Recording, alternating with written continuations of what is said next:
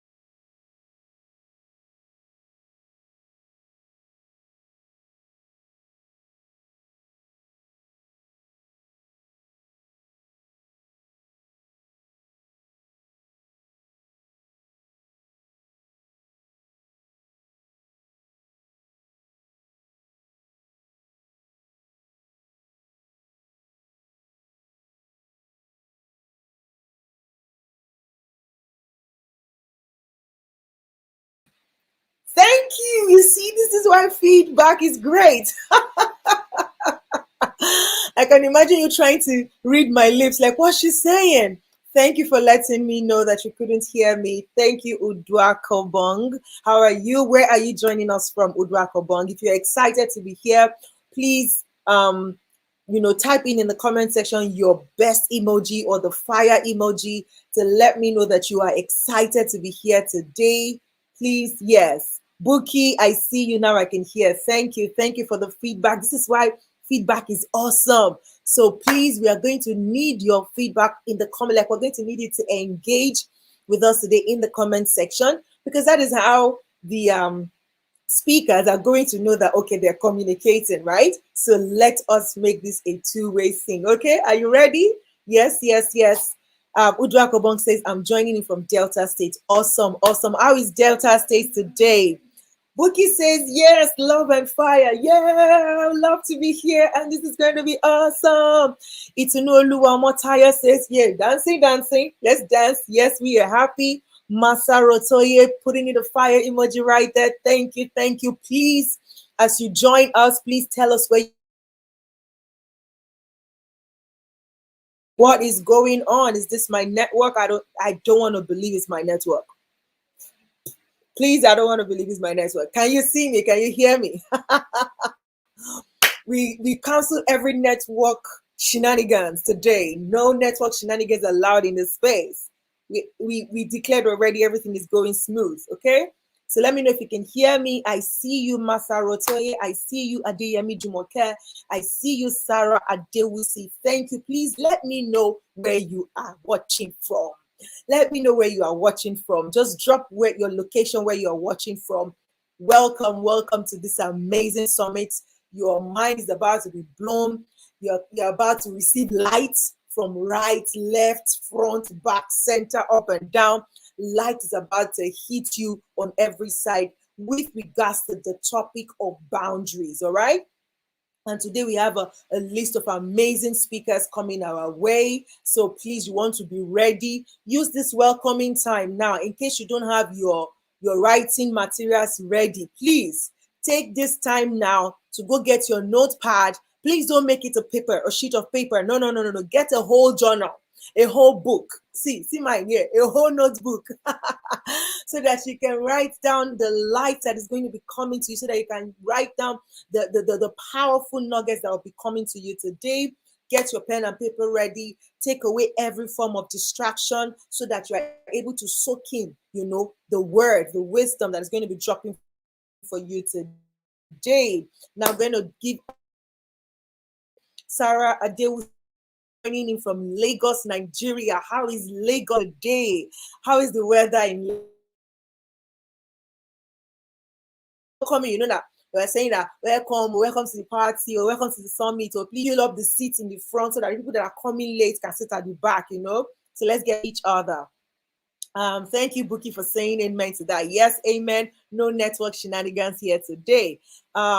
Martha also says, I'm joining from Lagos. It's like Lagos is taking over. Also, please, what you can do for us is hit the share button on this video right now on YouTube and share to your status, your WhatsApp status, share to your Instagram story, share to your Facebook page, your Facebook group, your Facebook account, everywhere. Share on your WhatsApp list, your broadcast list, all right? Share it, because the truth that is about to hit you in this summit is not meant for you alone. We don't want to hear it alone. We want it to spread. And so we need more people to join us here today. So please share, and share. All right. Adeyemi, yeah, somebody else says that. Adeyemi says I'm from Ife or State. Great Ife.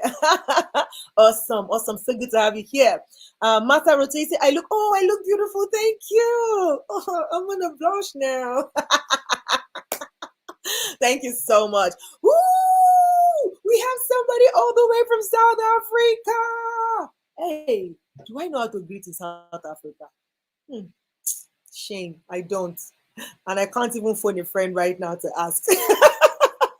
But thank you for joining us, Roslyn Oluwashike.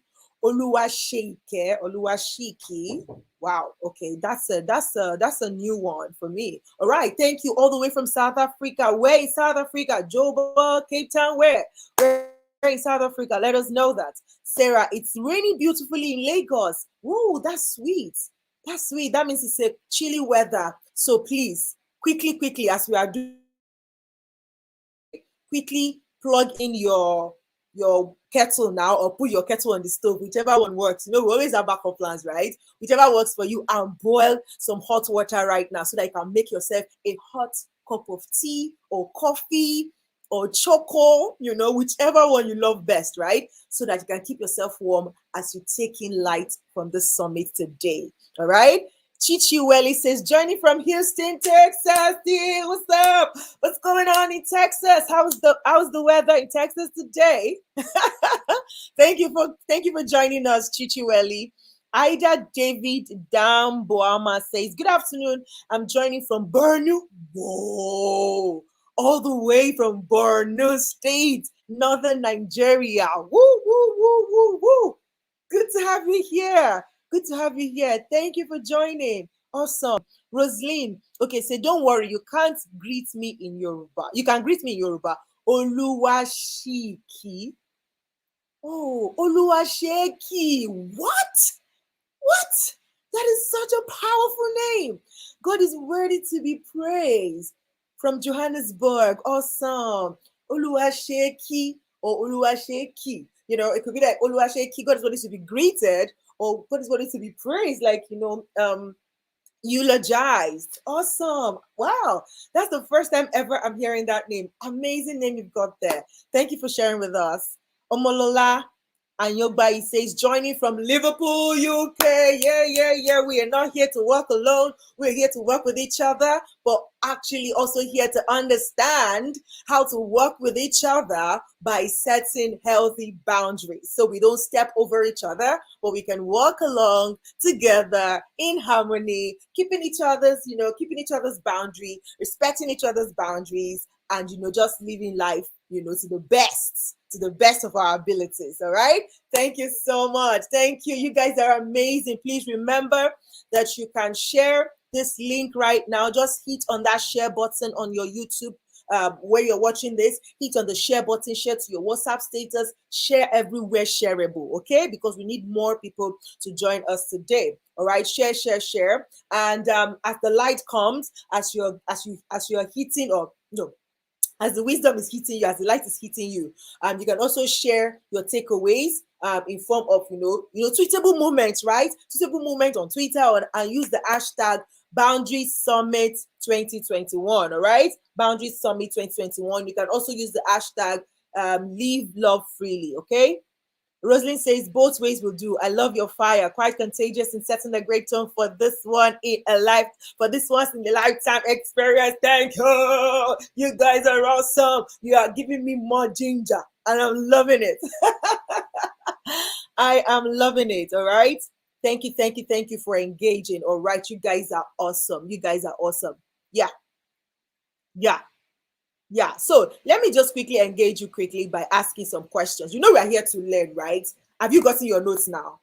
I wish I could see you. I wish I could see. Okay, let's do this. This is the way I know I can see you because I trust you completely because you're legit, like you're the real MVP, right? So let's do this. If you have your notes and your pen with you, please use the note and pen emoji or the writing emoji in the comment section right now. Let's know who is taking selfie with me after the service. Let's know who's getting a personal one-on-one time with me. Let me know those people that are in my corner right now. So if you have your notes and your pen with you, please put the emoji. You know that writing emoji that you have in your emoji, put it there, or put a book emoji. Let's see people that we are together, that we came prepared. All right? Yeah. If that's it, let's know. Let's know. Then also, what do you think? Woo! Bookie is on fire. Oh, I didn't prepare. I would have brought some gifts. But Bookie, no, I will work out something. Maybe there'll be gifts tomorrow. Okay, but thank you. Awesome. Bookie is ready. Who else is ready? Who else is ready with their notes and their pen? Ooh, Christina Tinoye is ready. Arokende is ready. In fact, Aro has two pens, 3 notebooks, and 1 journal. Like, when you are writing an exam, like, please, extra paper. And somebody beside you has not even finished writing 1 paragraph, and they're like, I don't understand. Are we writing the same exam? How come we asking for extra sheets? Sarah Adewusi is also ready for us. Awesome. I love it. Now let's do exercise before our teacher comes. Our teachers, because we have a lot of them, right? Before they come on board, let's quickly do like some sort of stimulation, like getting ready, prepared. As good students that you and I are, right? When you hear the word boundary, what comes to mind? Let me hear in the comment. Let me read out your responses in the comment section. When you hear the word boundaries, what comes to mind for you? I know we have a few ways in the house today. I know we have first class students in the house today. I know we have like readers who are leaders in the house today. And I'm ready. I'm ready to read through your answers. So when you hear the word boundaries, what comes to mind? What does boundary mean to you? What does boundary mean to you? Or what's your take on boundaries, right? Let's see. Let's share knowledge. That's what we're here to do. Let's share knowledge. Yes, Chichiweli is ready with a writing pen. I'm like, hey, I'm ready. I'm already jotting things down so that what I can take things away. All right, the answers are rolling in. Let's read that now, shall we? Let me put that right up on the stage, on the page. Okay, Sarah Adewusi says, a boundary, a line that is drawn. That's like deep, somehow deep, but this kind one-liner deep. Can you expatiate, Sarah? It says a boundary is a line that is drawn. When you leave it at that, it's like in between. It can go this way or that way. So which way is it for you specifically, Sarah? When that line is drawn, what does it mean for you? Let us hear. Okay, this is interesting. Christiana Tinoye says safety net. So when Christiana hears the word boundary, what comes to mind is safety net. That's interesting.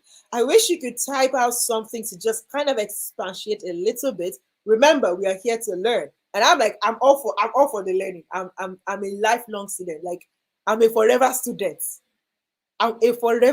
So please, tell me, when you say boundaries connote safety net for you, how? Please talk to me. Thank you, guys. Hey, please. Who is sharing this link? Who is sharing this link? Please. Who is sharing this link? We need more people to get here because our teachers are getting ready. They are coming into the classroom with their notes. They are ready. Oh God, please go and call all the late comers. Don't let them miss out on this. Okay, we have another answer. Ida David says, boundary is a limit set not to go beyond. Hmm, hmm, hmm, hmm. A jurisdiction carved out to operate with. Hey, Mr. or Mrs. Ida David Dambuama, please, are you a lecturer? Because are you a professor? Because like the way you just it felt like that full stop in the middle should have been like semicolon because you're trying to expatiate. Like look at that. Just read that. Boundary is a limit set not to go beyond. A jurisdiction carved out to operate within. Like the boundary is, please don't step outside this line. You do it, I cut off your leg. I love it. Thank you so much for sharing. Yes. Keep them coming. Keep the comments coming. Keep the sharing going on. We are going to start with our first speaker soon, but let's engage a little bit. When you come to somebody's house, they have to present you with cold water and they start to ask, how are you doing? How is your family? This is what we're doing here. Right here. Okay, so bear with me, right? Okay, let's see more answers. Chichiweli says, boundaries. When I hear the word boundary, what comes to mind is my personal space. Like, see, there is space. So please, my boundary is my personal space. Don't come invading it anyhow you like. I love it. Thank you for sharing, Chichi. Sarah says, a line that is drawn to set required limits. Wow, awesome. I love it. I love how you're using the word line though. Like it's gelling though. It's like you're in the spirit though. It's like you're one of the sisterhood though. But thank you so much for bringing that out. Thank you for sharing. Adeyemi Jumoke says, a boundary is a limit that prevents excess. Oh, please let me chill with water with that one. I said it, that we have a few ways here. Amazing. A boundary is a limit that prevents excessiveness so that you don't do past yourself, so that you don't jump the gun, so that you're not overstepping where they did not send you to overstep. You understand? Awesome. I love it. Adeyemi Jumoke. Thank you for sharing. Like, you guys are awesome. Like, you guys are just amazing. Amazing. Woo! Uduako Bong, our first person to show up and give me a feedback. You look beautiful. I love your picture. Ooh, so nice to have you here. Thank you for coming. Let's see. So Uduako Bong says, when I hear the word boundary, what comes to mind is a set down rule that shouldn't be crossed. Hey, my personal space that can't be invaded. Like, please, like it cannot. I don't have time. I love it. Woo! IJ is here. Yes, we are live. Yes. Please, we are waiting for you in the studio. IJ Mama, we're waiting for you in the studio. All right. Thank you so much. Oh, it's Miss Ida, ma'am. No, I'm not a lecturer. My mother is, and I love to teach.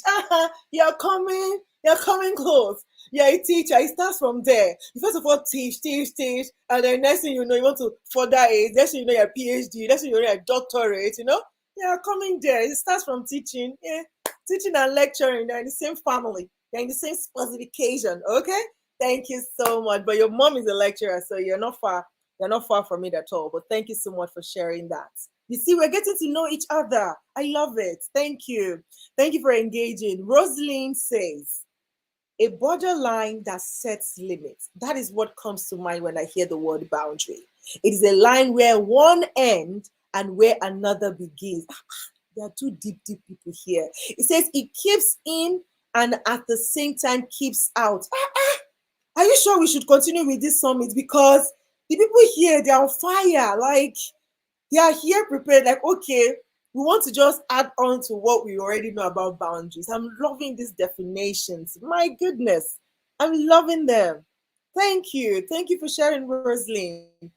Arokende says, a real or imaginary point beyond which a person or thing cannot go. Absolutely. You know, when we kept saying line, I'm like, can we see the line? Where is the line? How do you recognize the line? Well, I think that's exactly what we're going to learn today, because some people don't even know how to set this line. Some people don't even know that this line exists. So they don't even know when it is being crossed or when it is not being respected at all. And all of those things are what we're going to be learning from the summit today. All right. Okay. One more answer. It says it's an avenue for ensuring we don't hurt each other, which is usually drawn from a place of respect without unnecessary drama.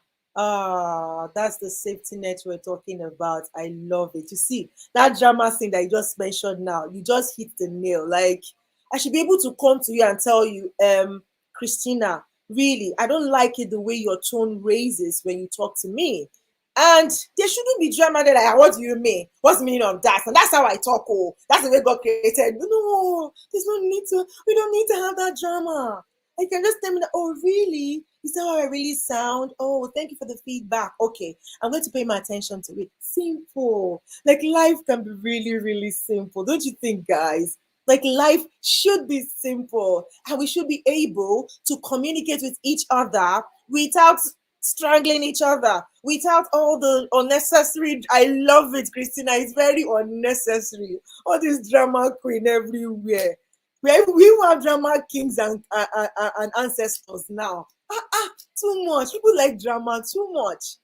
Thank you for pointing that out. Amazing, amazing, amazing. Like, you guys have been awesome. Awesome. Okay, yes. If you are ready, because I'm about to bring on our first speaker. If you are ready, let me see you type ready, ready, ready, ready. If you don't type ready, ready, ready, I will just say, let's close service now, but we cannot close service. No way. We're here for you. Like, we're here for you today. All right. So let me see the ready in the comment section. Let me see the ready in the comment section.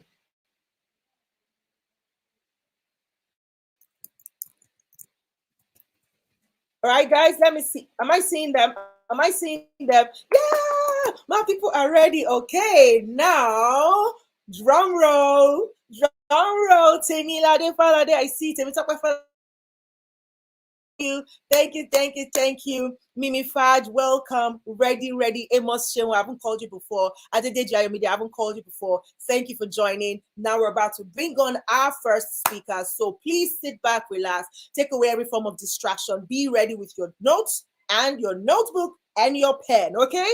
So that we can learn from our first speaker. So I'm going to bring her up after this introduction, all right?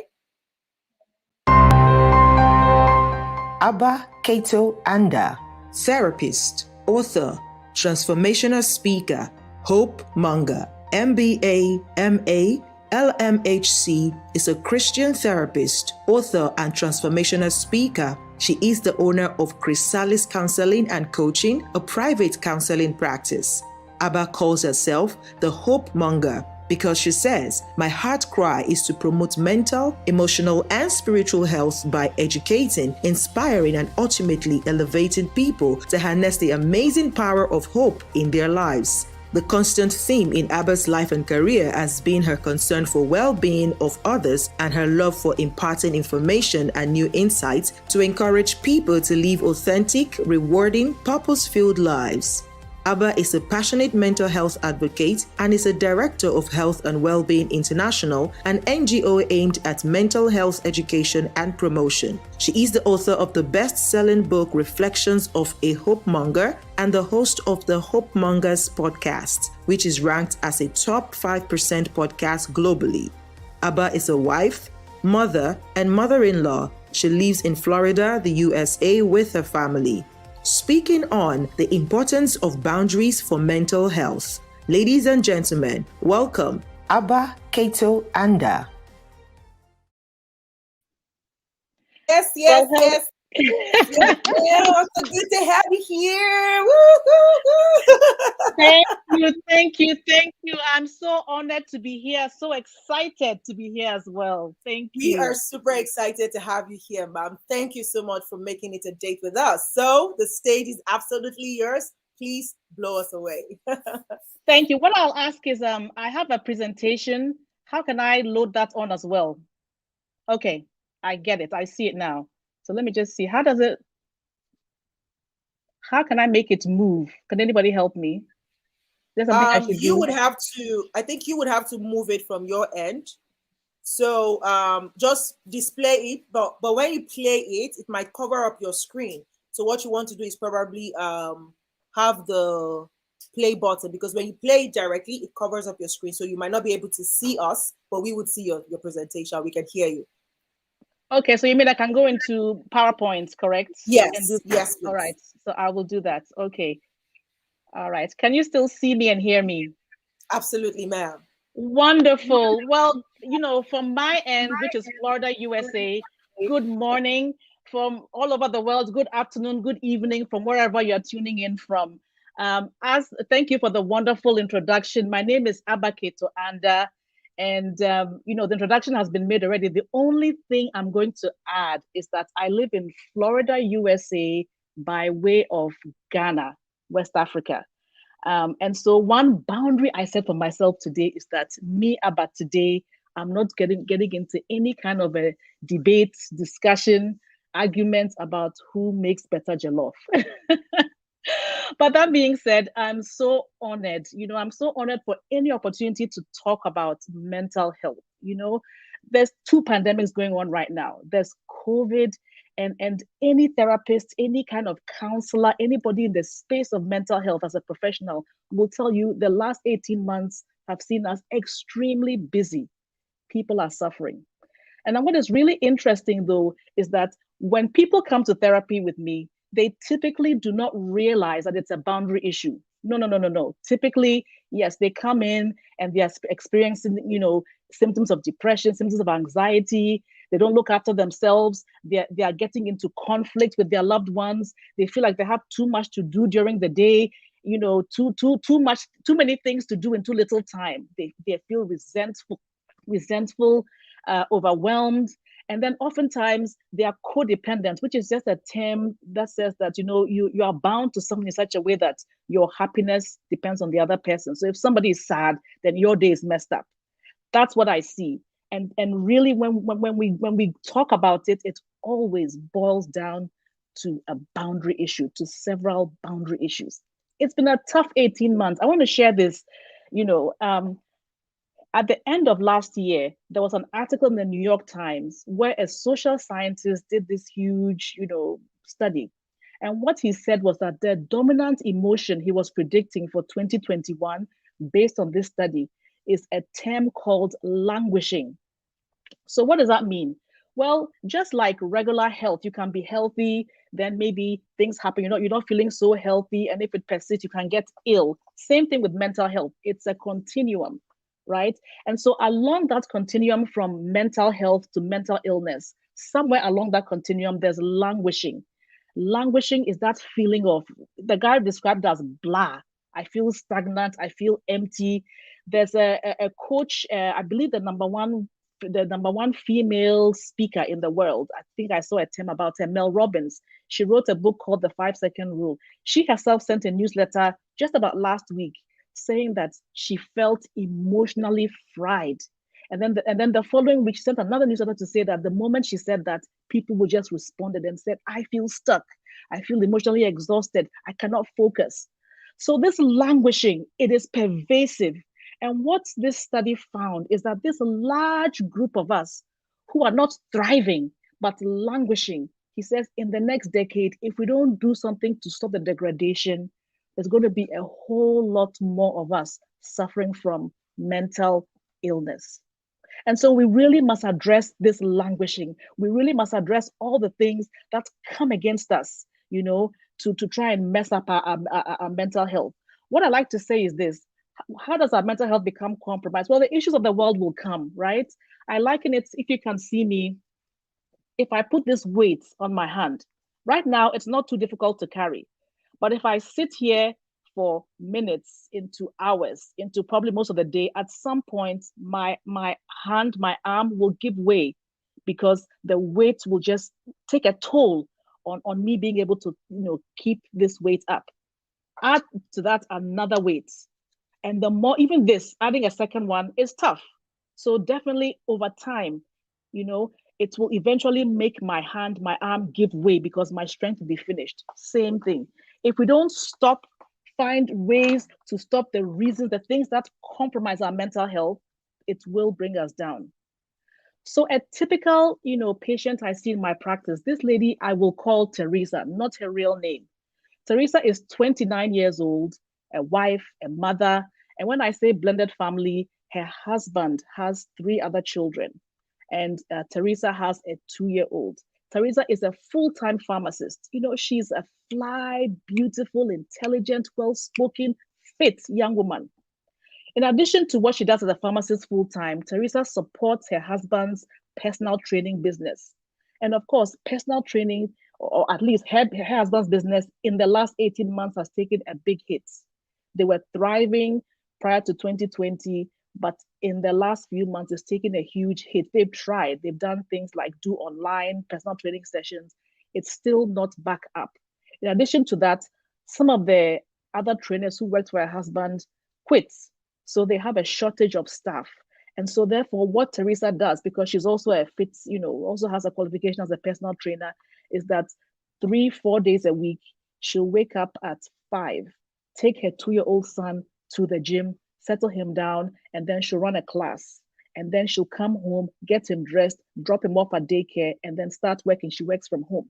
And then she'll work all day till about 5, pick up her son, give him something to eat, and then she'll go back to the gym for the evening session. She's exhausted. She is exhausted. Now, the husband works well as well in the business. However, it may appear that he may have a little bit more time to himself, right? While Teresa has a full-time job as a pharmacist. And so she's getting resentful. In addition to that, Teresa is a health professional. She's a pharmacist. She has noticed that the way her son interacts and the way he cries and so on, she's beginning to suspect that he may be on the autistic spectrum. If so, he'll need specialized help. When she talks to her husband, he doesn't want to hear about it. Oh no, we are Christians. We don't even accept that. We don't receive that. And so, and on top of that too, Teresa has a side hustle. She has a party rental business. She works on the weekends. The woman gets no rest. The woman does all the housework. So she barely sleeps. She is resentful. I think it's not easy being a stepmother. And when I talk to her, this woman who you can tell, this, every so often there'll be a flash of the life and the light that I can tell, is really the true her. Most of the time, though, she's in the doldrums. And when I spoke to her this week, she says, I don't know. Maybe next time you see me, I would have walked out. She just feels stuck. She just doesn't know what to do. Teresa is languishing. And if we don't do something to stop the degradation, Teresa will become clinically depressed and anxious, and who knows what could happen to her. All right. God does not want us to languish. It is his will that we thrive. Can I preach for a second? Just a tiny second. He said, I came that you may have life and have life more abundantly. So let's just get that clear. He doesn't want us to languish. He doesn't want us ill, not physically, not mentally, not spiritually. He wants us to thrive. It's his will for us. So again, I talked about the continuum, right, between mental illness and mental health. So things happen that compromise our mental health. If we don't put things into place, eventually we could end up with a real mental illness. So anyway, what is mental health? Balade said she wanted me to kick off this summit really talking about mental health. What is mental health? Well, when we are mentally healthy, we can basically cope with the demands of our day. When we are mentally healthy, we are productive during the day. We have fulfilling relationships with people. We can adapt to change. And when stress comes, we can adapt. That is mental health. That's when we are thriving. All right. And as I said, if we don't look after ourselves, then mental health is compromised to the point where it is now mental illness. And when we are mentally ill, it's a medical condition, let me say that, and the chemistry of the brain changes. The chemicals in the brain then go out of balance, right? Now, there's different reasons why people, different causes of mental illness, but certainly difficult stress can actually is one of the main causes that can lead to mental illness. And symptoms of mental illness will then significantly disrupt a person's life. And so it's important that we deal with all the reasons people are stressed, or we deal with as many of them as possible. It's important that we have a toolbox of strategies, including setting up boundaries that will allow us to stay mentally healthy and thrive. And I just want to say, again, mental illness is so stigmatized, but the truth is that it can affect people of all ages, races, religious persuasion, income levels. It is no respecter of persons. It is no respecter of persons. And I think that's important. So let me just tell you how pervasive mental illness is, because I think it's time we understand it and stop stigmatizing it. The WHO says that 1 in 4 people in the course of their lifetime will be impacted by a mental illness. 1 in 4. In actual fact, this was actually prior to COVID. In my opinion, it's probably 1 to 3. I've heard somebody was telling me that the other day in Germany, they found out it's 1 to 3, 1 in 3 people. And I'll tell you, as a mental health, professional, what I've found is that anyway, let me just actually say this properly. 1 in 4 affected by mental illness. It means if you don't suffer from mental illness, you have a close loved one who does. And it's hard. Anybody who's had a loved one who's been depressed or suffer from bipolar disorder or debilitating anxiety, what have you, it is tough on the loved ones too. So listen, we must, stop this degradation, this languishing that is taking us into mental illness. We all have a part to play. Some of the stats say this: mental illness accounts for 13 years of life, healthy life lost because of ill health, disability, or yes, early death. Because when people are severely depressed, when people have severe mental illness, suicidal ideation is a risk factor.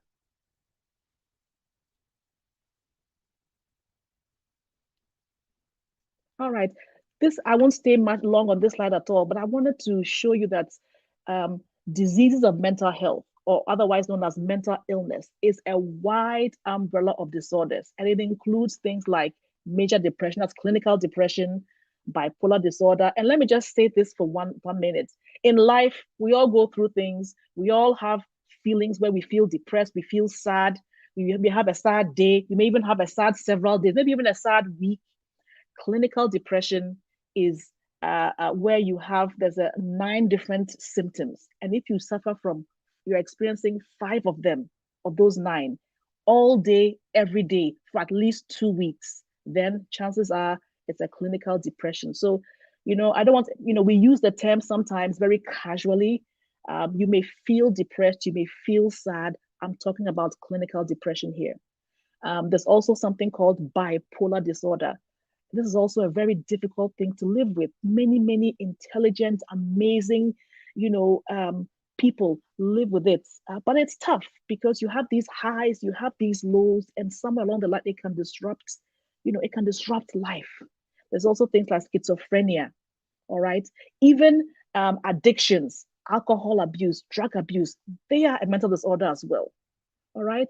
Mental retardation or intellectual disability, and also things like ADHD, which many, many adults and children suffer from.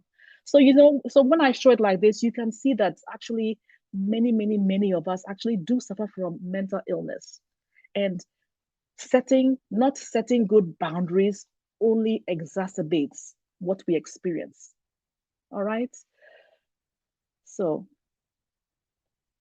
what is a boundary? And I heard at the beginning different amazing definitions of the word boundary. You're right. A boundary is basically a line that divides, a line that marks the limits of an area. When it comes to relationship, I picked up 3 different definitions of boundary. There's actually a therapist who wrote a book on boundaries called Nedra, and she says this: a boundary is a cue to others about how to treat you. Another definition says boundaries are limits that people set in order to create a healthy sense of personal space. In actual fact, I found another definition here that says this: boundaries protect us, keep us safe, and keep us certain. Boundaries, a good boundary should keep the good in and keep the bad out. Boundaries let people know what is okay with you and what is not okay with you, what is acceptable to you and what is not. And boundaries also limit us. We put boundaries to put limits on our own behavior as well. So when we set boundaries, it allows us actually to be authentic, to be the true people we're created to be. All right. And so knowing our boundaries, knowing what boundaries to set, knowing how to manage boundaries, because that's a whole other thing as well, is essential if we are going to thrive. But why is it so hard for us to set boundaries? Well, I'll tell you a little Ghanaian joke. There's a joke that Ghanaians find it hard because truly the word no is a really powerful boundary word. There's a joke that Ghanaians find it hard to say no. And the joke is that a foreigner flew into Ghana one day, and the first person he met, he said, "Is it true that Ghanaians find it hard to set boundaries?" And the response was, "Who told you?" I don't know if it's a true story or not. But why is it hard for us to set boundaries? Well, it's interesting because actually, right from when we are conceived, there's a boundary. You are in an amniotic sac in your mother's belly, right? There's a boundary. We are born into our mother's arms, our parents' arms. They carry us, they care for us. That's a boundary. When we start to, become toddlers and crawl and so on, and as we grow up, the parents will tell us, do this or don't do that. Don't climb here. Don't do this. They're setting boundaries for us. And actually, really young kids, like the age of 2, they're really good at setting boundaries. Listen to a 2-year-old. No, no, no. They'll tell you how they feel. They don't hold back. They're in touch with their authentic selves. So what changes? Well, what changes is that when we get to our teenage years, early adulthood, then we begin to really want to fit in to society, to fit in with our peer group, with our friend group. And part of that quest to fit in means that we try super hard to be nice, super hard to be people pleasers. And we do it at the expense of ourselves. So I think that is why it's typically so difficult for us to set boundaries. But listen, everybody listening here or watching me right now, take a second. Do you need to set boundaries? Here are 7 signs. All right. If you are experiencing some of them, then yes, then you could do with some improvement in setting boundaries in your own life. So here they are. You feel overwhelmed or burnt out, or that you don't have time for yourself. You feel that people take advantage of you, and you feel resentful. And actually, what's happening is that you sometimes avoid people. You're not available to people. You just maybe shut off your phone or don't read your message. You are dodging people, right? All of these are signs that perhaps you need to set boundaries. The truth is that you don't owe people anything. You can say no. You can say not right now. You can say, let me think about it. These are all boundary words. So the number one reason why we don't like to set boundaries is because we are afraid to disappoint. We are afraid to anger people. We are afraid people won't like us. That's all in our heads. It's all in our heads.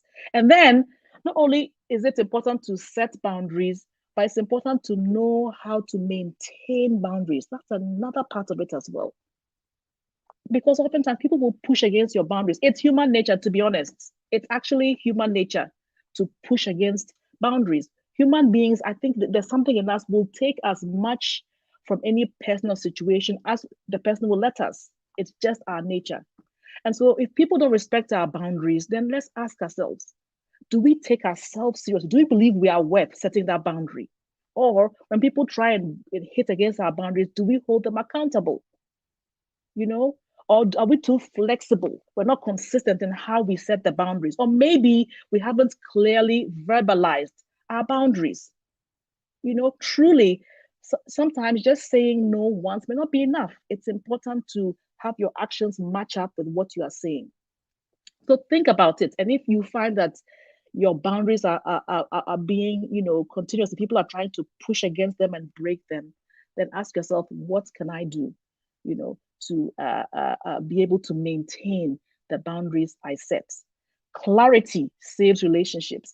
There's a Bible verse from Romans chapter 4, where there is no law, there's no sin. And that is so true.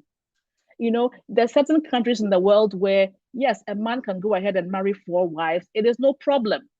But in other countries, more than one wife is seen as bigamy, polygamy, and that is a breaking of the law.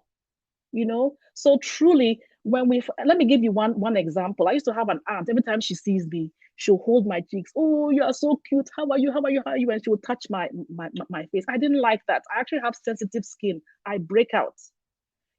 Now you would think that people should know better, but the truth is that sometimes people are in their own heads, or maybe they just don't. So you may think that, okay, it's not right to go and touch somebody's face and say, you are so cute, but maybe the person doesn't know. When you set a boundary, oh, you know what, auntie, thank you, I miss you too, but please, my face is sensitive, so please don't touch my face. Oh, just a silly example. Then you make it clear to them what is okay with you and what is not okay with you. So it's important to declare and to set clear boundaries. In actual fact, when people know what to expect from you, it makes the relationship better and it helps you stay mentally well. Amen.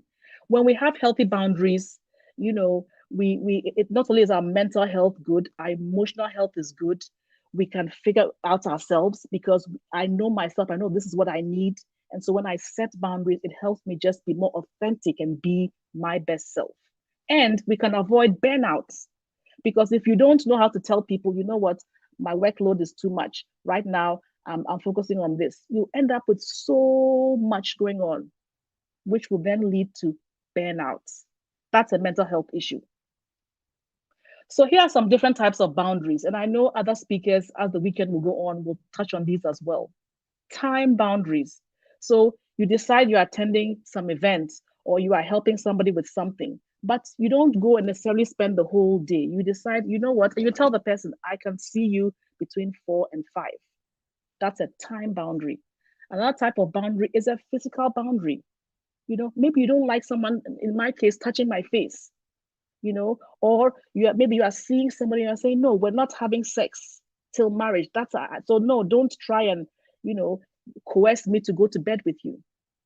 There's also a conversational boundary, right? Where, the topics, you say, listen, I don't want to talk about this, or this distresses me, or I'm not ready to talk about this yet, or this, topic is not something I'm talking about with you. That's a conversational boundary. And then there are relationship boundaries. You can choose how close or perhaps how distant you want to be from certain people. Some people are toxic. You may need to love them from a distance. Some people are so toxic, you may need to cut ties. Some people you love, but maybe they're not mature enough to hear about a particular situation you're going through. So you may limit whatever information you share with them. So there are different types of relationship boundaries. Another important boundary is a personal boundary. And that's where knowing who you are, knowing what you want to become, you're setting personal boundaries. Set up personal boundaries of behavior, boundaries in terms of your self-care, boundaries in terms of how you'll apportion your time through the day. Those are all boundaries.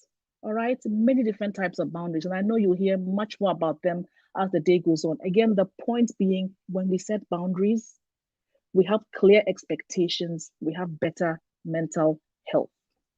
All right, research says that family relationships are probably where it is the most challenging to set boundaries. And complicated relationships are actually among the leading cause of what we are seeing as increasing rates of anxiety. So because we can't say no, that's actually the root of so much worry, stress, anxiety that we experience when we fail to set boundaries effectively. All right, so here's how the flow goes. We find it hard to say no to somebody. Then maybe we get overwhelmed, resentful, avoid them. All of these are anxious thoughts. All of these anxious thoughts are swirling in our heads. Our brain has difficulty shutting down.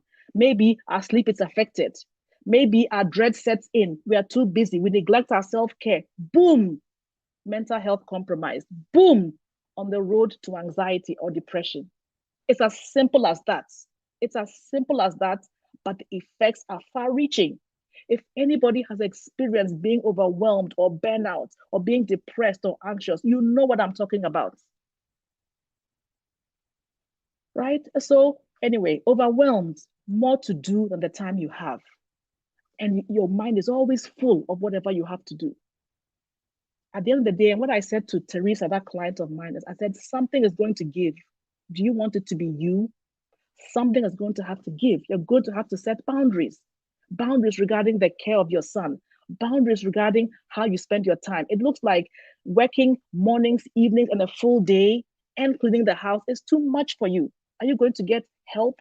Are you going to ask for help from your family? Are you going to ask your husband to help you more? Are you going to perhaps not do as much on the personal training side? All of these are boundaries that Teresa needs to consider. Otherwise, the weight will pile up and eventually she will crack.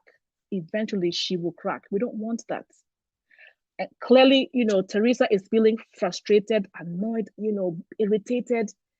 Of course, then it brings conflict in relationships. She had some unkind things to say about her husband. Not a good thing. So now the marriage is suffering too. See how that works. All right. Another symptom of setting poor boundaries, I said, is when we disappear, cut people off. We don't show up. We are passive aggressive in how we deal with situations. Not a good look on us. Because the truth is that relationships are important. Relationships is how two or more people relate to each other. All of us need relationships. In fact, God created us so that we are wired for relationships. In prison, when they put somebody in solitary confinement, it's a huge punishment because we are wired to have connections. And so therefore, because we are wired to need connection, it's important that we work so that we have healthy relationships, because if we don't, it takes us on the other side towards mental health. So I just want to quickly touch upon, when it comes to internal boundaries, 3 important relationships that you must consider. I'll go through them really quickly because I know I don't have much more time left. Number 1, your relationship with God. That's an important relationship. Number 2, your relationship with yourself. And then number 3, your relationship with your spouse and your other loved ones.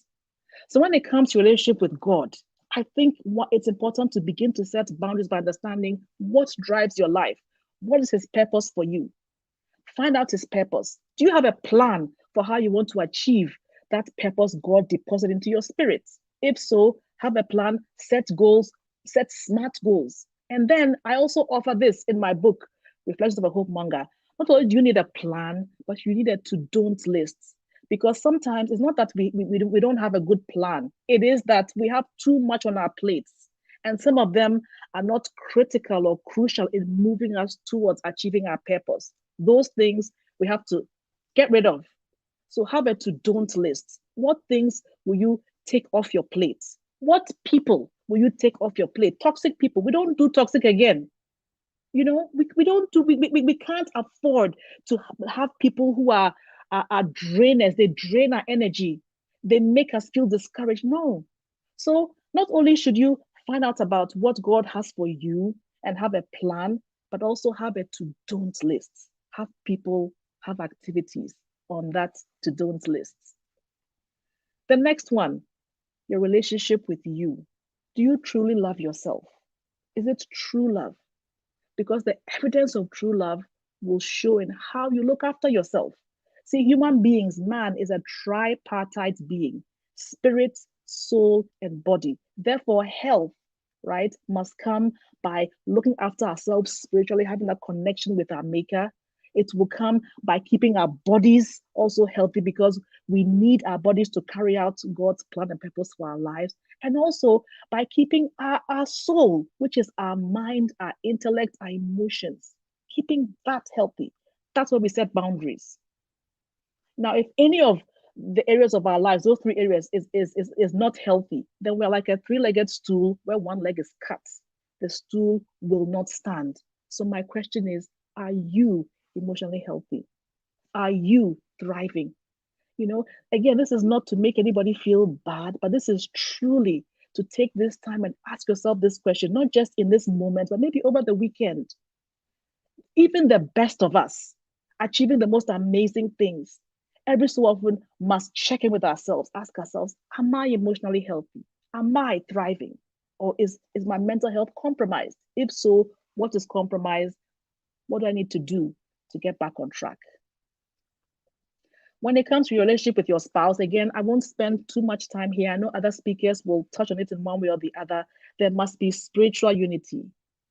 Our purposes for our lives, which God has downloaded into both each of us, must be aligned, must be compatible. And also importantly, the relationship, the marriage must be emotionally and physically healthy. God didn't create any of us for emotional, mental, or spiritual abuse. And that is one thing that can bring us down. That is one area where we must look at setting boundaries. All right. I just put this in here. If anybody is single, please don't marry, don't date somebody who has uncontrolled anger, somebody who has addictions, somebody who is bitter, has bitterness, selfishness, greed. I'm not judging, but I just know that what you settle for is what you're going to get. They don't change. People don't change after marriage, right? Now, if you're already married and you are seeing these things in yourself or your spouse, please seek wisdom. Dr. Henry Cloud has an amazing book on boundaries in marriage, and also invest in therapy. Of course, I'm a therapist, so I would believe in therapy, but I'm a big believer in therapy. Invest in yourself and see a therapist. You see, because here's the thing about life, and if you can see me here, if I'm reading this piece of paper, is it easier to read like this or like this? Like this or like this? And I'm sure right now I'm on my PowerPoint screen, so I can't see any comments or anything. But the truth is that when you talk to a therapist, somebody who doesn't know you, somebody who doesn't have any preconceived notions about you, then what happens is that they're able to look at you, look at your situation more objectively. Not to say our loved ones cannot help us or don't desire to help us. Of course they do. But sometimes they almost feel like they know us too well and they have preconceived notions about us. But the beauty of working with somebody like me, who may not know you and therefore is able to see your situation objectively, that's one plus. The other one is that I'm trained to be able to pick up on where mental health is compromised or where the person might be depressed or anxious or some other mental illness, so we can deal with it. One example, I remember I had a couple once, and the husband, one of his big things against the wife was that she was quote unquote lazy. She couldn't get out of bed. She would stay in bed. She wouldn't do what she needed to do around the house. Well, when I evaluated her, I actually found out she was severely depressed. And so therefore we had to treat the mental illness, the depression first, and then they could begin, that marriage counseling. So again, a good boundary is deciding, let me invest in myself, right? So that I invest in my relationship, invest in whatever is going on with me.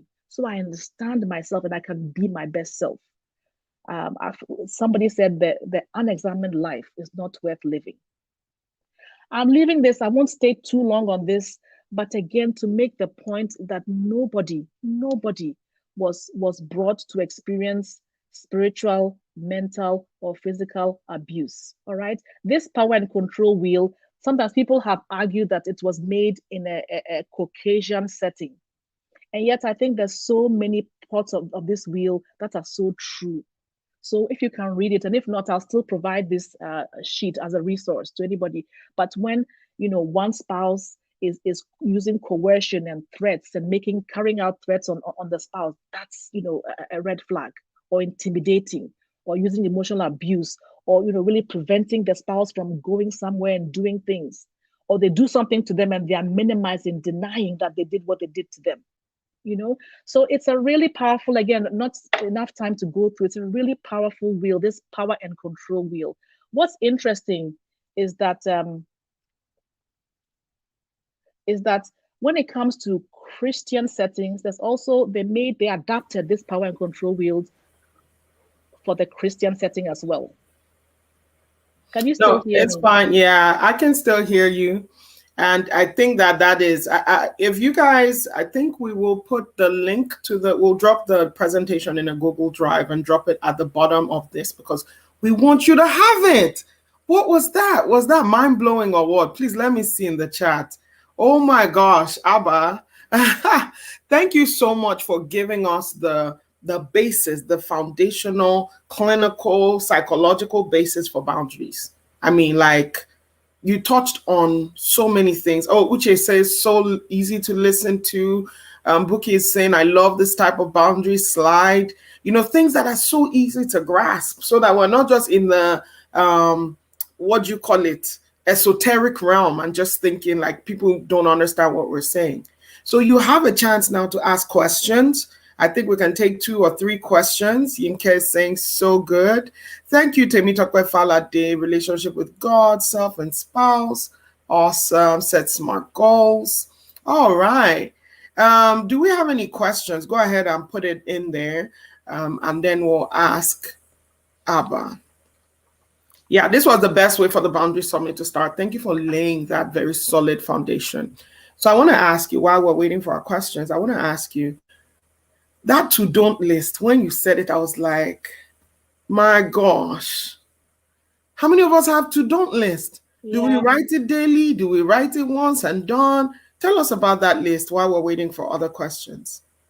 Well, you know, I have something I call in my calendar, I call it my show up for yourself time. Wow. And so in that time, whether it's 30 minutes, I'll catch up on the tasks that need to be done, but I also review the different things on my plates. And because you see, at any point in time, we are mothers, we are wives, we are professionals. Wow. I'm not saying men are not busy too. We are spinning so many plates. If you don't take care, the thing that will drop will be you. Hey. So right. The thing that will drop will be you. So absolutely. So I think that it's important to not only have a plan of what you want to accomplish, but also drop off what is not so important, or you can outsource, you know, or have somebody else do it. Indeed. So, yeah. Oh, my word. Okay. Someone said it's the to don't list for me. Absolutely. To don't list. Someone said something. Maybe you could just throw a little more light on the signs for someone who especially is in a relationship that's not, you know, clear-cut, evil and good. What would you say are some of those really subtle signs to find that, hey, there's a boundary issue here? You mean when there's abuse? Is that what you mean? Not really abuse, but just to say, hey, in this relationship, whether it's with your friend, with your boss, whatever it is, in that relationship, what are some of those really subtle signs that you're like, everything is not okay? I think we have boundary issues in this relationship. You know, that's why I think it's important. I think everybody should come for therapy a bit. It's important to learn how to check in with yourself. Honestly, check in with yourself. What am I feeling? You know, I've had people tell me, wow, I've lived 31 years. I only knew about happiness and anger. No, you could be feeling frustrated, disappointed, irate. There's so much. So check in with yourself. What am I feeling? And ask yourself, what is giving rise to that feeling? So when you check in with yourself and you realize that, no, you know what? I feel disappointed. I feel, you know, overwhelmed, or I'm taking stock of this relationship, and it's a one way. I'm giving all the time, and the person isn't. That's a sign, right? If you find yourself you're the only one giving. In fact, as for me, I'll just report myself right now. I'm a reformed people pleaser. Aren't we all? Know, I'm a reformed, and so I actually now, when I'm about to do something, I actually will sit down and check in myself. Am I doing this just to be liked, or did God send me to do this? If I didn't hear from God to send me, I'll just wait until Absolutely. Oh my word. Okay, absolutely. Yes, we're getting a lot of comments. In fact, it's like every word you say is answering someone's question. So they're like, you just answered something for me. And I see my next guest backstage nodding because she's feeling everything you're saying. So tell us, if there's one thing you want to leave, one of the things we Africans have a lot, right?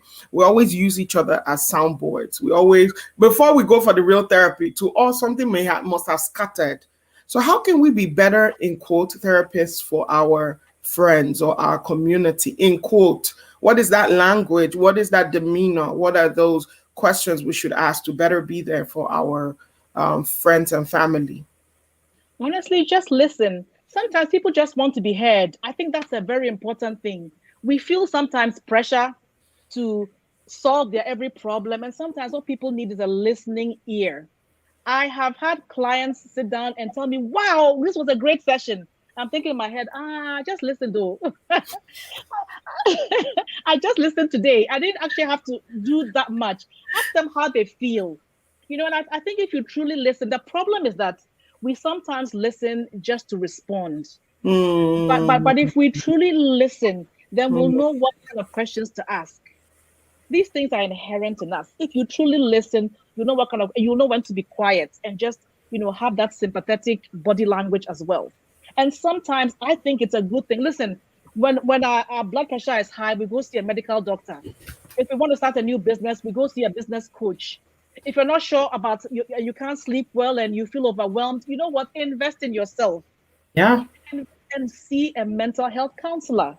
It doesn't mean you are crazy. It doesn't mean you are so crazy or your marriage is so bad. No, it's a wellness thing. Oh, I love that. I love that. An emotional massage. Go for an emotional massage. When your muscles are aching, you go sit there and go for a spa day. Well, maybe an emotional spa day, one-on-one with somebody who is trained to give you confidentiality and show you unconditional acceptance and no judgment. That's Absolutely. it. That's it. Thank you so very much, Abba. What do you guys say to Abba? Come on. I feel like I was just in a therapy session. Thank you so much, Abba. And lovely to have you on here. Our next guest will be coming. Wait, let me add our next guest so that she can give you some feedback. Hello, beautiful, awesome DDK. What did you think of Abba? Hello, Abba. Gosh, I love you. I think what hit me the most is just the genuineness. I always sort of get a sense of when a person is leaving what they're teaching. And that came through so strongly. And I was just like, yeah, this is good. This is good. I enjoyed it. And it was just very refreshing on my soul. Oh, wow. Thank you so much, DDK. I can't wait to hear yours. I'm sitting and waiting. I have my pen, my paper, my notebook, everything ready. All right. Okay, thank you, Abba, and we'll be seeing on the other side. Yes, we love you. All right. Look who I have here. You guys, can you go wild? Can you go wild with me? You know me, I'm Miss Composure, so I'm trying to work on my composure right now. I'm gonna lose it. We are excited to be here. Big congratulations to you, my darling. The summit is already gone live in a very epic way, and I'm so proud of you. Thank you. I appreciate it. We are the ones who are glad to have you right here. Frances wants to finish all the heart emojis on the internet. I see you, Frances. I see you, Mimi Fudge.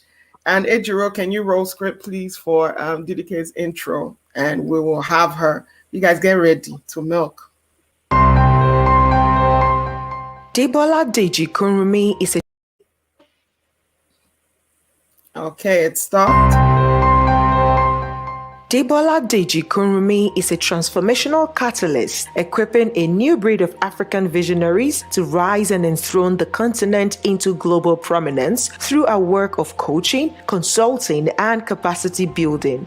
She is the founder of Immerse Coaching Company, a personal transformation coaching practice, executive director at Ideation Hub Africa, a public policy and impact advisory firm, and president at Kingdom Women Global Alliance and Firebrand Movement, both faith-based organizations. She is a Thomos International Certified Workplace Personality Profile Analyst, Certified Job Evaluation Analyst, and an experienced corporate trainer. She is also a Certified Visionary Leadership Coach by the Oleg Konovalov Global Coaching Certification. Her beloved Learn Through Play approach awakens excellent team dynamics and achieves memorable learning for her clients.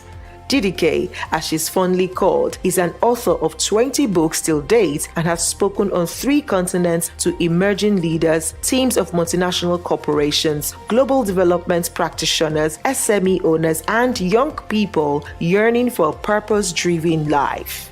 speaking on boundaries for the multifaceted visionary. Welcome, Debola Deji Koromi. Woo, ooh, ooh. So you Thank guys, you so now you much. see. Now Say that you again. see why she is speaking on this topic, because I'm sure you're trying to put your hand on one thing, because we like to define people by one. You're trying to put your hand like, okay, which one did they say she is? Is it coach? Is it pastor? Is it a global speaker? Is it trainer? Which one? You're trying to put your hands. It's not going to work. And that is why if you live such a life, you need rock solid boundaries. So DDK, over to you to share. Wow, very excited to be here. I woke up extra excited because this is my summit, and it gives me great joy to see what Braladi has put together for you. And we are going to be extraordinarily blessed by the summit. I want you to be on the lookout for every session, every speaker. I want you to have great expectations for what is going to happen to you because of the summit. And by the end of the summit, write back to us and let us know all the transformations that are starting to take place in your life. So I have just a few minutes, and I'm going to keep it sort of like short. But for sure, as we go along all through the summit, I believe that a lot of our extraordinary speakers will begin to give credence to the things I will share with you.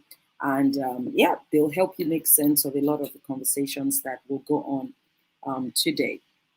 Okay, boundaries are a powerful thing. And I feel like until Bralade really started to speak about it, maybe those women in particular who held onto it as a way of living and embraced the principles around it, they were thought of as crazy and difficult and just trying to edge the world out from their lives. But I'm glad that the conversation about boundaries are now becoming mainstream, because it's related to your mental health, it's related to your peace, it's related to your effectiveness as a human being, as a first-class human being.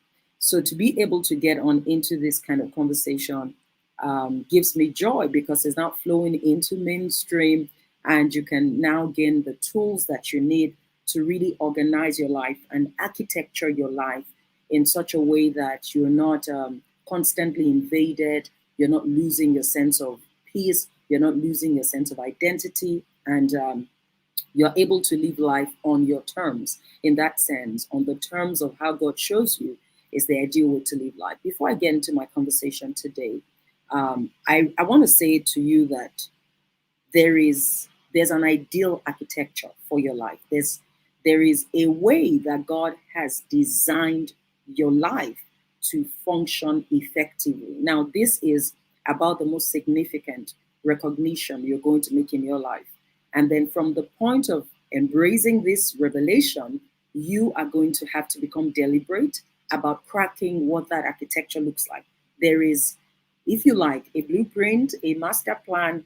There is a very specific, order into which you can set your life, a unique order into which you can set your life, and it will almost feel like you've automated your success.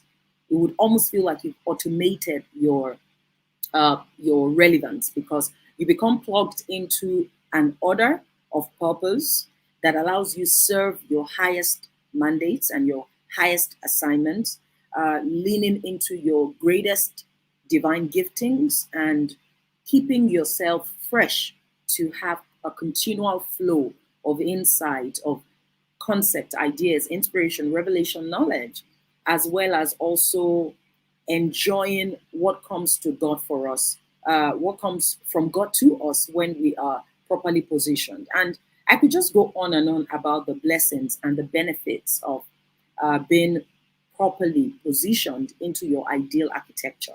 And maybe what I can just say to you is, if you've ever been in a phase of your life where you had unbroken communion with God, your spirituality, you were acing it, and you really felt great about what you and God had in that season, and you were also really releasing genius grade productivity you were delivering on your work. You were also feeling plugged into a strong sense of purpose.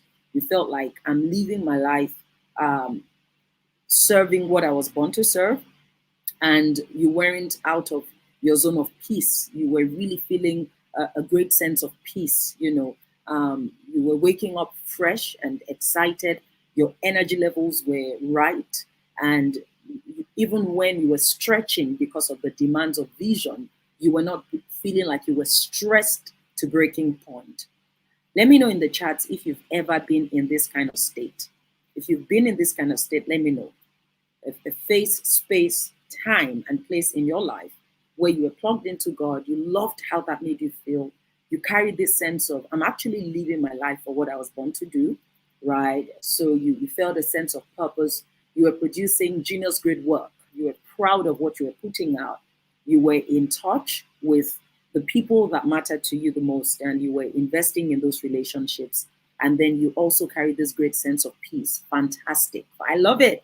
Ebere says, yes, I've been in that place.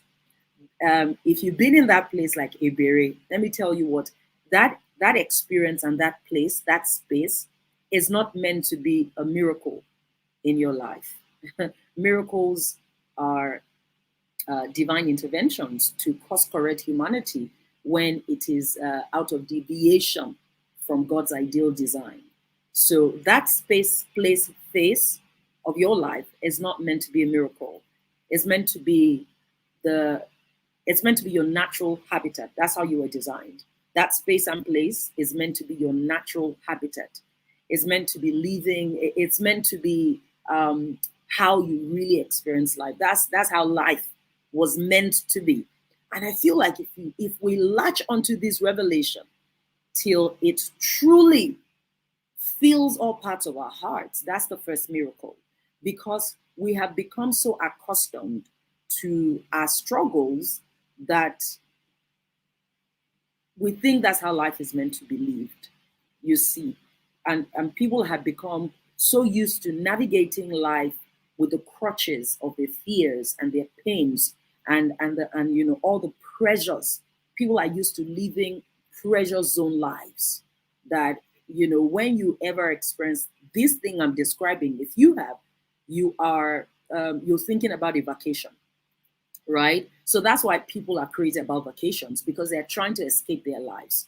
What God intended is for you to design a life you don't need to take a vacation from. What God is intended is for you to live the life He designed, the one you don't need to take a vacation from, right? So you don't even have to leave where you live to anywhere else for you to be able to really enjoy this life that I've designed. And part of the things that will help you reclaim your space of peace and help you reclaim your space of life by design is actually boundaries. Boundaries are part of things that will help you reclaim living by this design of Sabbath, and this design of purpose that is propelled, or prosperity that is propelled by purpose, right?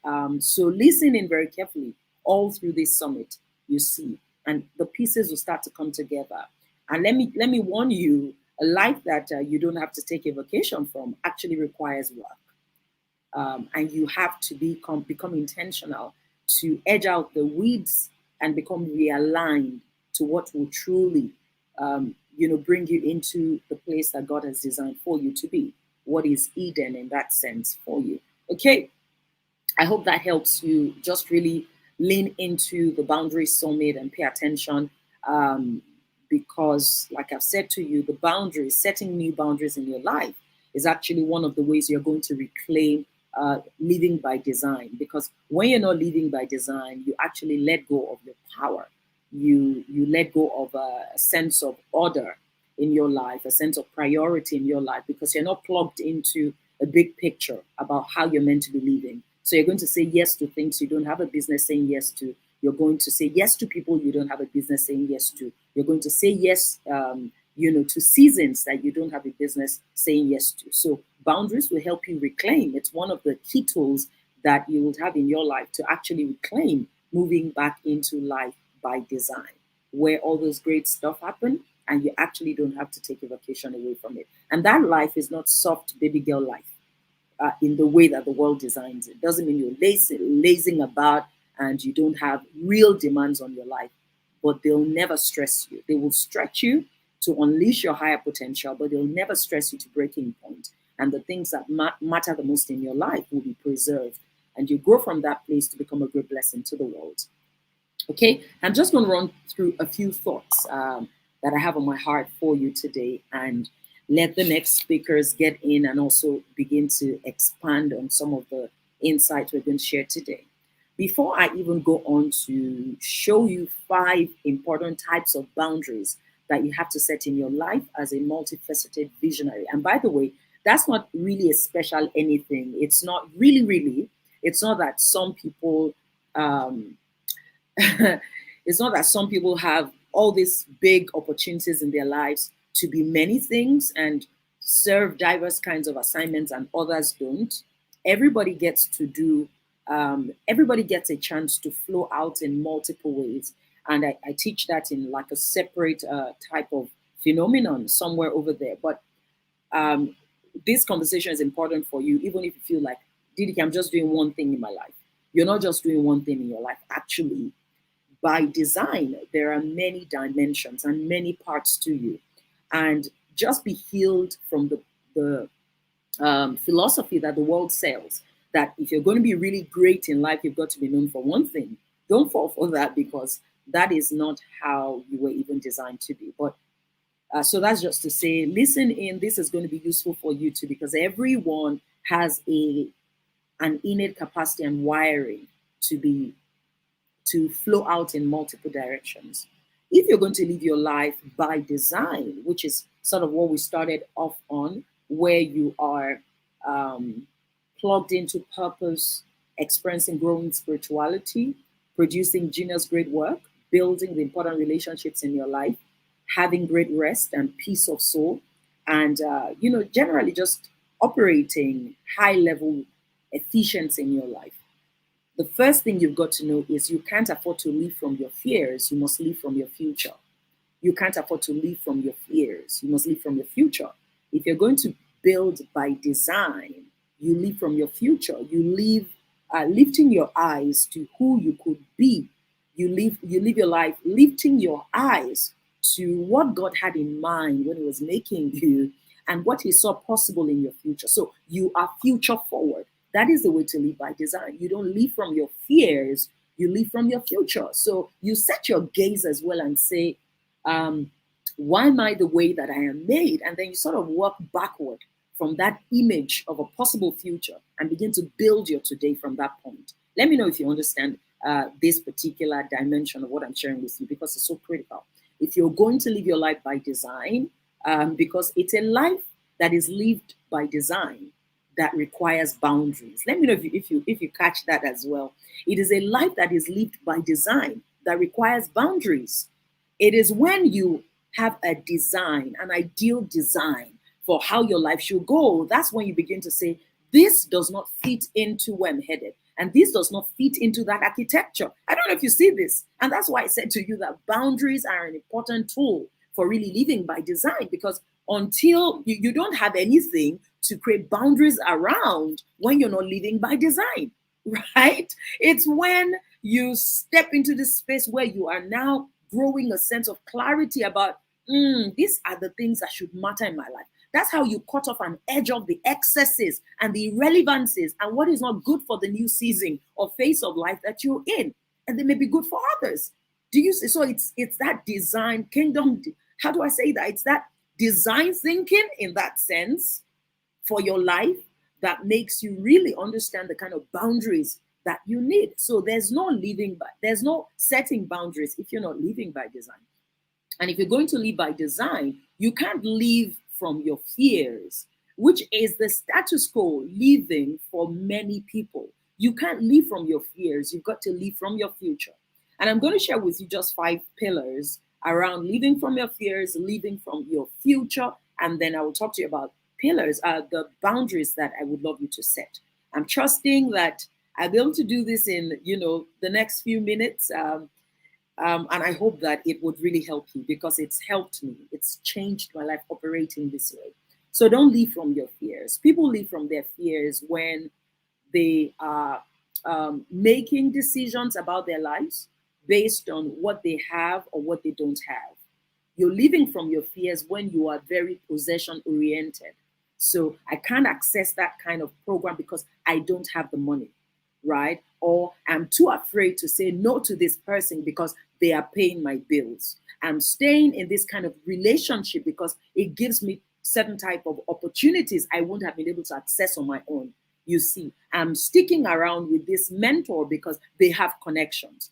These are the things that we do and think about and say when we are living from our fears. You are possession oriented. You're making decisions based on what you have or what you don't have. I can't pursue this kind of dream. I can't press into this kind of vision because I don't have or I have, right? We make conclusions about where we should be headed next in our lives just based on what we have or what we don't have. We make decisions about who we should be with and what access they should have to us because of what they have and what they don't have. So under this category, you'd find people who respect others because of money.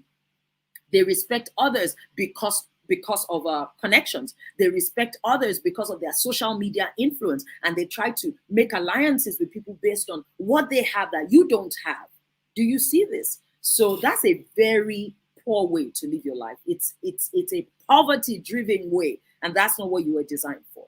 You must also never live from a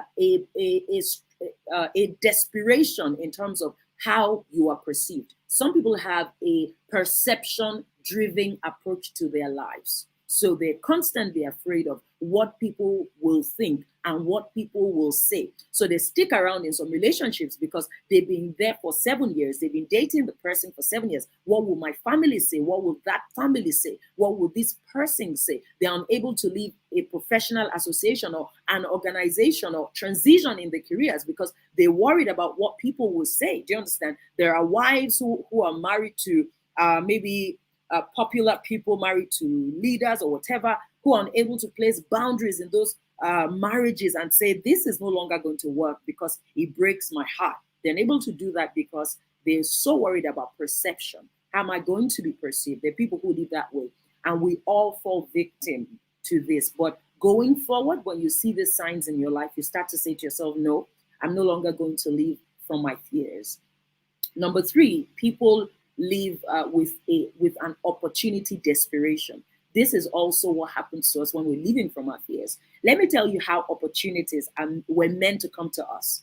We uncover our purpose, we uncover a vision, and then we set out in the direction of that vision. Because we become so consumed with the desire to create that future that we've seen in our hearts, we begin to take the steps that call out to the twin siblings of opportunities in the environment. And I hope I can really break that down a bit more. The way opportunities were designed to come to you is you go about your purpose, catch a vision for the future, launch out to execute that vision. And the moment you get on the path of executing that vision, the opportunities that are along the lines of that vision will naturally begin to look for you. So I'm going to give you an example. I didn't write to Bralade to invite me to this summit to speak. Do you understand this? But because I was about my business as a thought leader, a transformational catalyst, an author, a coach, doing the work that is required to birth the future that I've seen, I looked like the kind of person she wanted to come add value to her community and her audience. I don't know if you see this. And that doesn't mean that sometimes we're not going to intentionally negotiate opportunities, but you can't live with an opportunity desperation. Always looking for what is out there for me. How can I get an award? How can I make, how can I get that platform? How can I connect to that person? How can I? And people live with this desperation that makes them do what is misaligned from who they truly are, just because they are desperate for the next open door. That's what makes a person, for example, have an affair with their boss because it's that desperation for an opportunity for a promotion. And then they violate their core values and become a person they don't know because they're living their lives that way. Number 4, some people master the art of pretense. And it's on the higher rise today more than ever before because of the power of social media. Social media provides you a vista to be a different person than you are in real life.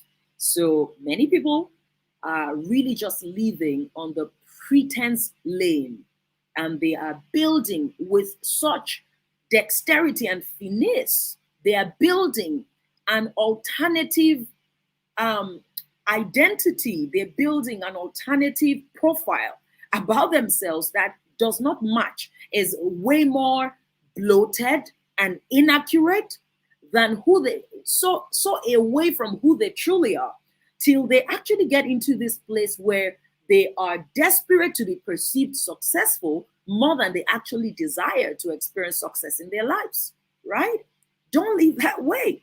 There are people who are doing that, and it's still out of the fear, because it's whenever you look at yourself and feel like, if people really knew who I was, they may not receive me, and they may not appreciate me, and they may not accept me, and I may not have all these platforms, opportunities that I have. That fear drives them to build a bloated alternative profile of themselves that lives online. That's not who they are. Number 5, don't live from your past. There are people who live from their past, and that's not life by design. What has happened to me before? So there are people who are fueled with a desire to escape the poverty, the pain, and the experiences of their past, that they actually miss their future selves. So I'm going to give you an example. If you are so afraid that you've had maybe relationship breakdowns in the past with certain kinds of people from certain kinds of tribes or whatever, you could begin to excommunicate yourself from people who are important in your future simply because they fit the profile of those who have hurt you in the past. Let me know if you get me on that one. You can't live from your past. You learn from your past. You don't live from your past. To learn from your past is to say, what roles did I play in creating or replicating a pattern of pain in my life? What things do my previous experiences say about me, and what lessons can I learn from that? But to live from your past is to predict that what has been before will always be, and then you're excommunicating yourself, running away from any trace of whoever played a role in that pain or that past, you see. And that's not the way to live. Do you see? So it's important to unlearn your past if you're going to activate your future. How should you live? You should live from your future. You should live from who you can be and what is possible. And when you start to live from your future, you begin to close the gap between where you are today and where you can be, ideally in your emerging tomorrow. And the way you test that that is happening is that every single new season, whether it's in a year, a quarter, whatever, you should see marked shifts and a radical growth. You know, you should see a move in your life. You should look at the person you are today and see for a fact that you are actually getting better and experiencing better and growing more and giving better in your own life compared to a previous season. So you've got to live from your future. What are the pillars that you've got to reflect when living from your future? You have to live from your identity, from your core, the core of who you truly are. You know, I said to you, living by design is work. A lot of us are reading sporadically, joining courses sporadically, you see, following influencers sporadically. You're just praying everywhere and hoping that something hits.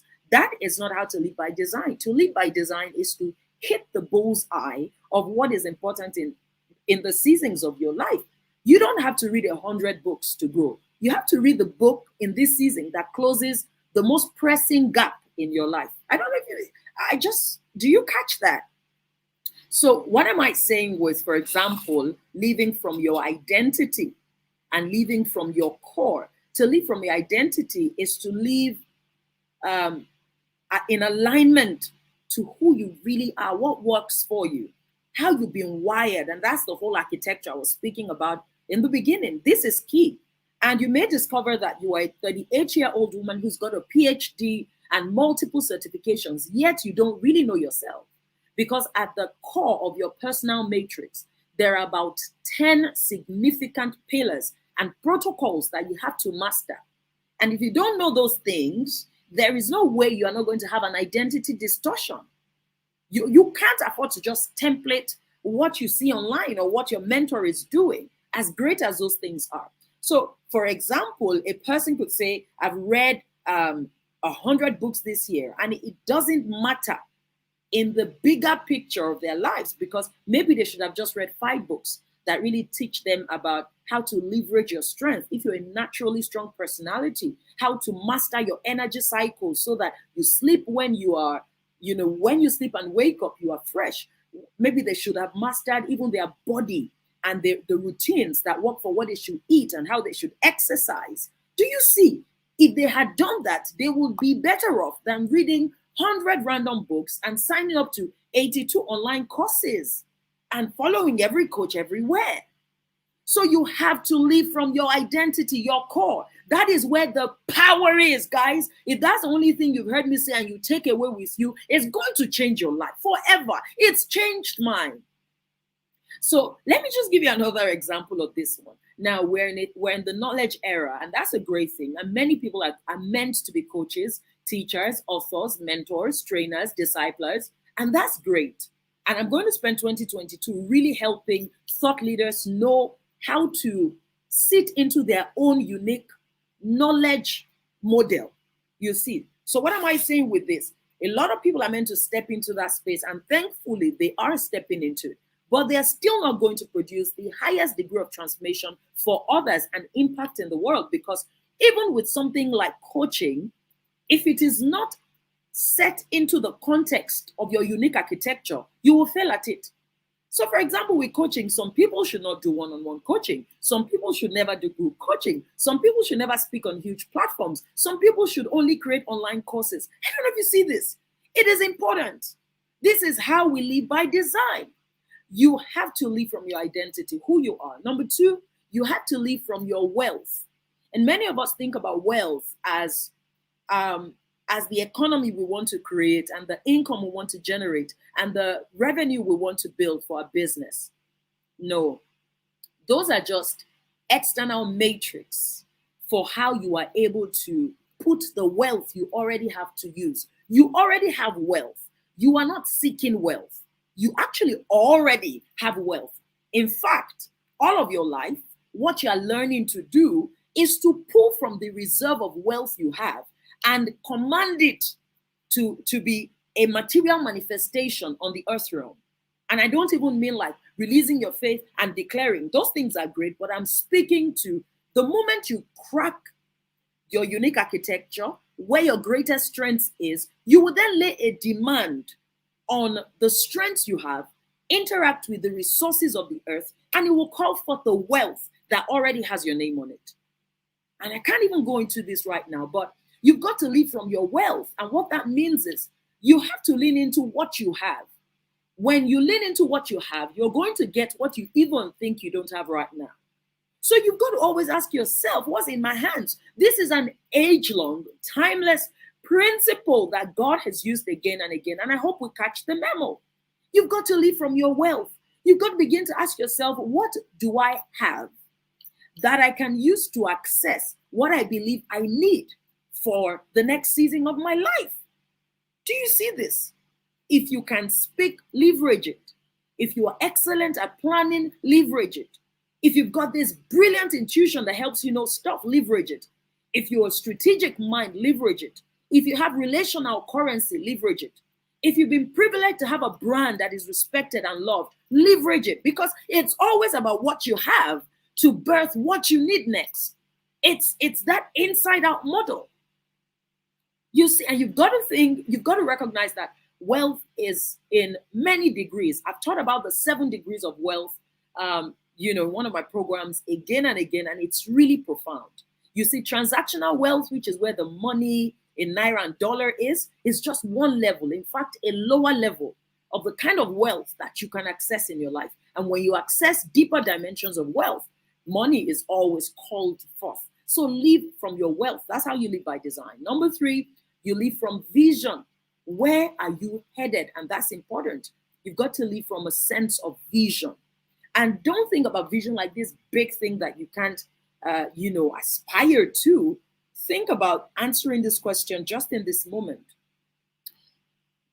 If by December 2022, I would look at my life and be like, I am 10 times better, what things would be happening in my life? As simple as that. If by December 2022, I'll look at my life and I'll be astonished that I am succeeding at a level I've never succeeded, what would that look like? Make a note of that and then journey backward to say, what should be going on in my life over the course of the next 1 year that is going to make me say this? I wrote this out and I asked that question December 2020. As I sit here today, I've ticked off on the things that I wrote in there that will make me say, wow, I've grown. I love my life and I'm succeeding more. And for me, I feel like the moment you crack the fact that you're a co-creator with God and that he wants to dream through your mind and then walk you on the path that births that dream, you're going to gain a new sense of power in your life because you're not helpless. So you have to live from vision. Never ever joke with vision. And let me tell you a secret that changed my life.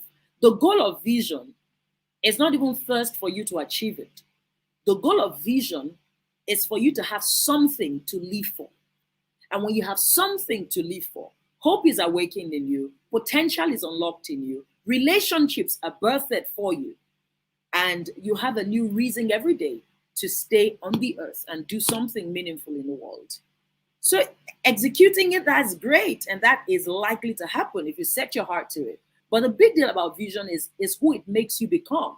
Makes you into a serious, destiny-minded, creative genius who has discipline and wants to do something meaningful. And that's a good way to live your life. Number 4, live from possibilities. What could be? As against saying, I can't do it because I don't have. What about you say, I want that PhD program? Ugochi's on this call. She lived from possibilities when she signed up for her master's program in the US, didn't have the money, but she didn't live from a possession desperation. She lived from a possibility drive. And that's what made her say, okay, I don't have the money for this master's, but I'm going to apply. And when she got the admission, she then said, so how are we going to do this? That's a possibility way to live. She then said, how are we going to do this thing? And then ideas begin to brood in her heart. Live from possibilities. What could be? Right? What would happen if I built the Harvard University of Social Innovation in Africa? What would happen if I created an app that connected so-and-so to so-and-so in this kind of place? What would happen if there was a network that allowed rural children access alternative primary education? These were the kind of questions that Slum to School visionary asked. And that's how he's built an unprecedented model of alternative education in Africa. When you live from that place, look, the point here is not, will it happen or not? Never ask that way. Live from what could be. And when you live that way, my God, you're going to operate in this relentless zone of joy. All the faculties in your heart will break open. Now only you go sit, you go there right, and you'll be screaming and laughing and wow. And that's how you begin to see what others don't see. And you begin to access what others don't access. This is the way to live your life. It's powerful. Live from what could be, right? And then at number 5, live from purpose. Live from purpose. And in the bigger sense, what I mean with this is be plugged into not what you created for yourself or what society defines as success. Be plugged into what God had in mind when he sent you to the earth. This is the most significant way to create legacy. Because if you build a dream for yourself and you fabricate an ambition for yourself, you have to maintain it.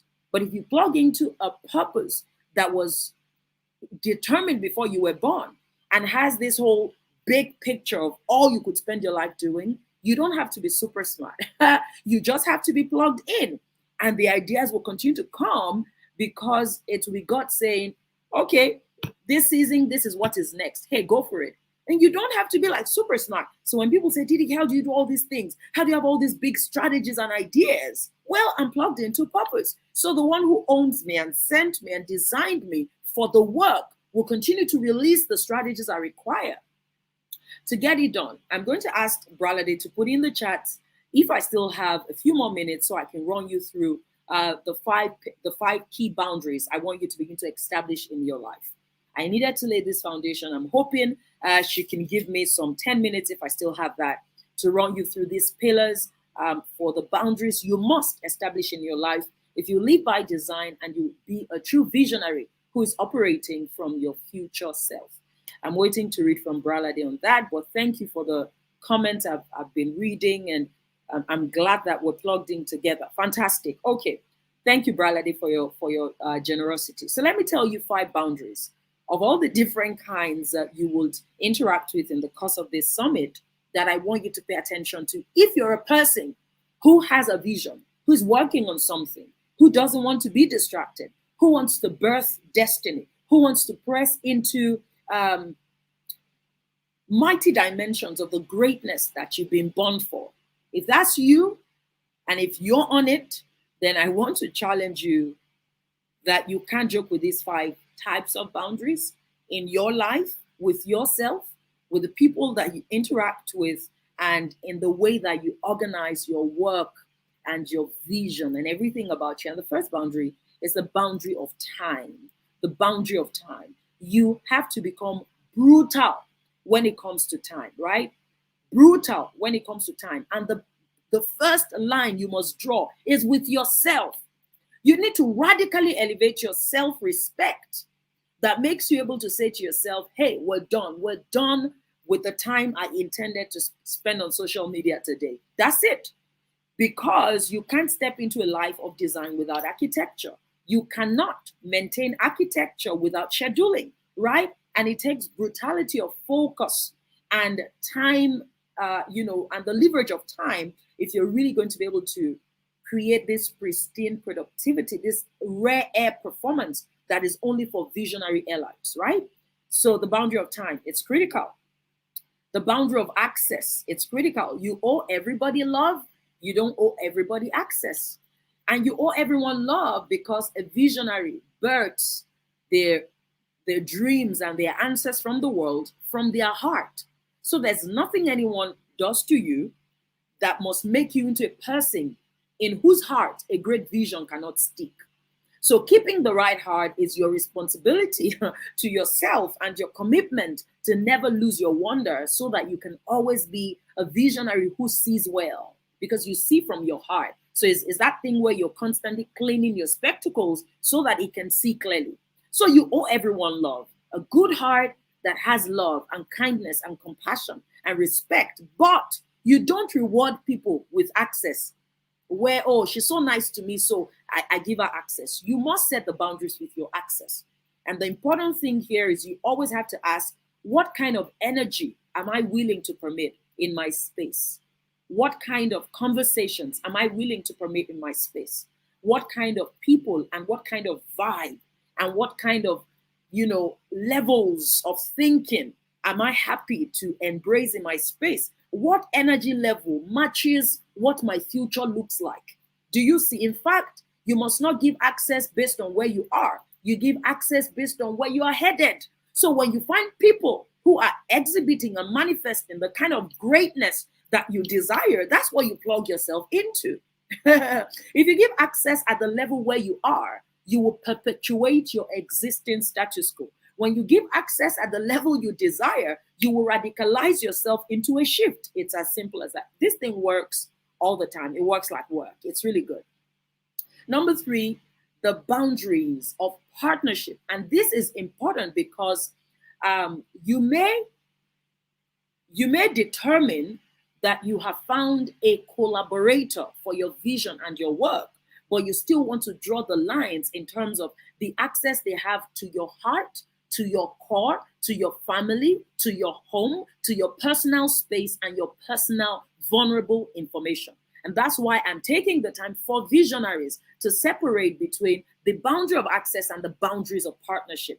I've got great co-laborers of my vision and partners and brilliant strategic thinkers, advisors, board members, funders, investors, who are not my friends. And that's great. Do you see? They're not in my inner core, and I'm not going to be vulnerable with some kind of details or seizing I'm in and what I I won't. But we'll still have an excellent relationship. And women need to know how to navigate this. We're quick to convert every kind of partnership into friendships, into inner, into cozy mushy, and that's how we get hurt. Some people were meant to come into your life, build with you. There's some power circles you get into, and the moment you flip it into an emotional relationship, everything goes south. Because sometimes strong visionaries cannot operate at certain dimensions of vulnerability. Do you see? So you also have to recognize what the boundaries of partnerships are. And it's also here that I say to you, you need to go legal.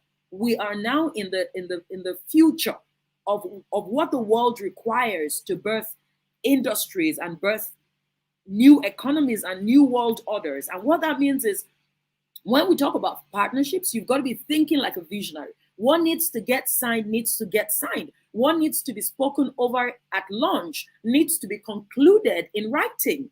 And you need to recognize and be upfront about the kind of support you need and what you can offer in exchange, etc. Number 4, we now talk about the boundaries of convictions. The boundaries of convictions.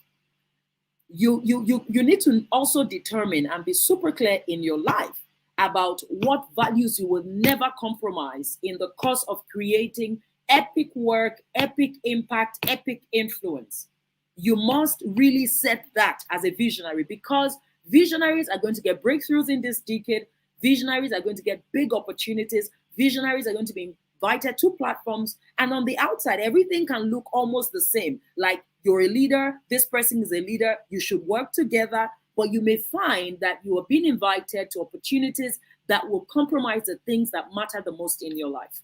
Do you see? So you have to be clear about your convictions, what you will and you will never do, where you'd go and where you'd not go, what you say and what you'd not say, because you want to be able to sleep at night. You want to be able to turn to God and say, I've done what you've asked me to do and my hands are clean, right? And this is really important. And finally, you've got to also establish the boundaries of love, the boundaries of love.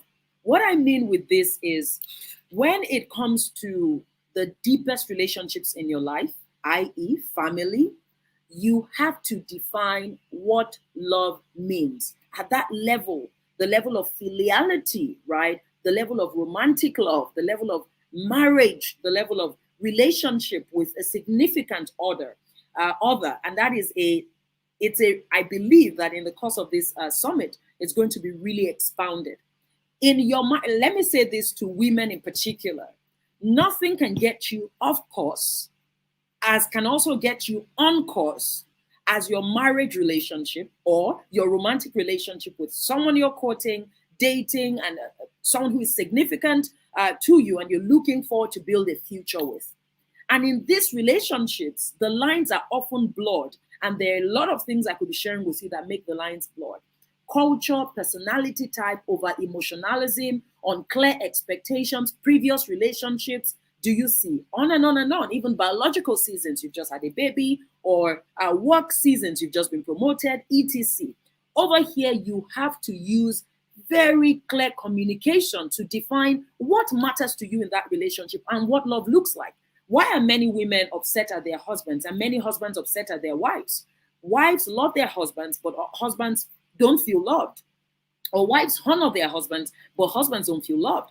Husbands love their wives, but their wives say, I don't feel loved, because loving a person and that person feeling loved by you are two different things. And that's where the boundary of love is important. When you don't set the clear boundary of love in your relationship, these boundaries where you're clear about the expectations you have and what love looks like to you, you're going to get hurt. The other person is going to get hurt. And that's going to distract you from being able to serve your vision. Okay. I hope that this have been helpful for you. Let me add as I close out that under the boundaries of partnership, that is where I'd love you to also put your relationships with your associates, your employees, team members, contract staff, vendors. Many, particularly female visionaries, are often unclear about how to draw the line between work and becoming these people's mothers and aunties. And that's how we get mediocre work. Because when they think about you, they think about, oh, she's my mom, she will forgive me. But when it's a work relationship, even if I'm your mentor on the other side, if you don't treat my work like work, I'm going to show that boundary, draw the line, and boom, I'll make you get the results I want. Thank you, Bralade, for this opportunity. Please, those of you who are hollering in your homes with me, can you go ahead and just put it in the chat, because we can hear virtual screams. Okay, there's a lot of rearrangement in minds and actually whole work teams based on what you've said. I don't even know where to start to recap because there's so many points here, but I can see Adewumi is saying so many lights. Thank you, PDDK. Alyra has finished all the love emojis on the internet. Taiwo Raji Rich, who is in the Philippines, I think right now is like 2 a.m. or something like that for her, but she's right here. And she said, you spoke a now word. I appreciate you giving that. Partnerships, deliverance everywhere. We can take one single question. Who will that blessed person be that is going to be that person today? I know they are rushing. Who wants to rush and put it in?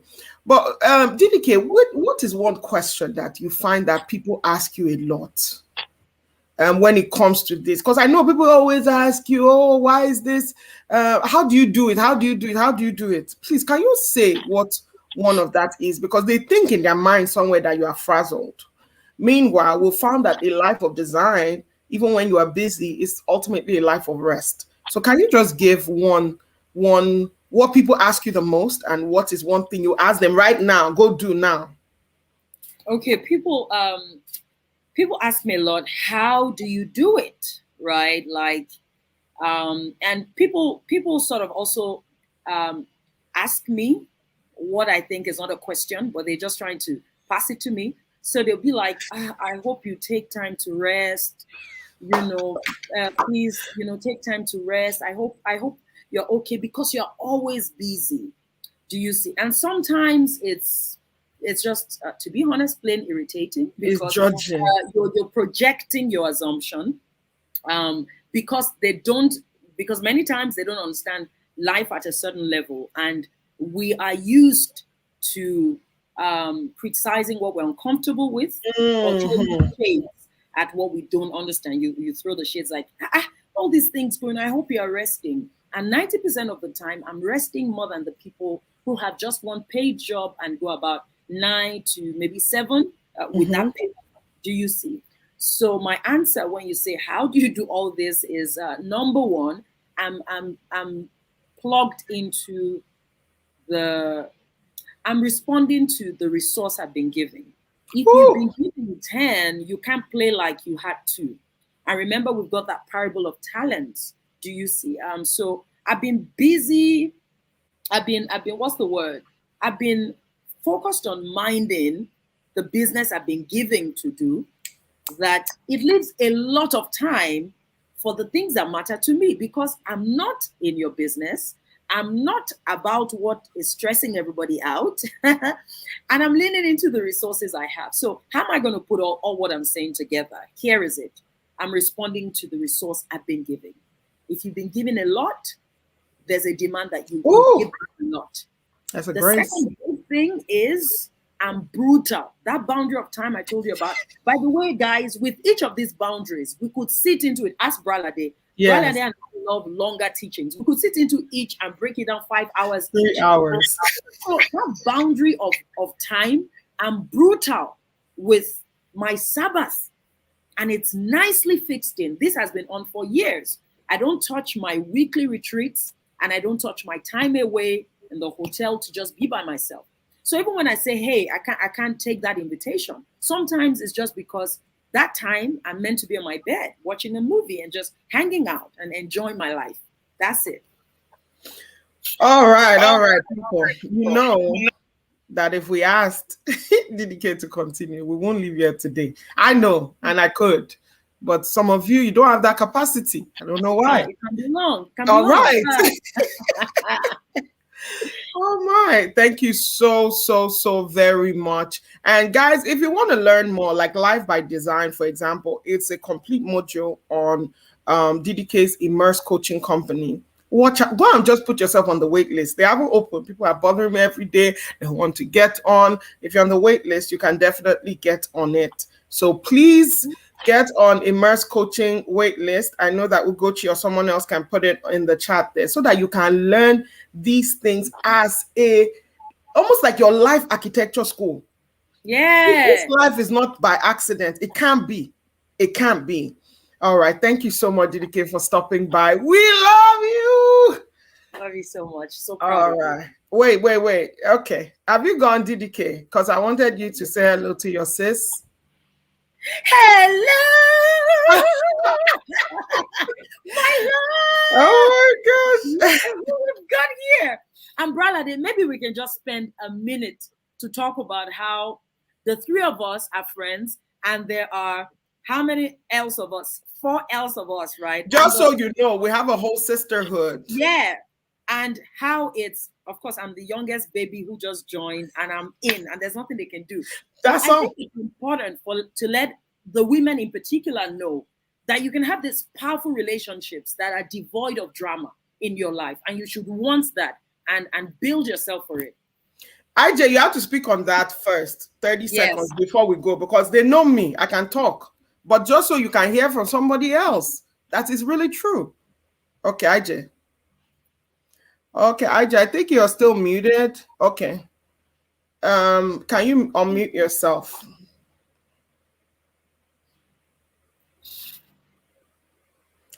If you just tap on unmute. Maybe it could be something. Okay. All right. Yeah, I see it. I see it. Yeah.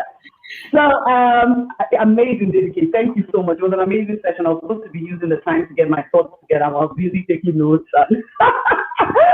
But yes, on the sisterhood, we have this. Brother, that you want me to speak on the sisterhood, right? Mention them. Yeah. Honestly, I did a big shout out to the sisterhood, Allah, Ibiri, Tombra, Bralade, DDK, and myself, of course. DDK says is the newest entrant, but we don't even feel it. So what we have is amazing. It's been 7-8 years of journeying together. And okay, because DDK is the spirit being, I assume she's been journeying with us in the spirit. You know, you already know. Yeah, absolutely. And in the sisterhood, we have so much friendship. It's when I say it's devoid of drama in food, because trust me, when we are addressing issues here, you'll be like, okay, is everything okay? But it's all part of setting boundaries. Because like if you say something I'm not happy with, somebody draws the line, Brother Day draws the line, everybody knows it's okay. We're not fighting war, we're just making it clear that no, this is not acceptable. It's not okay. We're going to have difficult conversations around it. We're not afraid. We're going to arrive at a place of love. So that's what the sisterhood is about. And I love you guys, absolutely. And we're very, we're always working on, somebody's always working on something, visionary. So there's no time for mundanity. We're not comparing our latest handbag, even though IJ is our handbag connoisseur, but we're not looking at handbags. We're not looking at latest Instagram filters. We're very focused people. Okay, I'm not going to deny that. We've given IJ all our handbags to hold. Okay. Yeah, Chinwell B says women must learn this, absolutely, and we'll teach you. One day we'll come out with just a friendship, collaboration, partnership summit, and we'll all speak on it, because that is your secret. People that can hear your no and go, and they respect it, they honor it, they give you that grace, that permission. You can't do without it. Thank you so much, DDK. We love you. I love you. Okay. All right, so we Hi, have brother. our next speaker right here, and y'all, if you work in any capacity, this includes stay-at-home moms, you want to be here. You want to be here because it's about to go down in this room. So cue IJ's tape, and you'll be hearing from her shortly. Ijeoma Nwankuche has 16 years experience working across various sectors of the oil and gas industry. She's currently the general manager at Mass Multi-Concepts Limited, a leading indigenous logistics company. She's worked with various multinationals, indigenous and international companies in the energy sector. She's a seasoned industry speaker on national and global platforms. She is the founder of Purple Orchid Project, a free coaching institute for young female professionals geared at developing outstanding women of value who will be referral worthy in their career and entrepreneurship endeavors, raising Daniela in Babylon. She also volunteers with international NGOs on projects geared towards African youth empowerment in line with various sustainable development goals. She is a facilitator of Bloom, a biannual vision and goal-setting workshop for entrepreneurs. She's also a facilitator of Classroom to Boardroom, CR to BR, employability workshop and masterclass for fresh graduates to prepare them for the corporate world. Speaking on professional boundaries for the career maven, welcome Ijeoma Nwankuche. Hi, brother D. Excellent. I'll just give you the floor right away and look forward to hearing the awesome tips and strategies you have for boundaries in the workplace. Thank you. Thank you, brother D. And thank you, everyone. Can you hear me loud and clear?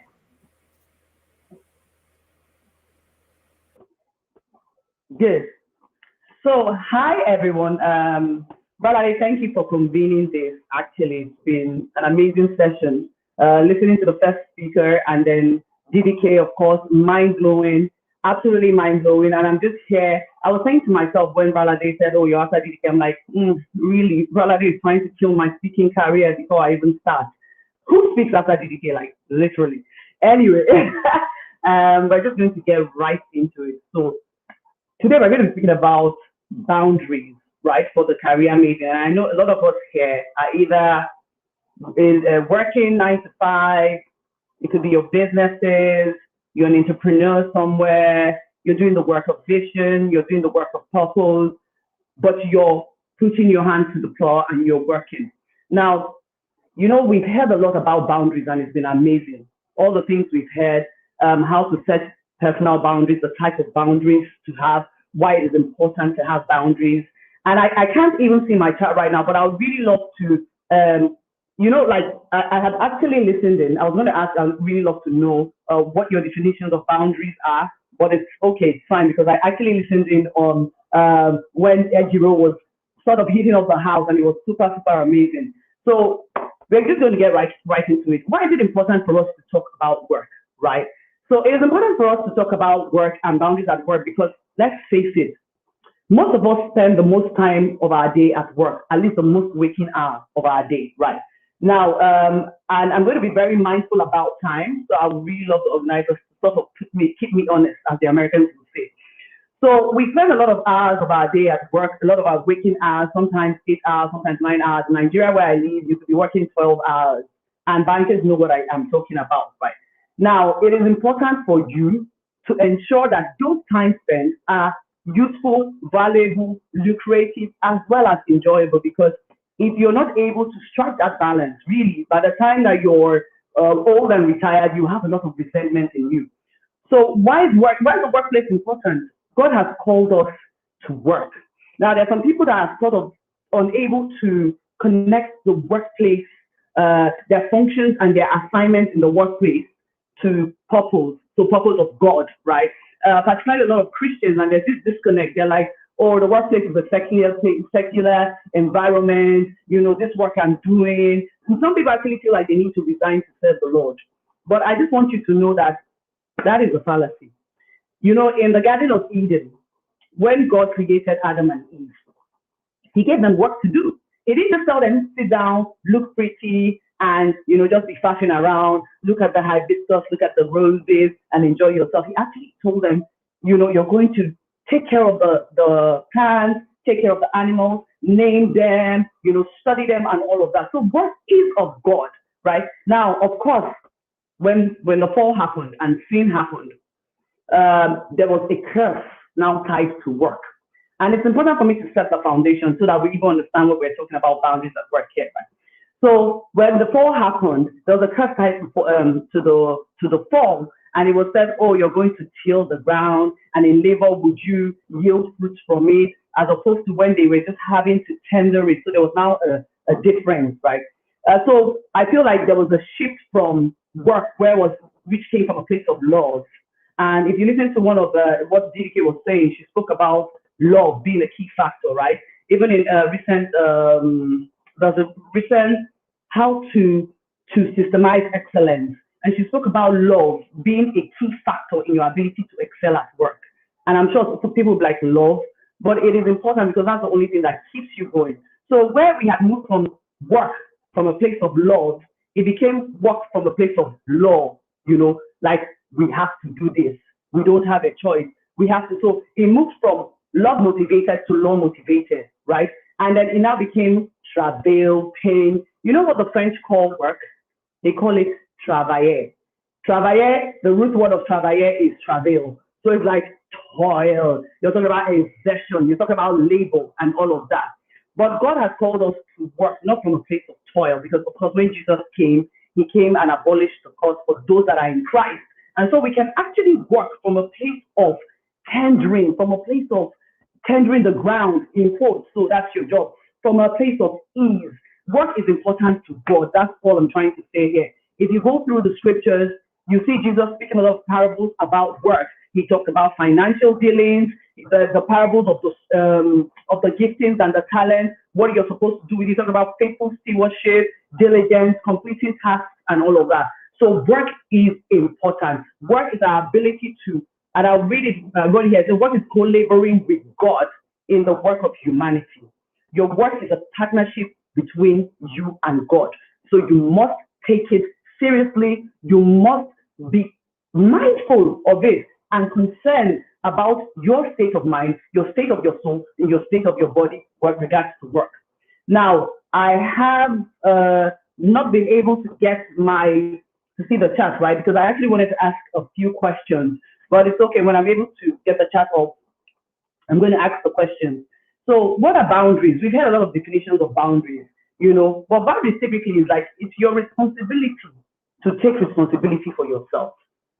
So your ability to say, I'm no longer reigning the power of my well-being to another person. And it's very important that you note that it is you that is responsible, right?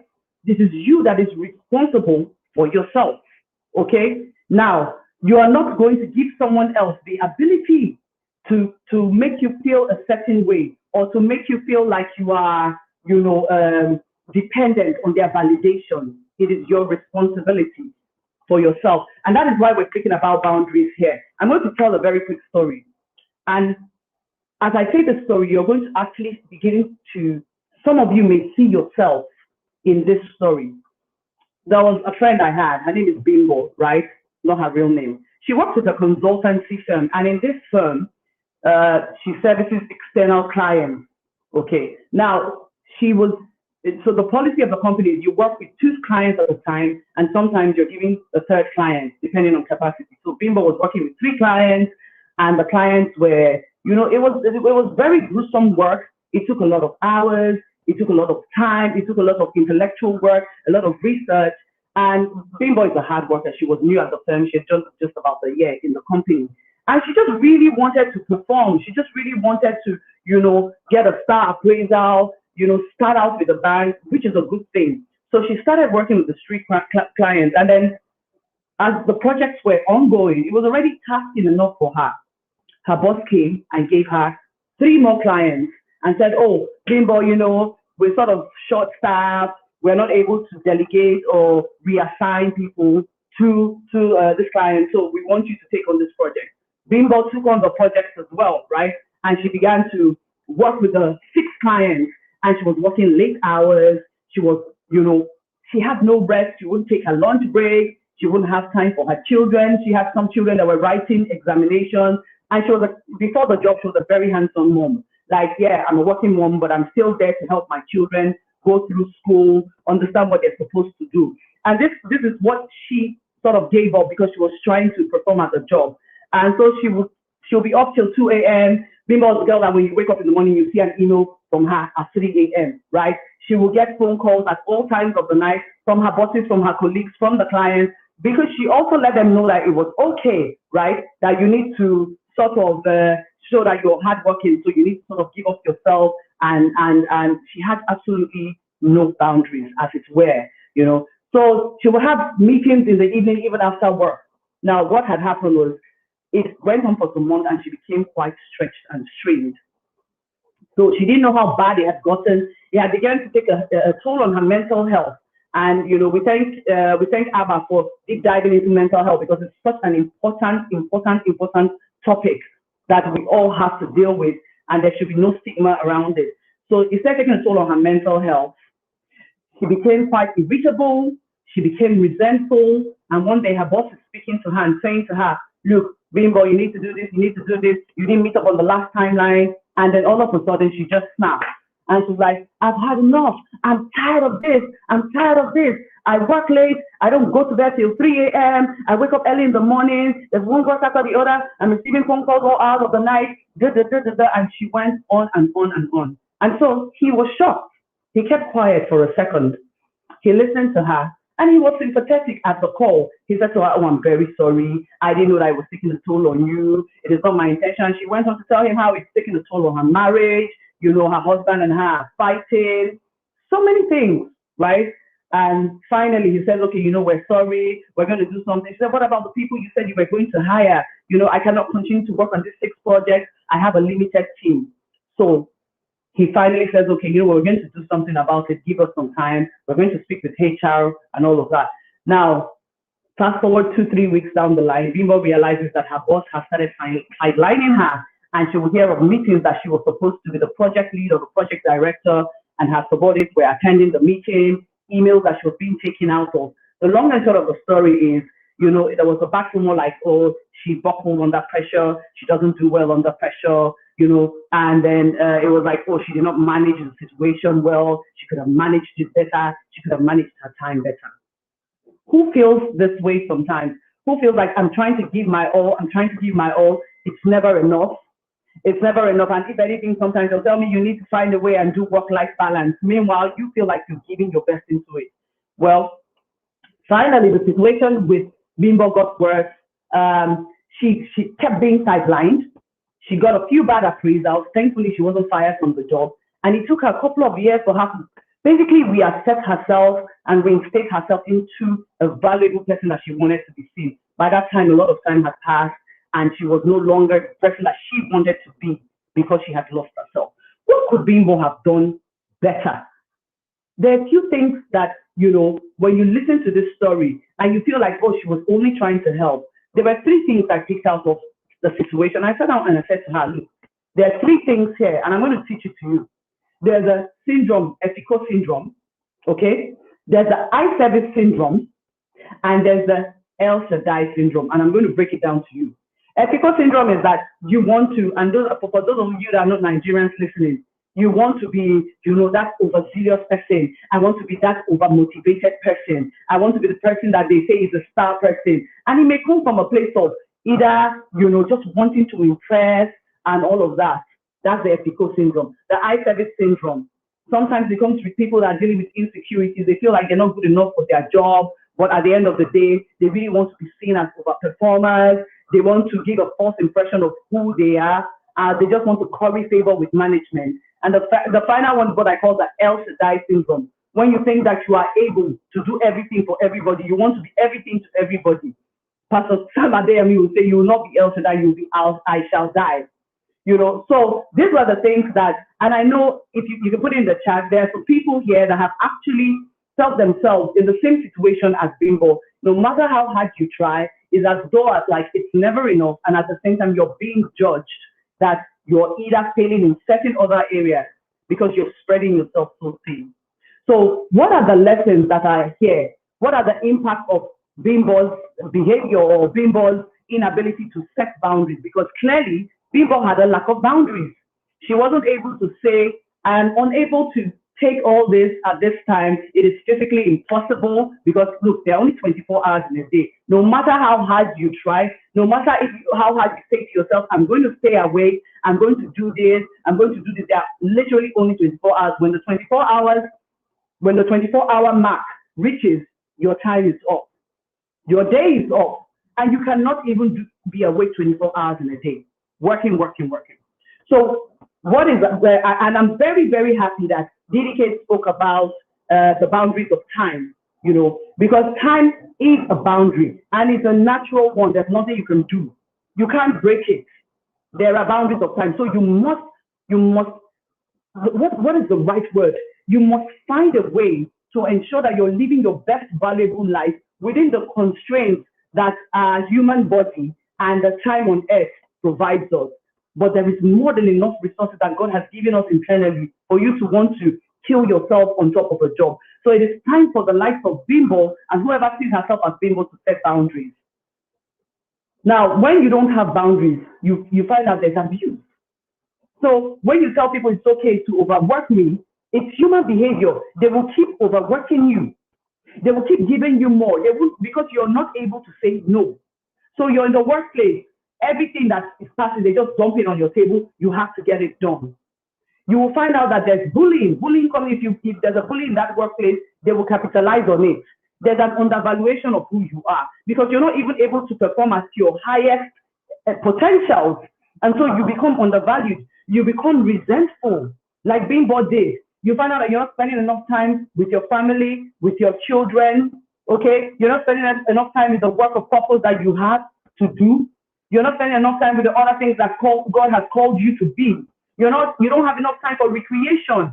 You don't have enough time for rest or relaxation, right? And you become resentful. You get burnt out, exhaustion. And Abba spoke about it, and it's mental exhaustion, it's physical exhaustion. It becomes a disservice to others. It becomes a disservice to the world. When there's no boundaries, you also create an enabling environment. So you have people that abuse the access they have with you because you haven't created boundaries around your time. You haven't created boundaries around your system. You haven't created boundaries around who you are. And so also when you have no boundaries, you want to take on what everybody else is supposed to be doing. You do not allow them to grow. You don't give them the opportunity to be who they are supposed to be. It's like stifling a baby that's supposed to stand up and work, and you say, no, I'm going to carry you every day. And you put the baby on your back, and you just want to keep backing the baby. So at the end of the day, you're taking on everything that everybody else is supposed to do, and you stifle those around you. Meanwhile, you think you're helping humanity. You're actually failing the people around you. And then it creates room for conflict. Like in the case of Bimbo, where she now ended up quarreling with her manager, and obviously their relationship became quite severe after that. They managed to work, but it wasn't quite the same because let's face it, we're still in Africa, and sometimes you still have those cultural, innuendos like, how dare she talk to me like that? Even though at the time of the conversation, it was as though, we were having this. It doesn't have to get to that stage. That's the point I'm trying to make. You have to set the boundaries on time before you find yourself in a place where you feel like you want to blow over, like you want to burst open like a volcano that has been rubbling. You have to set those boundaries on time. So right now, when we know that the potentials that lack of boundaries can cause to you, that is detrimental, not just to you, but to your family and to your relationship, to everything around you, then it is important for you to begin to set those boundaries. And you've done the right thing by being here, actually. Being at the Boundary Summit, and I'm just excited as to the things that we're going to hear here. We've heard amazingly from Balade, from DDK, from Abba, and many other people lined up, Uche Tombra, so many, John Obidi. And I'm just saying to you, please make sure that all through the summit, you have your pen and papers, but you're also listening, not just with your ears, but with your heart to receive what God is saying to you in this season about boundaries. Okay, now I'm going to share with you what I call solutions, like a call to action. Now there's been established that there's a problem. And you see, there are different kinds of scenarios in the workplace. Scenarios where boundaries are enforced. It could be boundaries with people, and DDK spoke a bit about that as well. It could be boundaries with time. It could be boundaries with work overload, right? But what I want to say to you is that you can fix it. So I'm going to go very quickly right now to solutions, what I call a call to action, right? So first of all, you need to take responsibility for yourself. You need to understand that nobody else has the power to make everything all right with you. It's in your place to say, to define the rules of engagement concerning your life. You cannot give that power to another person, okay? That's first of all. Then you have to have a reevaluation of who you are. You need to understand that you're a person that has been created with the highest value of heaven, and God has created you to be a value here on earth. It is in that realization that you are able to eradicate every form of insecurity concerning yourself, because it is that lack of security that sometimes allows you to be an open, boundaryless, access what's the word? Without boundaries and having access, everybody has access to you. Because if you are a valuable thing, if you've ever gone to a museum and you see the prized artifacts in that museum, you will see that there are glass walls, there's security, and all of that. There's a boundary around it because it's a thing of value. Also, I just want to mention here, when we hear boundaries is not about, just nobody should talk to me. No. Boundaries actually allows you to work in freedom. It allows you to people around you to understand who you are, engage with you in the way that you deserve, and in that way you become the better version of yourself to those people, right? So I'm going to go through it very quickly. Have a personal reevaluation of yourself. Know that you are created for value, so that it eliminates all the insecurities around you that causes you not to have boundaries. Have a mindset shift so you take responsibility for yourself, right? You deal with feelings of transference. There are some people that have had issues with authorities in the past or their siblings, and they sort of bring it into the workplace, right? When they bring it into the workplace, they are not able to know that a simple, logical, objective conversation is just constructive feedback, and you begin to take it personal. Manage your expectations at work. Your workplace is your workplace. It's not your family. It's not your church. If you're looking for emotional enrichment, spiritual enrichment, okay, make sure that you get that from the communities around you, okay? But at the end of the day, some people have a sense of entitlement to their workplace, to their organization, to their bosses. They become disappointed. All of these things are the things that sort of put you in a place where you're unable to set around right boundaries for yourself. And I'm wrapping up now, okay? I know that my time is almost up. Actually, I see 5 minutes, but I set the timer, and I think it's about 10 minutes. But okay, brother, they want me not to do this. I'm going to continue. I'm going to wrap up very quickly. So draw a line in the sand. What do I mean by draw the line in the sand? Set your limits and make it very clear. But communicate clearly, okay? Communicate clearly to people and tell them, I do not like when things are done this way. Okay, I'm going to touch on a point very quickly because I know that my time is up. Someone may say to me, it's easier said than done, right? How are you able to address with your boss in Nigeria? You want them to sack me? This is the workplace. There are ways around it. You engage certain tools, emotional intelligence, communication skills, empathy. You go to your boss, you don't talk to him rudely. If he has given you work overload, go and sit with him, write out the list, and say, like, for example, Bimbo could have taken the 6 projects. Okay, there are 6 projects here. I know that I'm not able to work on all of them at the same time and deliver the value that this project requires, because these projects are very important. You talk to your stakeholders and your clients from a place of empathy, knowing that this thing is important to you, but for me to help you, you need to help me. Can we set the priorities? Can you tell me which one is priority 1? Some like that, all of them are priority. Say, okay, give me priority 0, priority 1, priority 2. And that way you're able to, sit down and reevaluate the priorities that have been given to you so that you can please focus on the ones that are the most important and most critical, okay? So I'm going to wrap up now. I just give me literally 2 minutes. So I said communicate clearly, use emotional intelligence, be polite, don't be rude, okay? Ask for the priorities to be reevaluated. If they've not been set in the first place, ask for the priorities to be set, okay? and then set the right boundaries for yourself. There are certain phone calls that you don't necessarily need to pick. I'm telling you, if you're not an operations person, if you're not working on a rig that works 24 hours a day, if you know that your time, it is not in your contract, your time is not required every single time of the day, because I know that there are some contracts like that. Please, if you get a phone call around 10 p.m. when you know that it's going to be maybe an administrative thing, you can skillfully and wisely miss that phone call. First thing in the morning, you call, send a message and say, I missed the call. I'm so sorry. You know, I was not available at the time. I'm ready to work on this. Okay. So for me, I've also mentioned the tools that you will use. Employ emotional intelligence. Now, I know that we don't have enough time to go through everything, but I just want to say to you, right? Priorities are the key thing that you need to help you set the right boundaries. When you're able to set the right priorities in your life, and this is from a place of knowing who you are, understanding your identity, understanding your core values, you'll be able to set the right priorities. And when you set those right priorities in place, you'll be able to create all the boundaries that you need around it. Please deploy the boundary systems that GDK has spoken about. Please deploy the boundary strategies that Abba has spoken about. And then for me, I've just given it to you in the context of the workplace, and I hope that you found it helpful. Thank you very much, everyone. Umbrella Day. I can't.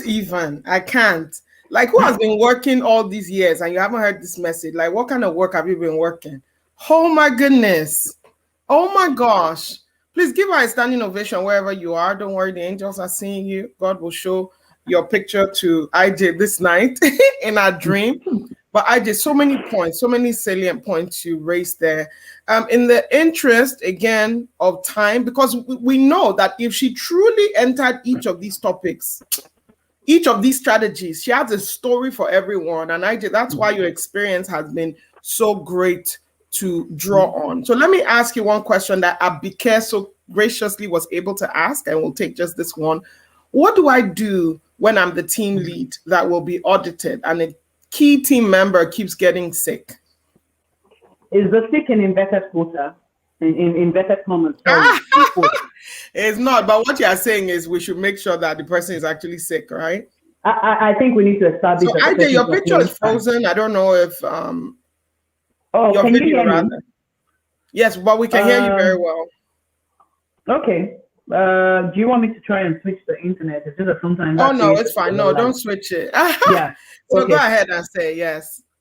For me, I think the person is established if the person genuinely has a health concern, because we need to be people that act and show empathy. If the person is genuinely sickly, then it's advisable to get proper treatment for the person, and in the interim, ask if you can have a replacement. But if the person is playing pranks, then you want to address that. If you're the team lead, you have the resources it takes. So you have a conversation with the person. If the conversation doesn't work, you could query the person. That's if you have established that it's not a real sickness. If you query the person, it doesn't work, you escalate it to HR. There are always ways around it. There are systems in organizations that you can utilize, but make sure that you don't suffer for someone's inability to do what they're supposed to do. Exactly. You see, these are things. Sometimes we like to complain about our boundaries, but like we don't follow the structured this thing. You have someone like Nkoyo there. She's an HR expert. Yes. Follow the tools that HR has given you. Even if me, myself, or you yourself, you're sick, you want your leader to be able to follow that. You escalate if it needs to go to HR, if you need to get a doctor's report, whatever the team needs to make progress, you keep doing it. It might end up in the person getting fired because they don't have integrity and they weren't telling the truth, or it might end up in the company giving that employee, especially if they have been fabulous, the resources they need to take care of themselves, so that when they get better, they can come and give the company 30 more years of excellence. So thank you. Absolutely, it's in their interest and in your interest and in the interest of the organization to get the person checked properly. And Nanke said, she's a HR professional, shout out to you. Use your HMO, get your HMO involved to do a proper health assessment of the person. Yeah. Awesome. So our next speaker here is Edirin Adewan. As usual, I just love to have the speakers transition with each other. Edirin ring. I just love your name, by the Eden. way. It sings. Hi, IJ. But Hi, Bola. yeah, Adiri, if you can just tell me how your session will dovetail with some of what IJ has shared, because I saw you listening intently. Yeah, I came at the tail end of IJ's session, and I'm so excited that she talked about the corporate aspect. That is something that I can say I do not have any experience in. God knows, because I mean, I would have sucked when it comes to drawing boundaries, because I used to be a classic people pleaser. So Mm.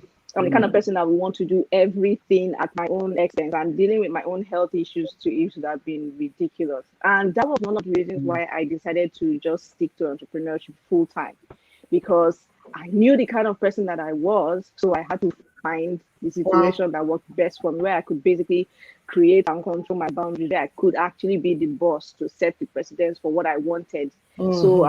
I'll be continuing off of You'll that, be being able talking to about take that. You control see, the of key your mistake time. people Yeah. make is that they think that they don't have the discipline to be, or they don't like the boundaries in the workplace, so they're just gonna go do their own thing. Guess what? If you don't have boundaries in the workplace, you can't have it with yourself. When you are the one answering to yourself. So thank you so much, IJ. Give Thank IJ you. some big Thank hands. you, Look at everyone. all your fans in here. I know Nkoya said so many fine babes. This thing is getting oppressive. Next time I'm going to make Uh, sure I invite people that are not as, that can make me look better. Okay. yeah. All right. Thank you, Well, Brother okay. Jerry, and Thank you well so much, done. IJ. Phenomenal, phenomenal. All right, Adira is right here, and we will cue your introduction. Super excited to have you in here. Thank you. All right. While the Adiri Edewa is a multiple Amazon best-selling author, an award-winning entrepreneur, international speaker, coach, principal consultant, and founder at Edago Solutions with footprints across Africa and the UAE. She is a foremost thought leader on mindset and business strategy for entrepreneurs and online publishing for personal and business brands. She is the founder of the Online Publishers and Entrepreneurs Network, Open, a community of over 33,000 authors, writers, and entrepreneurs, helping them become published as well as profiting from their skills using new media. Till date, she has helped over 1,500 authors get published online and in print, with more than 200 Amazon bestsellers emerging. Adiri Edewo has won many awards, including the Skill Up Africa Hero Award 2019, Ladies of Honor Award for Leadership 2019, and Iconic Brand Award for Young Personality of the Year 2019. In 2019, she was nominated for the Future Award Prize for New Media. She is also listed as one of Nigeria's top 100 influential young Nigerians by Avance Media and Why Nigeria's most powerful persons in media under 40. Speaking on boundaries for creators and entrepreneurs, welcome Adiri Edewo. All right, all right. Awesome. Thank you so much for that. We have an awesome behind the scenes expert. Do you guys see her? Her name is Ejiro. You saw her at the start. The fire, the energy. Come on, come on. All right. The floor is yours now, Ediri. And I know that you have done such a successful job of this because you have a group, first of all, that has over 30,000 people. You show up to them, you deliver value. I don't know how you do it. Multiple best-selling author. You are self-led. You are self-directed. Nobody's waiting for you and like, Ediri, I must have this. No, in quote, external influence. Like, how are you able to do these things? I'm looking forward to hearing it in your session. The floor is yours. Take it away. Thank you so much for having me. Hello, everyone, and good evening, or good morning, or good afternoon, wherever you're watching from. My name is Adiri Edewo, as was introduced just now, and I'm a multiple Amazon bestselling author. I'm the founder of one of the largest publishing and entrepreneurial communities in Africa, and even spreading to the rest of the world as well. Allow me to brag a little bit. I know they've said a lot about my bio, but I want to add something very important, and I want to use this to stand on what I'm going to talk about today. in 2000, I think it was 2019 or so, a friend sent me a screen grab. He was reading a book where this particular author, who's a Wall Street Journal best-selling author, that particular book was a Wall Street Journal best-selling book. So not just an Amazon bestseller, it was also a Wall Street Journal bestseller in the US. And the book is titled "How to Start a Business Without Any Capital," something like that. And in the book, he was talking about entrepreneurs, startup founders joining online communities, especially communities on Facebook. So he went on to list his top 100 Facebook communities for entrepreneurs. And my group then were just 14,000 members. So this is not even like it just happened now. We're only 14,000 members, and my own group was listed as one of the top 100 Facebook communities for entrepreneurs. First of all, this is an American. In America, writing about Facebook communities, and an African in Africa, in Nigeria, had the ability to have reached and impacted these people in this first world country to the point that we actually got that recognition. My name was listed along with my community, the name of my community. And thanks to that book, a lot of people from first world countries and people who had bought the book eventually started joining my community. That was when I began to realize that, hey, Adrian, people are watching, people are seeing things, people have probably expected certain things from you that you have delivered. They've expected certain things from a whole lot of people. And Adrian, you are one of those people who has delivered on the things that were expected, and that's why you're here. Now, before I talk about setting boundaries, it's important for you as a creator, as an entrepreneur, to understand why you need to set boundaries. All right. Don't look at this as, oh, you're bragging or you're trying to be like, this fly celebrity that nobody wants to touch and everything. You wonder why celebrities walk around with certain kinds of facial expressions because they don't want people in their personal space.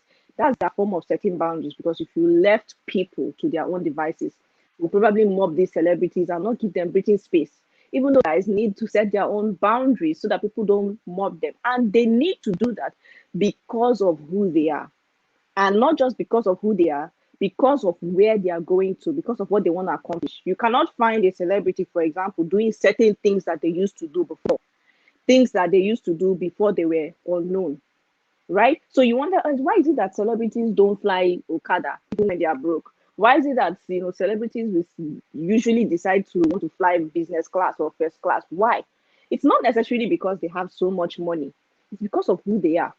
And they know that there are certain places that they would find themselves in that it may not necessarily be good for them, for their personal space, for their boundaries. And they may find themselves getting mobbed, and you don't know people. You don't know how many of them put on a mask when they have to face the camera, like me, and then have to take off that mask when they are not performing, whether they are singing or they are acting. And many of these people deal with their own issues, mental health issues, anxiety. So many celebrities deal with anxiety. That's why you see so many of them today, as wealthy as they are, as funny as they are, as talented as they are, they go on and commit suicide. And you're wondering why.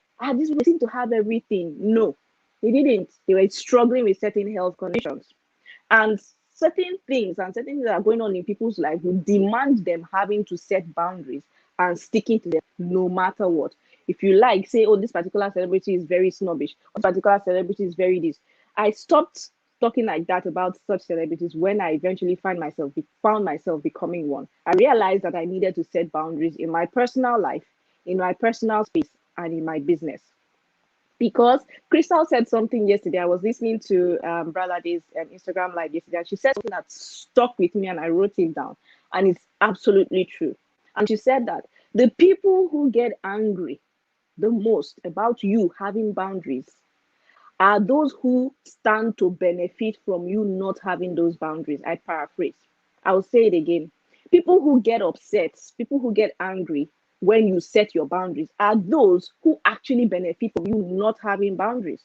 As a business owner, people will continue to send you messages at 3 a.m. in the night. And if you continue to respond at 3 a.m. in the night, they will demand that from you. So it is your job as a creator, as an entrepreneur, as a leader, as a person who's building influence, to teach people how they should react with you. It is your job to train your audience on how they need to relate with you so that both of you can enjoy the best of the best. When I didn't have boundaries in my business, when I was such a people pleaser, I suffered. I was building influence and I was hating the job that I was doing because it felt like it was going to kill me.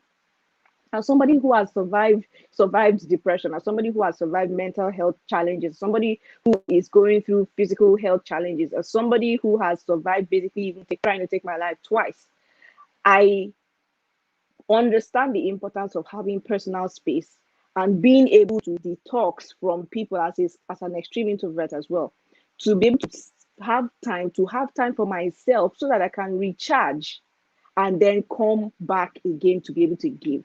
All right. So boundaries are not just for people who are introverts. Introverts are people who need personal space to be able to recharge. There are people who are able to recharge on their own. That's how they are able to build their energy before they come out and give. Okay. So being an introvert has nothing to do with you needing personal space. Even extroverts themselves, they also need their own boundaries in business. All right. So it is your job as a creator, as an entrepreneur, to be able to teach your audience, to be able to teach people as you build influence, right? How they should relate with you. You need to teach people how they should deal with you. If you don't teach people, they will set their own boundaries, and some will not even have boundaries anyway. Some will not even have boundaries anyway. If you don't set boundaries, nobody will decide to wake up one day and be like, oh, she's busy, she's doing, she has this community of 33,000 people, let me not bother her, which is something I actually do. I have so many friends and mentors like, you don't call me, you don't do this. I'm like, no, I'm giving you your personal space, because I have this thing where I have a mantra where I treat people as I want to be treated. So if I don't like people bothering me and stressing my life and calling me at 2 a.m. in the night, I would not do it. All right. However, there are people who will not treat you like that simply because you have not drawn a line in the sand for them to actually know where it ends. All right. So you cannot afford to not have boundaries in your life and business if you're going to grow. If you're going to lead a community of 33,000 people, you can't afford to not have boundaries.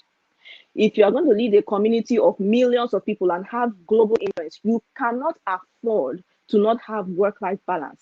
We live in a day and age now where we work from home, and people are now saying, oh, there's now a blur in the lines between work and life. There's no such thing as work-life balance now. It's now work-life integration. Pardon my French, but I call BS on that. All right. You cannot afford to not have a balance between your work and your life. And it is something that I've learned myself in business. I worked for years without taking a break. I worked for years without having vacations. I worked for years 24/7 basically. And it nearly took my life. And I would not advise anybody to do so. All right. So because I work from home, I can basically wake up at 5 a.m. in the night and start answering to DMs. That's what I used to do. I wake up at 5 a.m. in the night and start replying to comments. Sometimes I can't sleep at night. I wake up at 2 a.m. and I'm having communication to people. I'm posting on my Facebook group. And there are people who are replying because those guys too, they are insomniacs like me. All right. So because I work from home, I can work immediately. I'm done with church. On my way home, I am on my phone. I am posting. I am talking. I am replying to DMs and replying to customer inquiries and so on and so forth, until I realized that I needed to stop for my own health. I needed to stop for my own sanity. I needed to stop to be able to even grow more. But I couldn't stop because I got to a point where I was stuck with people who started getting offended by the fact that I needed to take personal breaks. I began to have clients, customers, audience members who became upset when I wouldn't reply their messages in 1 hour, when I don't return their calls in 3 hours, or so on and so forth. I started to get people who were offended, and I realized that it was not their fault, it was mine, because I had refused to set boundaries. If you're just starting, if you come to the realization that you want to be something other than just making money, paying your own bills, and just living a comfortable life, if you're the kind of person who has come to the realization that you want to be able to create something that would outlive you, something that will help you to leave a lasting legacy, something that will help you to build influence, not just in your country, but around the world as well. If you've come to that realization, start creating your boundaries now. You cannot afford to have work-life integration if you want to survive in this day and age. You have to have balance. And for you to have balance, you have to have boundaries. You need to be able to, first of all, differentiate between your personal life and your business life. Even though you're working from home, you need to start working as if you're even in an office. So what I said in the beginning when I was talking with Brother Day and IJ, where I said I ran away from paid employment because I really couldn't deal with, somebody overstepping my own boundary. I had to learn the hard way that, hey, even though I'm working from home right now as my own boss, I needed to be able to be both the boss and the staff and set my own boundaries for myself. I had to learn that even in business, you have to create a routine. So I'm going to share with you 9 ways for you to set boundaries. Like I said before, for balance to happen in your life, boundaries have to be set. For you to be able to grow to that point where you have global influence, you cannot afford to not have boundaries. You cannot afford to, and I will say this to especially to people who are in my audience, you cannot afford to be answering to everybody every time. You cannot afford to be on all social media platforms at all times. You need to set your own boundaries. You cannot afford to be online, browsing through the internet at all times, every single time. Even when you decide to be online, you cannot afford to run a business at a particular time. You have to learn to set boundaries between your personal life and your business life as a creator. So the first thing I will share with you on how that I have very short amount of time. I don't even know when I started. The first thing I want to share with you in setting boundaries is get your mindset right.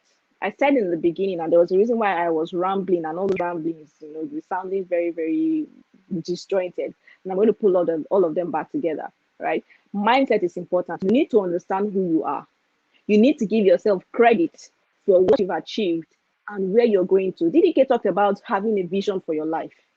You cannot have a vision and fulfill vision if you do not have personal boundaries for yourself and business boundaries as well.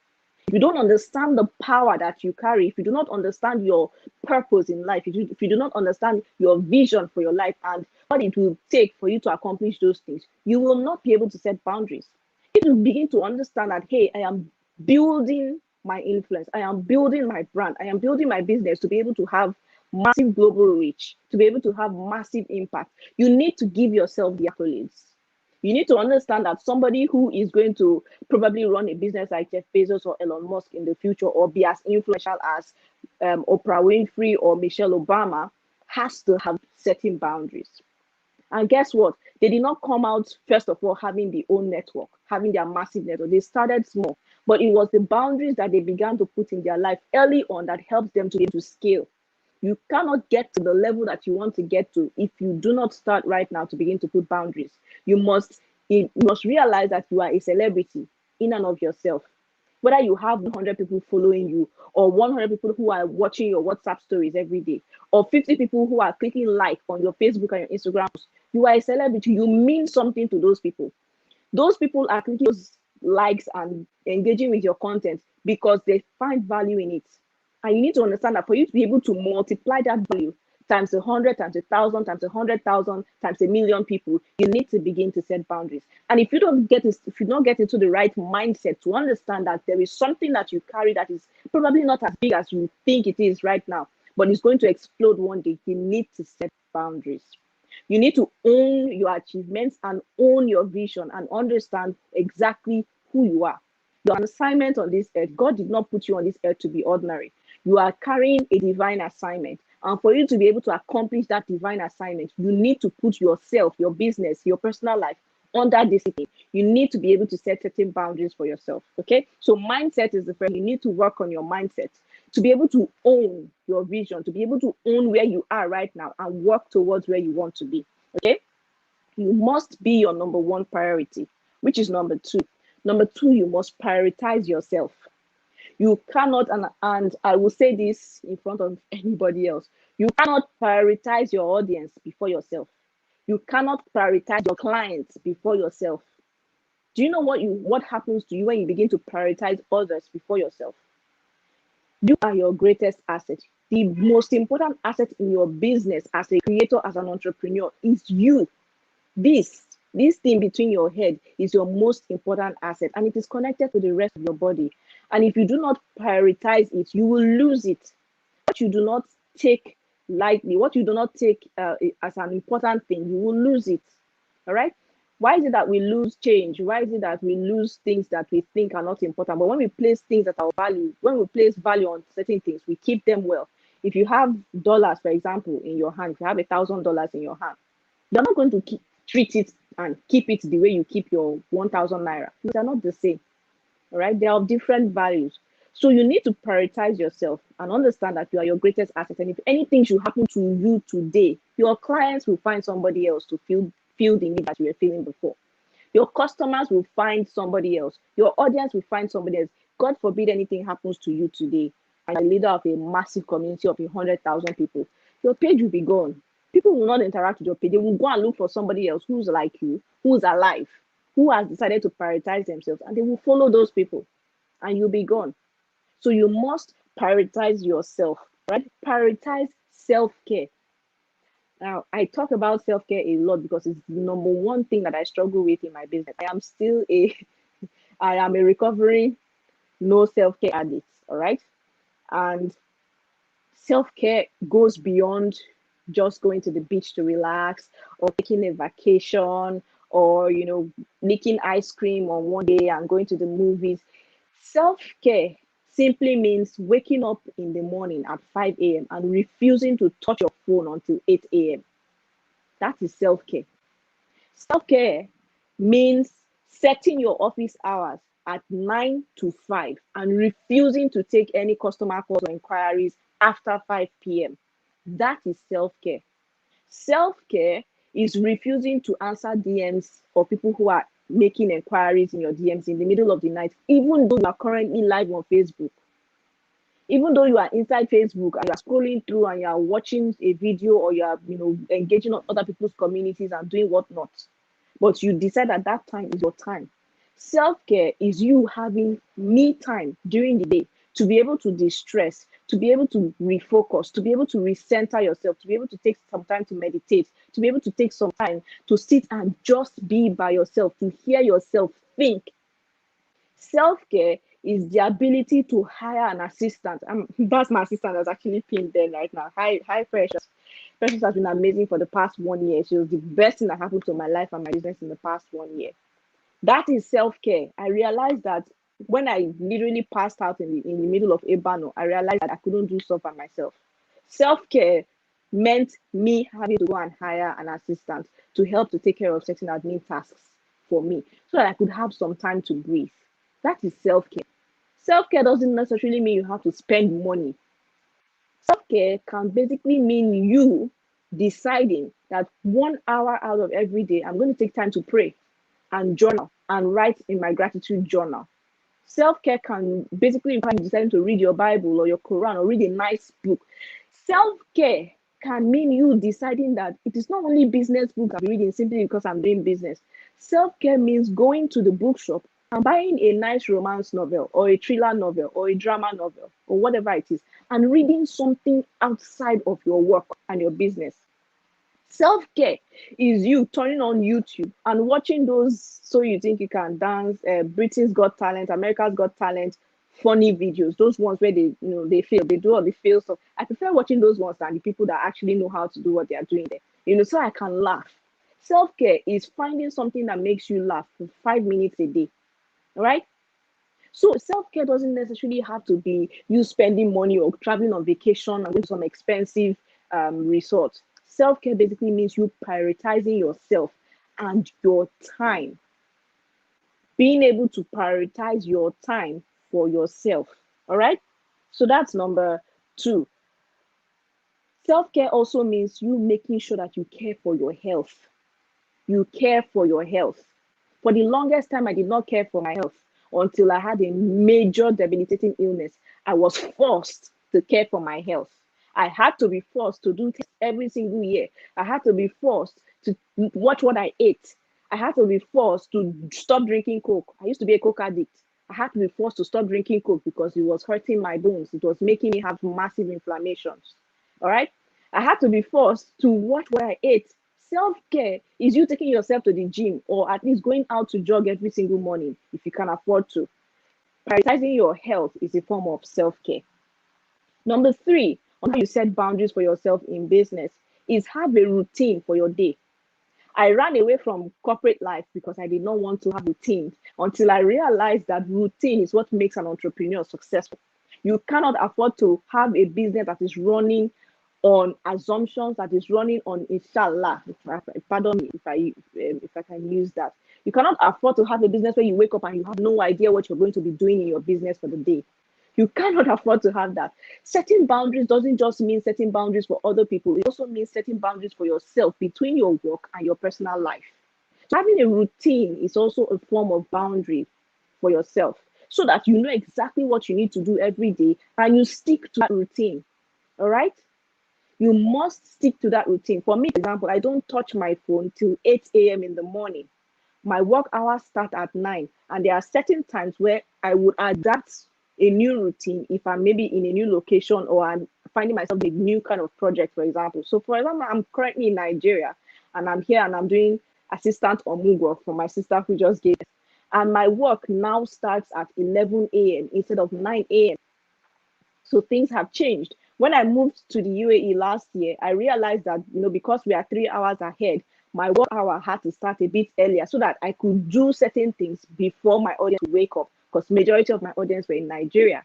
So I realized that, instead of me doing these activities in the afternoon, I would do them in the morning instead. So I had to create a new routine that suited the new lifestyle that I began to have over there.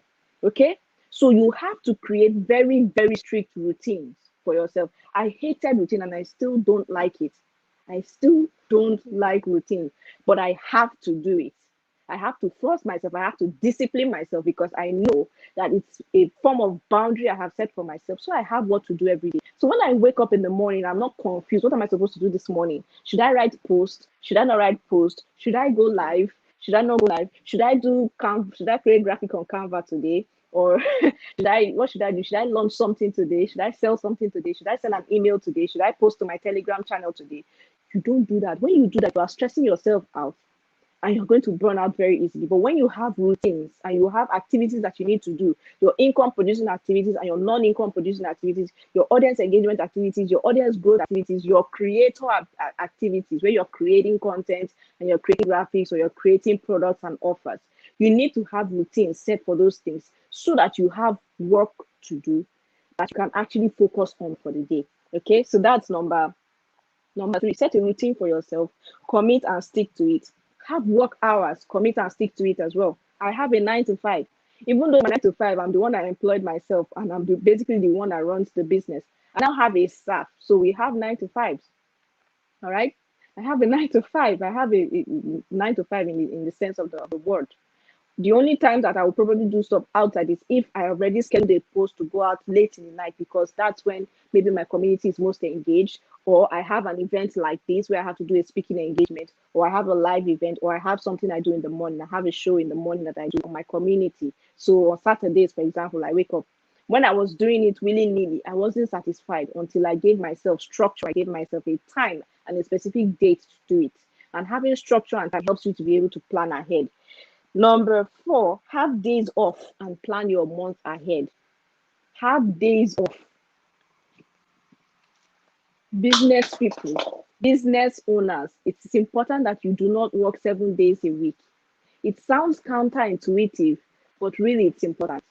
There are certain activities and certain tasks you can do on your off days. So for example, if you run a Facebook community or you have an Instagram post, you can schedule your post inside of Canva to go up or to go live or be published on particular days where you're not going to be available. It gives you that sense of omniscience or omnipotence rather. It gives you that sense that you are constantly online. So you having days off doesn't mean that you have to neglect your clients, because some people are like, what if I don't show up? They say we should be consistent and show up all the time. You can do that without you actually having to be there. You can actually show up without you having to be there. When I was coming from the UAE to Nigeria, I traveled for 4 days. In fact, 5 days, because I had to spend extra days in a particular place. I went through, I think 4 flights or so and 3 different countries to get to where I was. I knew it was going to be very hectic. I knew I was going to be in the air for a very long time because of all the hoops and all the different journeys I had. I had to route my flights somehow because of UAE restrictions in coming to Nigeria. but I had to route it, and so it took me a longer time to get here when I should have taken just one flight. But I already told my assistant ahead of time, hey, I'm going to be traveling. This is when I will get to Nigeria. This is when I will finally settle. However, I am going to continue to maintain omnipresence. I scheduled my posts on my Facebook community to go live at a particular time. So people did not know when I traveled. So I was continuing to, schedule my posts so that it seemed like I was still showing up when I wasn't. So having a routine helps you to be able to know where you can schedule things to go up automatically. And I'm going to talk about automation later. All right. So have a routine, plan your month ahead, not just your week, plan your month ahead. When it comes to setting boundaries, you also need to understand that in your marketing, you need to set boundaries for it. I'm talking to business owners now, especially creators who create courses, programs, you sell books, and so on and so forth, and you need to make money every single month. You can actually plan and predict how much you're going to earn every month and work towards it. But if you don't plan for those things, you find yourself being absolutely anxious for nothing because you had no plans. And when things don't work out a particular way, you haven't planned for your plan B or your plan C. And so you're stuck and you're anxious and finding yourself not meeting your own personal targets as well. Okay, so it's important that you have days off and continue to still maintain omnipresence and still plan your month ahead. Then number 5, and I've already talked about this already, set automated messages to respond to customers when you are away. If your business is on WhatsApp, you can download WhatsApp for business. Use WhatsApp for business and be able to set that, okay, these are my business times, these are my opening hours. Once it's 7 p.m., I'm no longer responding to requests for inquiries or all those kind of things again. So I have a scheduled message that comes up when somebody sends me a WhatsApp message. Maybe they found me on my Facebook group or my Instagram, or maybe they saw something on my WhatsApp status and they decided to contact me. There's a specific automated message that says, hi, thank you so much for reaching us. This is not our work hours have closed. Our work hours end at so and so time. But please leave your inquiries. We'll be happy to respond to you first in the morning at so and so time. You leave a nice, courteous, automated message. You can even do the same thing on Instagram now. There is these chat bots like ManyChat and Chatflow that you can go and learn how to use them, and you can use those ones to automate messages in your DMs. So even when somebody sends you a DM and they want to buy stuff, you can easily automate your message and your response to them when you are out of your phone. Even when you are online and it's your day off, you must commit to your boundaries. You will not lose money, don't worry. Simply have your office hours stated in your bio, and everybody knows that, okay, her office hours stated in her bio. So maybe what I will do is maybe message them tomorrow, or just leave the message and expect a reply by tomorrow. Again, the people who will be offended by you having boundaries are those who have the most to gain. However, when you train your customers and your audience to respect your boundaries, they will. I'm telling you this because I have done it. I once had a business where I was not having any boundaries and nobody gave me any boundaries. But when I set my boundaries, people eventually learned. I struggled with it, and I had a lot of pushback and a lot of resentment. But in the end, people had to learn because I'm a person of value. That's why I said, number 1, mindset. Understand who you are and the power that you carry. Understand that no matter what is meant for you will come to you. And eventually people will come around as well. Okay? So number 6, don't be afraid to be vulnerable and honest with your clients and audience. Let them know if you're a nursing mother, hey, I'm a nursing mother, I have a baby. I cannot show up 24/7. So these are my office hours. I'll only be able to respond to you within this period of time. Anybody who's upset at that, something is wrong with them, because human beings are naturally compassionate and empathetic too, and they show empathy towards people, especially when they are completely honest. Okay, as long as you're a person of integrity and you show up and you tell them, hey guys, look, I'm excited to work on this. My business is something I'm really excited about, and I love helping you. However, to be able to help you, I also need to be able to take care of myself. And to take care of myself, I need to take certain time off to care for myself. For example, with my own audience, they know every time when new people come into my audience, I always share my story. Guys, in 2016, I was diagnosed with early onset rheumatoid arthritis. It is not curable. It's something I have to live with for the rest of my life. And for me to be able to show up like this, excited and bubbly and looking all healthy and giving you value, it means that I have to take some time to also care for myself. And there will be some days when I'm not able to show up the way that I want to. And in those days, I will stay back and I will care for myself. And when I am back to my healthy self again, I will come back and I will give you value. And I continue to share. And I'm completely vulnerable and completely honest with my community members whenever I'm going through a rough patch in my health. And they understand. If I have to cancel or move a paid class that they have paid for, I will send a message to every single one of them. Every single time that I will have to move something, I usually give them something as a compensation, right? So it's not just that you just say, I beg, I'm not showing up. They said that we should do boundaries. I'm not showing up again. And you now use boundaries as an excuse for laziness. You don't do that, all right? But when you show up, be a person of integrity. When you are vulnerable and saying, hey guys, I have to take some time off, people will be very compassionate and really excited for you. I have community members who would send me prayers from time to time on the periods of time when I'm away. They will send me prayers. Some will just send me messages. Hey, you don't have to respond. I just wanted to check on you and to let you know that I'm thinking of you. And that's what happens when you set boundaries and you're completely honest and completely vulnerable and transparent with your people. Don't just disappear from them like that. Let them know what's happening as well, okay? So don't be afraid to be honest. Don't be afraid to be transparent. You don't have to share your entire life history. For example, before I came back to Nigeria, I was in the hospital for 5 days. I was doing all kinds of tests. I was literally going to the hospital for 5 days. I was violently ill in the UAE, thanks to better healthcare. Only God knows what would have happened.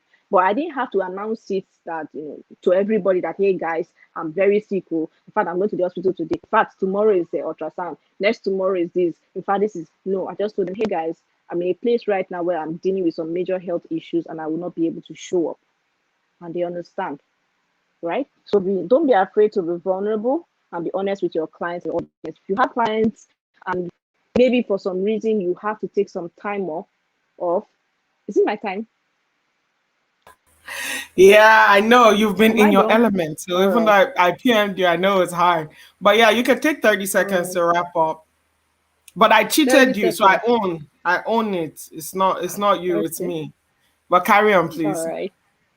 Thank you. See, we're respecting And you boundaries. guys, I can take one Take, question, so you better put it in so that you can be that one blessed person. yeah. All right, Edric, Yeah. I said Edric, during you can wrap up. You're Yeah. giving so Awesome. many So points. Ha! Love it. I had, Carry on, well, please. I'll just list the other ones. So one of the other points I had was all respect other people's boundaries. Right. So for example, I've been told that it's almost time for me. I cannot now say, oh, please pause the time or just continue talking as if. Unfortunately, I did not know when I started. I should have set my timer. But respect other people's boundaries as well, because what you want to have, you also need to be able to give as well. Okay. So do not do unto others what you wouldn't want them to do to you as well. And set boundaries in the home for work. If you're a parent and you have to work from home, learn to teach your children as well how to respect your boundaries. Teach them to set their own boundaries. Teach them to respect their boundaries. Teach them to respect your boundaries as well. And then finally, as a business person, setting boundaries also means automating your business. If you're scared that you're going to lose money, learn to automate your business. There are so many online tools. You cannot afford to say I'm not techie in this day and age. It is not possible. Everybody has to learn technology. Technology is a huge productivity tool when it comes to setting boundaries. You can automate your business such that you don't really have to show up every single time, every day to even make money. You can have a place where you keep your products and have a link to that place in your Instagram bio or wherever, so that when people come to your page, they can actually be redirected there. Now, having good business practices is also a form of setting boundaries as well. All right. So, for example, you make a whole post, no call to action for people to take action to do something, and then they now have to start DMing you when they now want to make inquiries. What's happening that you've now stretched yourself into 20 different places when you should have been able to just put with one single call to action? Okay, guys, are you interested in learning about these things? Click the link in my bio to watch a video or to get a course or to get a book or to get this. You're answering my series, Edric sorry. is You're such a answering leader. questions. You're such a teacher. Exactly. Yeah, So, like. so that's it. Mhm. So these are the points that I will leave you with. I hope I'm able to convince you that even as an entrepreneur working from home, you can also still set boundaries for yourself. Thank you. Please, can you give her a big hand? Like, virtual hands everywhere, please. Oh my goodness. So many steps. Where do I even start? But one of the things I love is that you said that this is not an excuse for laziness. This is not I'm tired, I take the whole month off. In fact, I take my life off because some people have said I can't in life. All right, I didn't see any questions in the chat. You guys are just so busy taking notes. Yes, Idira is a born teacher. Don't be deceived. Don't think that, because somebody talks quietly or talks in a more composed manner, they can't talk. No, they can't talk. You just open your ears. You hear wisdom everywhere. I see all the hearts. I see all the booms, and I see all the hand claps. Thank you so much, Idira. If there's one question you get asked a lot about people who their businesses start booming, especially their entrepreneurship businesses, right? They're now self-employed. They are now hitting it big. What is that one question that you hear a lot? And what is that one quick advice you would give them in 1 minute? Because we have our next guest on. You guys know. Yeah. People, I think there are a lot of questions people ask. People always have things like what inspires you and what keeps you motivated and so on and so forth. But people usually ask questions, how do you deal with people who are constantly coming in your DMs to start asking you for free stuff because it looks like you've made it, or start asking you to come and teach them for free what it is that got you to where you are? That's another lesson in boundaries as well. You know, sometimes when you get to a particular point, you're excited, you just want to share and you just want to give. Know that even when you're sharing stuff that has a paid amount of money attached to it, you're still giving amazing value. All right. So what happens when people come to your DMs and start asking you questions that will help me? How can I write a book like you are doing? How can I become a global influencer like you already? And usually would already have an offer for them, a product for them. And that's another form of me using those inquiries to be able to teach people how they can also be able to earn. Because when you continue to give freebies, those people too will not learn how they can actually charge other people for their stuff. So if you give them for free all the time, when it's time for them to eventually get value from the things that they have learned from you, they will not know how to ask for the sale. So the one thing I usually tell people is when people come to my DMs, I teach them how to sell. That's it. That's it. You heard it right here. Thank you so much. I'll bring John on right here. And I know that the two of you also know each other. And it wasn't even planned that you would go right after each other. And John, when you can, please turn on your camera. We'll be bringing you on in a little bit here. But we've learned a lot from you. We've learned so much from you. And John, anything you want to, what was one thing that stood out? I know you've been listening to her for a little bit. What was one thing that stood out for you that you would have liked to know when you started this journey the first time? What is one thing Idira said? Okay, the last thing you said actually about creating boundaries in your business, because when you first start out your business, you tend to be a people pleaser because you sort of don't know where your breakthrough will come from, so you're taking all kinds of things. People DM you in the middle of the night, you feel obligated to answer and all that stuff. And that can really take a toll on your ability to produce at your best and all of that. So that's one thing I wish I knew when I started out. But thank God, I know it now. You know it now. And that's why Idira and John are one of the most value-giving people that you probably come across. And they're unapologetic. That's the number one thing I love. And in their groups, there's so much order. You can tell that they're people of boundaries. They're like, if you do this, if you do that, you get blocked. Just so you hear, I won't repeat it again. It's a dictatorship. It's not a democracy. It's a dictatorship, So they are well aware of what is within their authority, and they're not afraid to wield that authority. It's very simple. You're not getting it. I mean, I can't explain myself twice. It's my space. I'm sorry. You can go somewhere else and, do this dance. So thank you. That's just a very, very small example. All right. Thank you, Idira, for stopping by. Thank And you. Thank you we'll for be having seeing you me. on the back end. You guys follow Edirin on Instagram. You know what is called value. And if you're writing any book or you have any plans in this life of writing any book, you need to join Open. Someone will put it in the chat for you to be able to join. Thank you. Thank you. All right. So we're talking next about unlocking personal sovereignty. And when I saw that thing, I follow John Obidi, but I listen many times. I'm like, okay, he's talking to the younger generation and all, but I know that his mind is lit. When I literally saw that video, I sent him an email that said, your mind is a beautiful place. You know, when you see a garden and you want to go and just admire things there, that's how this man's mind is. And I'll tell you why we decided to add John to this conference.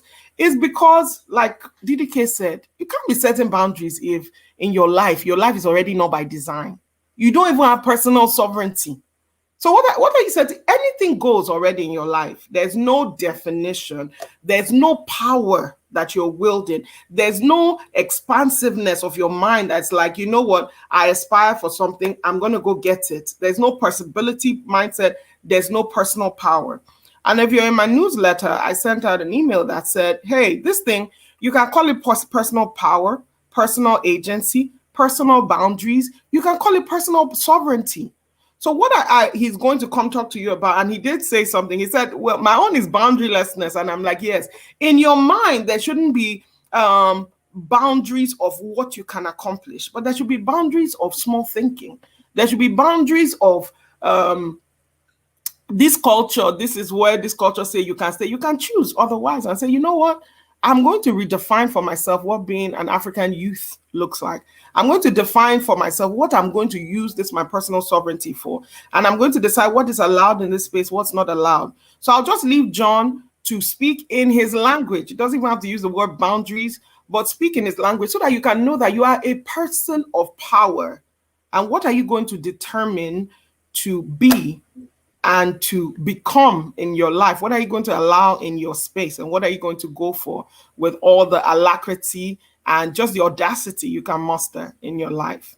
All right. Listen and be blessed, like they say in church. Thank you, Bralade. Ejiro, if you can cue the video, we're going to introduce you shortly in your intro here. Okay.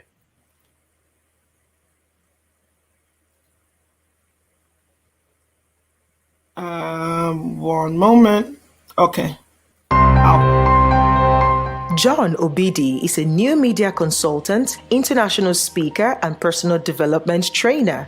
He is a highly skilled, compelling visionary and phenomenal resourceful person, bringing practical intelligence and transferable solutions to both the workplace and marketplace as a whole, and doing so in the most innovative and unconventional ways, unlocking admiration and gratitude from clients and industry stakeholders everywhere. In 2018, John was voted amongst Avance Media's 100 most influential young Nigerians, coming in second in the final rankings. In December 2018, he won the Future Awards Africa Prize for New Media. In 2020, John was once again featured amongst Avance Media's 100 most influential young Nigerians. John is a leading consultant on online digital marketing in Africa and is the founder of Head Start Africa, a community of over 170,000 business and career professionals. As a thought leader in personal development, leadership, and online marketing, John's blog, podcasts, webinars, workshops, masterclasses, conferences, and speaking engagements are acclaimed to be practical, disruptive, paradigm-shifting, forward-looking, and highly progressive.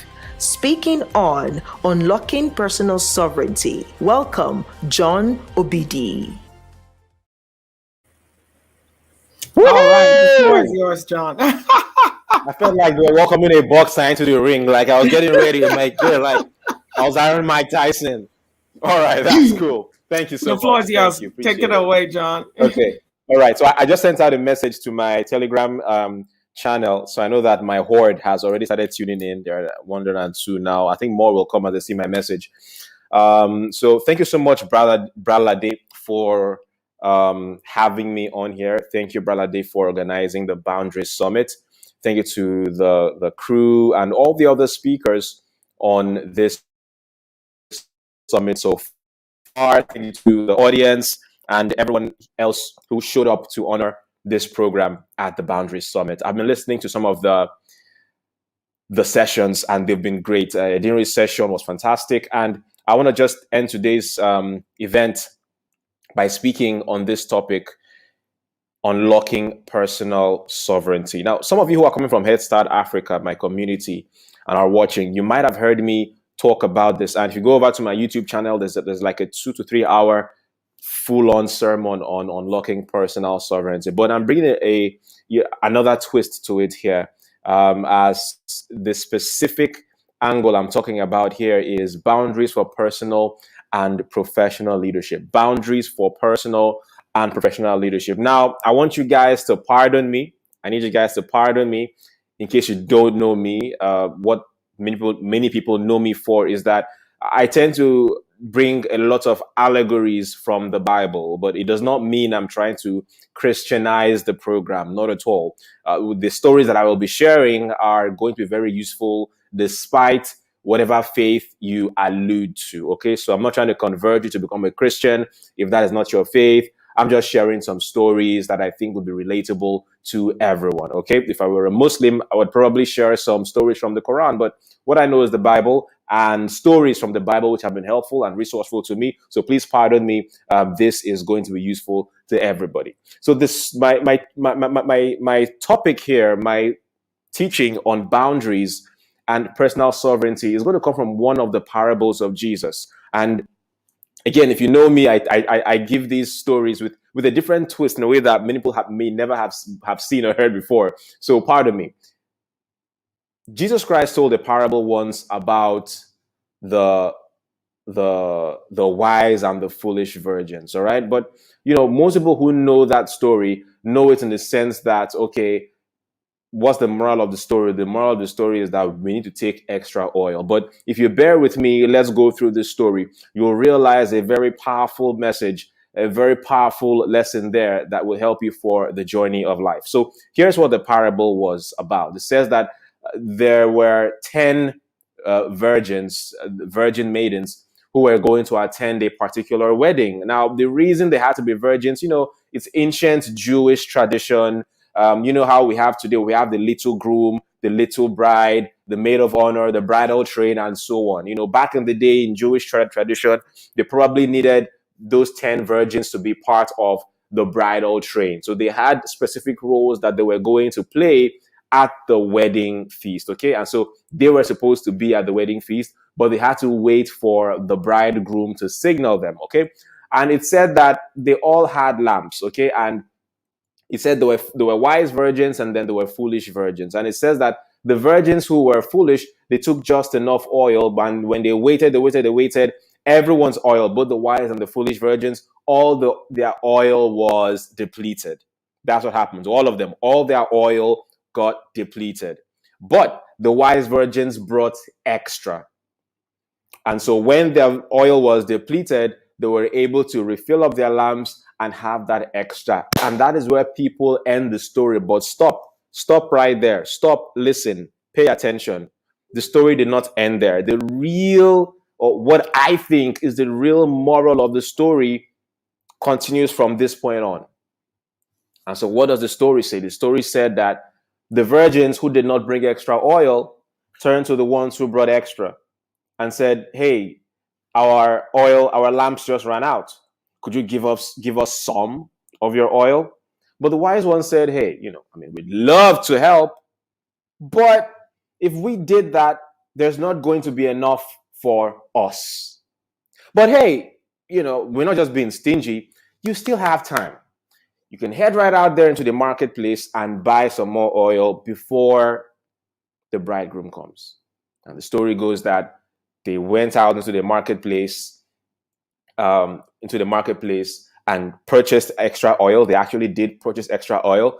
But by the time they had come, the bridegroom arrived and took the ones that were ready into the feast, and the door was shut. What is this telling us?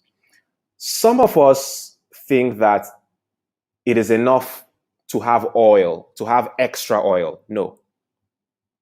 In as much as you were diligent enough to have extra oil, in as much as you were prudent enough to save your money and not squander it on liabilities, in as much as you were able to cut down your expenses and live within your means. And so now you have some savings for emergencies, for investments, for self-care, for personal development. You've been able to do all that. Yes, I applaud you, but that is not the end. In as much as you are able to take that extra oil, you have the wisdom and the prudence, the presence of mind to take that extra oil. Now you have to be able to do what? Protect your oil. Because people who were not as prudent with their own resources are going to make you pay the cost of their wastefulness. They are going to try to make you bear the cost of your foolishness. And at that point, you say, but we are supposed to be kind. Those virgins right there, their wisdom was in learning when to say no. Not in carrying the extra oil. Everybody could take extra oil. But only someone who was prudent and able to make those mental calculations and measure. They said, no, if we give you from our own, even though this is your definition of generosity, if we were to part with this oil, we would not be able to achieve our purpose. There are some people watching me tonight who are stuck in the cycle of people pleasing. Oh, but God said we should be kind. What would Jesus do? And that is what people, abusers and users, use to take advantage of you time and time again. They use your own faith to take advantage of you. They say, what would Jesus do? Maybe you people say you are a Christian. Maybe you are a Christian. I ask you for money now. You cannot give. You need to have the discipline, the confidence, the boldness, the presence of mind to say, I love you, but I cannot part with what I have. You might not say it in those words. Find a different way to say it depending on who you are talking to.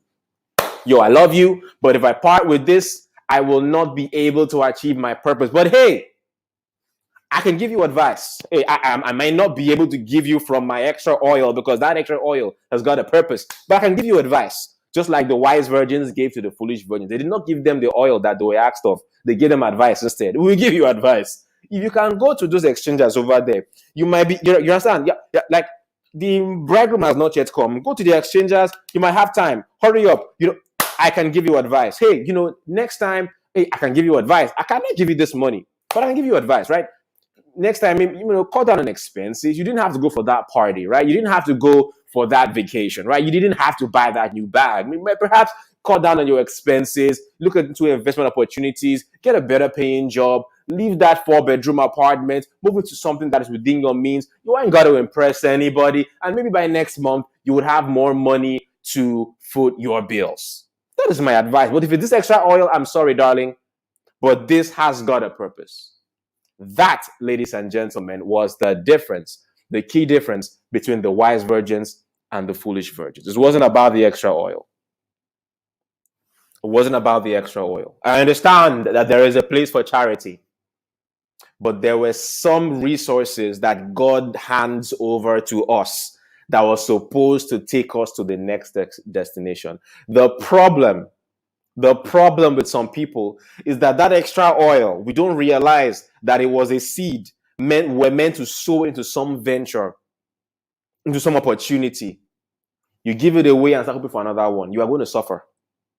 As you see in that story, what happened in that story? With their extra oil, they were able to stay in the game for long enough to achieve their purpose. And that is how I'm going to open up this conversation on boundaries. Jesus Christ said at some point, he said that, look, the children of this world are wiser, they are smarter in their dealings than those of the kingdom. But that should not be so, all right? But what would happen when you learn how to go out as a dove and reset to being as cunning as some that, this person is trying to take advantage of the fact that I said I was a Christian, the fact that I said I was a generous person. I don't want to guilt trip me that, I thought you were generous. Your other friend is even better. She's generous.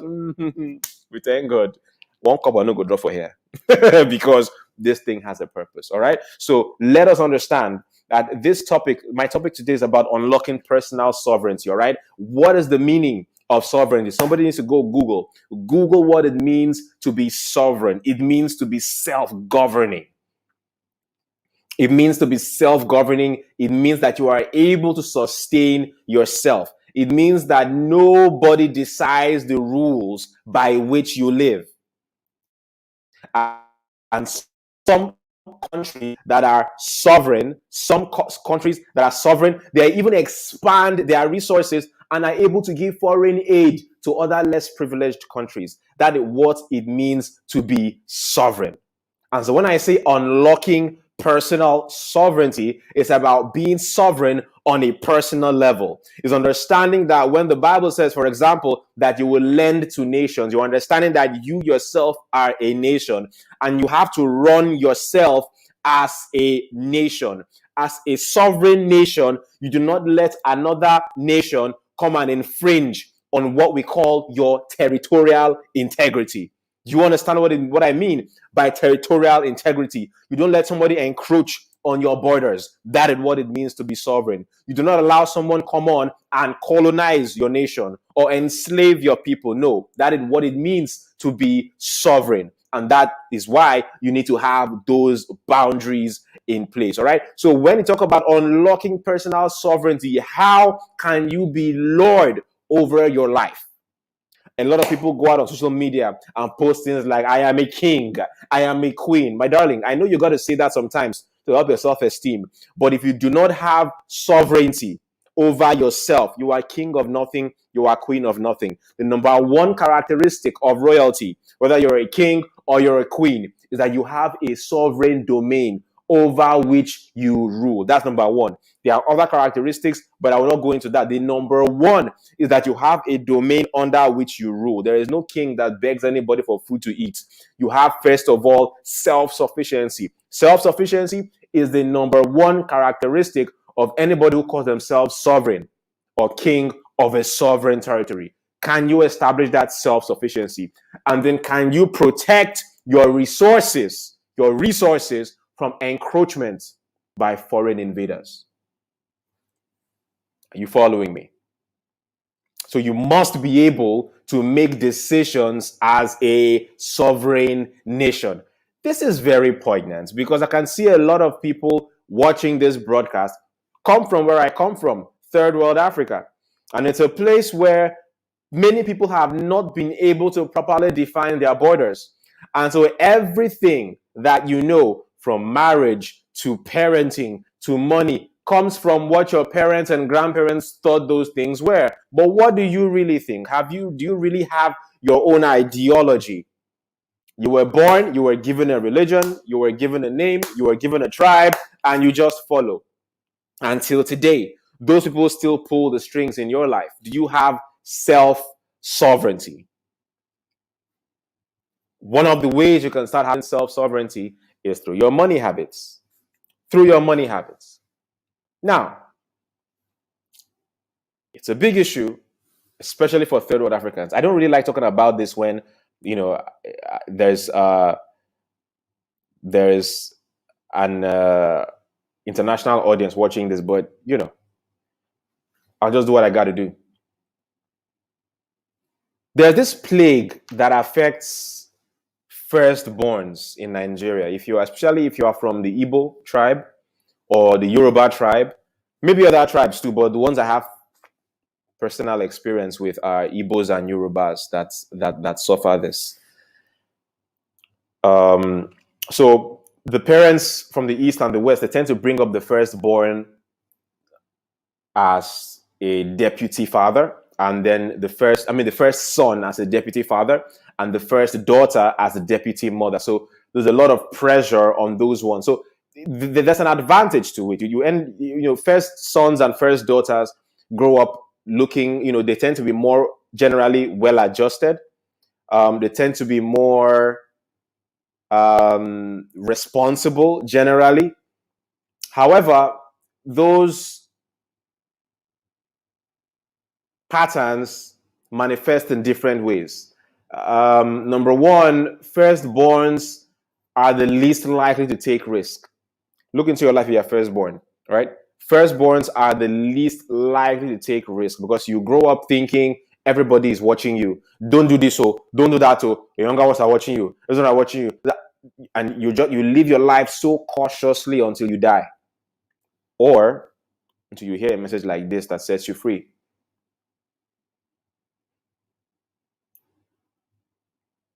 And so, are you still living under that old programming? Another thing that firstborns face is when it comes to their resources. All right, you tend to grow up thinking, "Oh, I have younger ones," and so every single dime that you get, you're spending here, you're spending there. How many of you firstborns? I want to, because I don't think this is just theory. I know this is practical to a lot of people. How many of you firstborns, right, have been in a career for a significant amount of time? You've made quite an amount of money, and you've been supporting this one and that one in the family. They're telling you, "Thank you, Adane, Diokpa, you are our mother now. You are our father now." All right, but you've gone well into your 40s. You've spend a lot of money training this person and that person, investing in this person and that person. But at this stage of your life, you have no savings, you have no investments, and if anything happens to you financially or physically or health-wise, you've got nobody. Like, everyone leans on you, but you have no one to turn to. How many of you fall into that category? Like, everybody is leaning on you and asking you for this and asking you for that, but when you yourself are in need, who do you turn to? Like, people don't think that you can never have problems or you can never get broke. Right? So you've got to rinse your mind. I mean, if you are comfortable living your life that way, that's fine. You do you. But at some point, you've got to put your foot down and be like, yo, I can't keep on living my life like this, man. Like, if you have a health emergency now, you don't have any extra oil in your lamp. If an investment opportunity just comes today, you've got that you can't enter into it. What are you going to do? Sit back at home and pray for a miracle? And then those people that you are sending money to, they are going to be calling and be like, brother, we are praying for you. God will keep on supplying you. If you take that bait, you will suffer. God will not give you anything. Because what you were supposed to get, you've gotten it. Your extra oil, but you gave it away. This is not a case for not doing charity. But you've got to be smart. Your family people are going to blackmail you emotionally. They are very good at that. They may not even know that they are doing it, but they will do it. They know how to hurt you. They know how to get to you. Like the Yorubas, for example, the men, when they want to greet, they prostrate or touch the ground somehow. The women, when they want to greet an elder one, they kneel down. All right? They know that if they just maybe stop doing that, they withdraw that respect from you, it's going to offend you and perhaps pull your attention to the fact that you're not dropping money the way you used to. It's okay. Go inside of your spirit and not need that respect anymore. Free yourself. Be free. If they say that because you are unable to contribute the way you used to, that they will not respect you anymore, that's okay. Don't cry or bang your head on the wall. You see, your family members, listen. Our extended family system has unintentionally made us addicted to respect. And I put that in quotes, a kind of respect. When you go, brother, sister, they've done that for years and you don't know that you become addicted to that thing. You feel good when they say it, all right? And when it is withdrawn, you feel offended. They know you will feel offended, so they intentionally withdraw it. Listen, get used to going without it. What really matters is your extra oil. If any of your dependents is wise, what they will come to you primarily for would be advice, not your money. That's how you know they want to draw close. If any of them is wise, conscientious, they'll come for advice. Brother, sister, you've done so well for yourself. Can you please teach me? Give me some tips. Give me some advice. I want to learn from your wisdom. Well, but most of the time, they won't do that. They would likely prefer to just come for easy money. They can go out there, take useless risks, because they know that last, if I lose all my money, I can always go back to Sister Uchenna. But you can't afford to take those risks because you have nowhere else to go. So they've got to learn. You've got to protect your boundaries. You've got to protect your borders. You need to have that territorial integrity. That is what it means to maintain that personal sovereignty. Okay, you got to let go of that black tax. Now, I'm going to say something here that is going to be useful to those who are Nigerian, especially if you are living in Nigeria. Unfortunately, when you are drawing boundaries from external invaders, in our situation, a time has come and has been around for a while where you have to draw boundaries from your own government. Oh, I'm sorry, you guys didn't know I was going to talk about this, but it's part of it. You have to draw boundaries from your own government because things in Nigeria are getting worse and worse. And unfortunately, they will keep on getting worse for a while.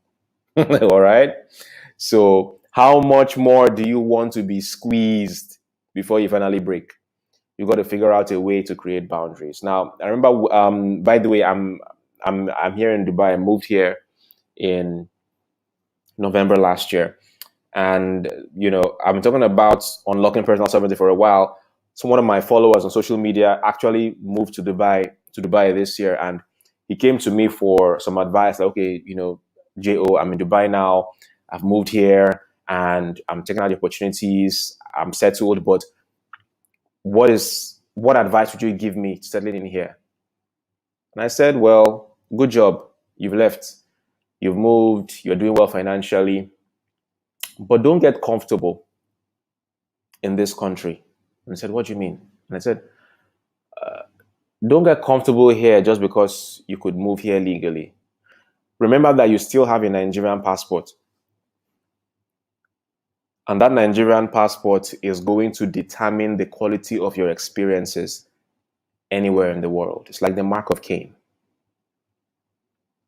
The more prosperous you get, you should look at investing in opportunities that will get you another kind of passport that will give you a more respectable status that you can leverage.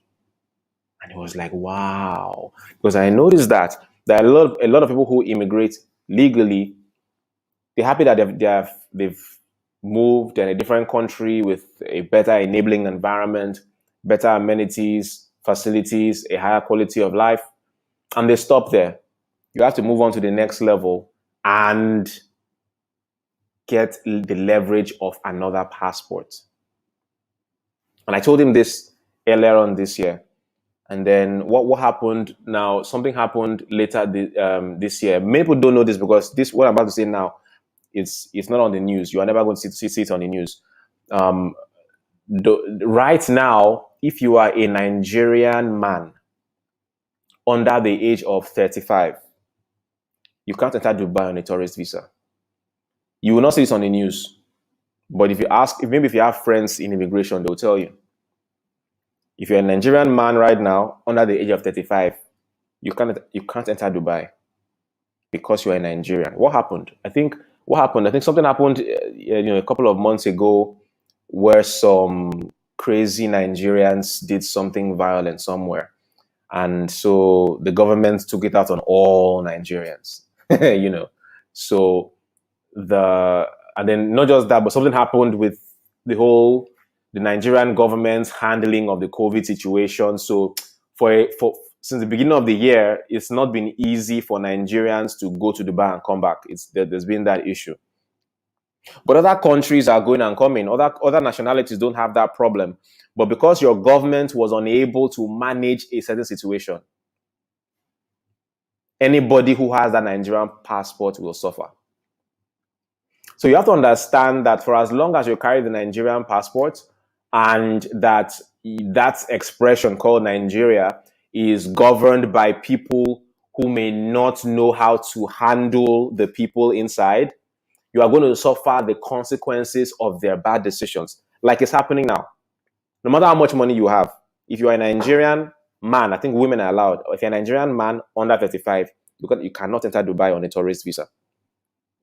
So what would have happened? All right. So a large part of this is creating boundaries from the inefficiencies of your own government. All right. Now, what are these other boundaries? If you live in Nigeria, there are certain things that you must have. Number one, you should have a domiciliary account. Well, we talked about that some time ago. But even domiciliary accounts now are not safe from the inefficiency of the Nigerian government. They're not safe. So right now, you need to move. If you have some money, move to the level where you can have a US registered business, a US bank account, a US address. All right. If you have about $600 to $700, you can get that right in Nigeria without traveling. And when you open a US-based bank account, register a US-based business, you can open a Stripe account, you can open a PayPal account, and you can receive money from all over the world, money that will be in your US account that the Nigerian government cannot touch. When you need to get that money in Nigeria, a simple wire transfer would get it done for you, and that money gets you in Nigeria. But all your operations will be domiciled in the United States. It is not new. But maybe it is new for many people that are listening to me right now. It is not new. It has been around for a while. The Indians have been doing it for a long time. The Pakistanis have been doing it for a long time. And a lot of Chinese businessmen have been doing that for a long time, running US-based companies and bank accounts without ever stepping foot in the United States. And you should be able to handle that too. All right. So right there in Nigeria, so that you don't suffer what the regular Nigerian suffers. The regular Nigerian is suffering. The regular Nigerian cannot open a PayPal account. The average Nigerian cannot open a Stripe account. But you got to go a step above being a regular Nigerian. Be the kind of Nigerian or wherever you're from that has personal sovereignty. All right? It's going to cost money. I'm sorry. Drawing boundaries from your own government is going to cost some money, but it's going to be worth it. It's the only way to survive there. All right. So that's that. With that, you can be able to create online businesses. I know that Adrian was here earlier on talking about maybe some online business opportunities, but there are some of these opportunities that you can never leverage if you don't have a presence in the United States, and you can get these things done very easily. Okay. Moving on from that, another thing that you must have to establish your personal sovereignty, listen, it's about having skills of the new economy. Skills of the new economy. Guys, my life changed forever in 2000 and I think it was 2012. I came across two books that changed my life forever. Those are the books that gave me the permission to dream for the life that I wanted. Those are the books that told me that the life I'd envisioned was possible. The first one was The 4-Hour Workweek by Tim Ferriss. The 4-Hour Workweek by Tim Ferriss. The second one was written by a lady named Natalie Sisson. It was called The Suitcase Entrepreneur. I heard Natalie Sisson, she was a guest on someone's podcast where she was trying to promote her book, and she was talking about her lifestyle as a suitcase entrepreneur. I was like, what does that mean? And she said that, she can live anywhere in the world out of her suitcase as long as she has her laptop and an internet connection. I was like, yo, who does that? What kind of bohemian lifestyle is that? And I read her book back to back. And then I read Tim Ferriss's book, The 4-Hour Workweek. And I was like, oh my God, yes, this is it. This is it. This is the lifestyle that I want. 2012, I would lay on my back and just look up at the ceiling and just dream that, yes, this is it. This is what I want. I dreamt it. And that is the life that I live right now. The life I dreamt of back then is the life that I live right now. So what is the suitcase entrepreneur, or what do I mean by the skills of the new economy? I mean being able to create an economy. Guys, remember that earlier on I talked about what it means to be a sovereign state or a sovereign nation. It means you are self-governing. Every sovereign nation creates its own budget, has its own Ministry of Finance, has its own Ministry of Internal Affairs, has its own Ministry of Health. You need to create your own ministries within this your sovereign nation that is called you. All right? And then every sovereign nation also has an economy. Every sovereign nation has a GDP that is measured by how productive that country is. How productive are you as a sovereign nation? Because your productivity will determine the viability of your personal economy. So every sovereign nation, every sovereign individual, God told Abraham, you are a nation. Everybody watching me right now, you are a nation. What is the productivity of this nation called you? What is the GDP of this nation called you? How did you use your time? How did you use your resources? How did you budget your attention? And did these things create profits for this country, for this nation? That is your personal economy. And one of the ways you can be sovereign is in finding a way to scale the economy of you, leveraging the tools of the internet. And that is what I call the skills of the new economy. Guys, skills of the new economy is actually like a 1-hour session on its own. I think I may have 1 or 2 videos of that on YouTube, but I will do my best to summarize that. So somebody please, one of the technical people should tell me how much time I have. Okay, I can see that I have 10 minutes to go. Well, that was 8 minutes. That was 4 minutes ago. So now I have 5 minutes to go. All right. So I'll just quickly summarize what I mean by skills of the new economy. Listen, guys, this is the best time to be alive. There is someone somewhere in the world who wants to know what you know. And you can exchange your wealth of knowledge and experience with that person for money. Guess what? It is not one person. There are thousands, hundreds of thousands of people who would feel happy and blessed that you shared your knowledge with them for a fee. This is something that I have done time and time again. I have made a living, a career, a full-time career out of this. I don't have to be domiciled in any country. I live wherever I want. As long as that country or that city has a stable internet connection, my briefcase is my laptop. I can live anywhere, whether I'm in Dubai or in Brazil. The only way you know I'm out of the country is when you see me on Instagram. But my master classes, they keep on holding. My webinars keep on holding. My products keep on selling. My software keeps on selling, even when I sleep. There are skills of the new economy that can help you create an economic fortress that no government or external individual can intrude upon. And so a few skills of the new economy, everybody here, guys, everybody here must, M-U-S-T, must be able to articulate your value in the language of the internet. What do I mean? Do you have a YouTube channel, or do you at least have a website that says, hello everybody, my name is John Obidi. I am an expert at personal leadership. I can help you achieve this. Please click here to see other people I have helped in this manner. These are the programs that I have, or the books or resources I have that can help you go from your here to there. Click here to learn more. They will click there. They see this book, $50. They will see this course, $90. See another course, $1,000. And they can, in an automated fashion, click buy now. And without you having to pick up the phone and talk to anybody, without you having to do any customer care, the automated system delivers the product to them, and you get your alert in your bank account wherever you are in the world. That is how to create a borderless economy as a sovereign individual.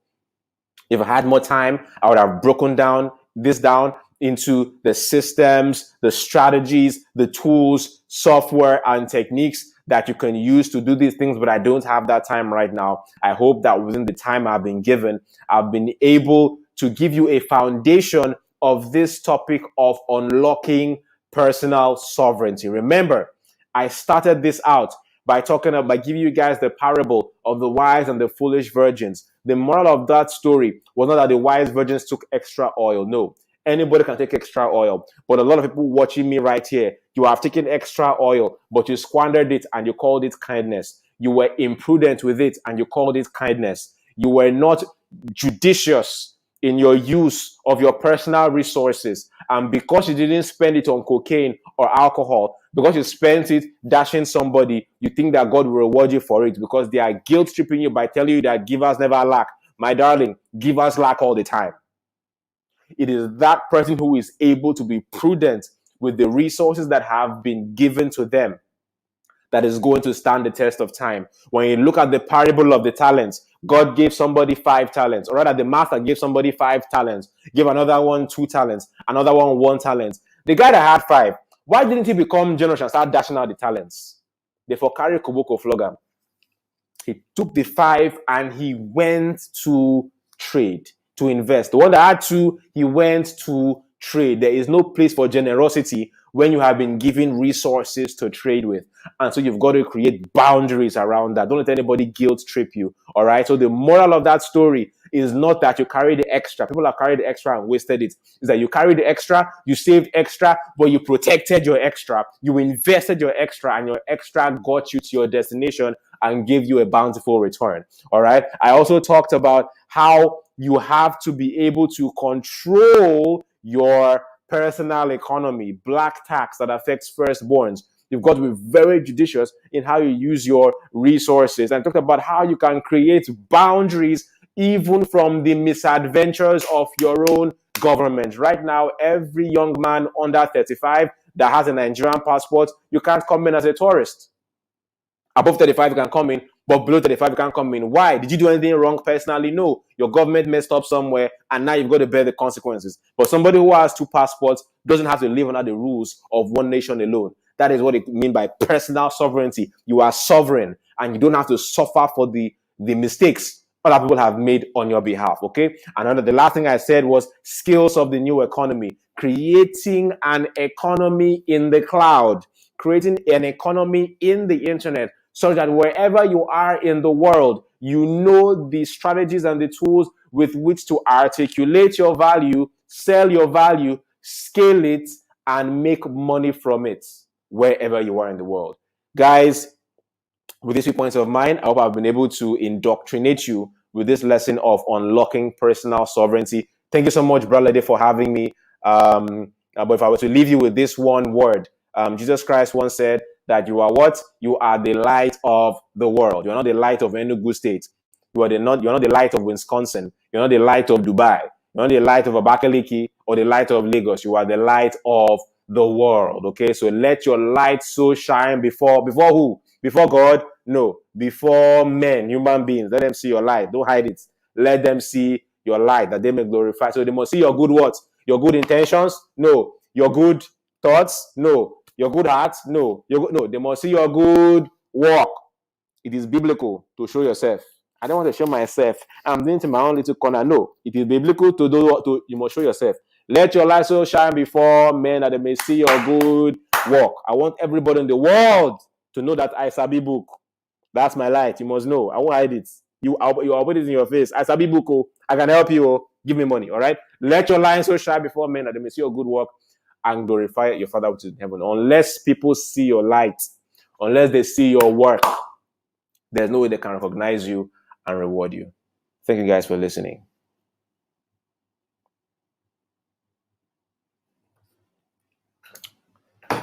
Brolade, I think you muted.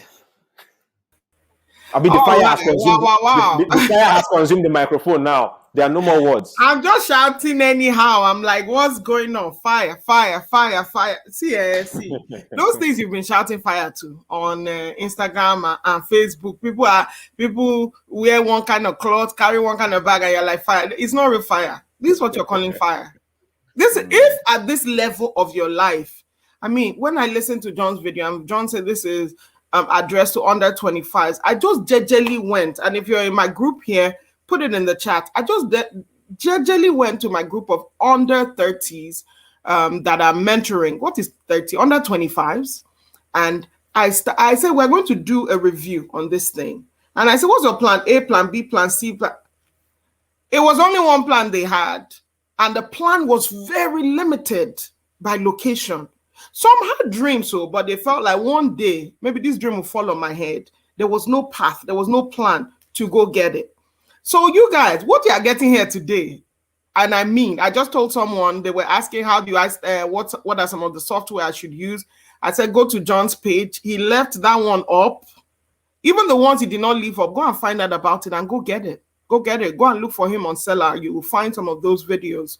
Buy the truth is what the good book says. And I'm sure many of the good books in the world have a version of that. Look, if boundaries were just about other people, it's about your relationship. Don't let your mother talk to you like this. Don't let your spouse. If it were just about that, I won't waste my energy. There's too much in the world for us to care about those things on that level. But the reason why is because you are a wise virgin going somewhere. It wasn't about the oil. It wasn't about who has the most. There was no price for that. Is that this is the resource for me to fulfill what I came to this place to do. That's all. If I can't do it in this space, even though I've carried the passport, is not serving me. It's time to jar. And it doesn't matter where the place is. So, John, people had some questions about how do I make it? Many people are getting that global citizen part. What would you tell them is one thing or some places where they can go get resources? Because some people claim it's because they don't know where to get it. That's why they're where they are. How can you make them excuseless now? Because when we finish this conference, like, don't call me with any excuse again. If you are calling me, ask me direct from here, because we are not about tips and advice. No, we're about the movement. We're about the indoctrination, like John said. So, John, over to you.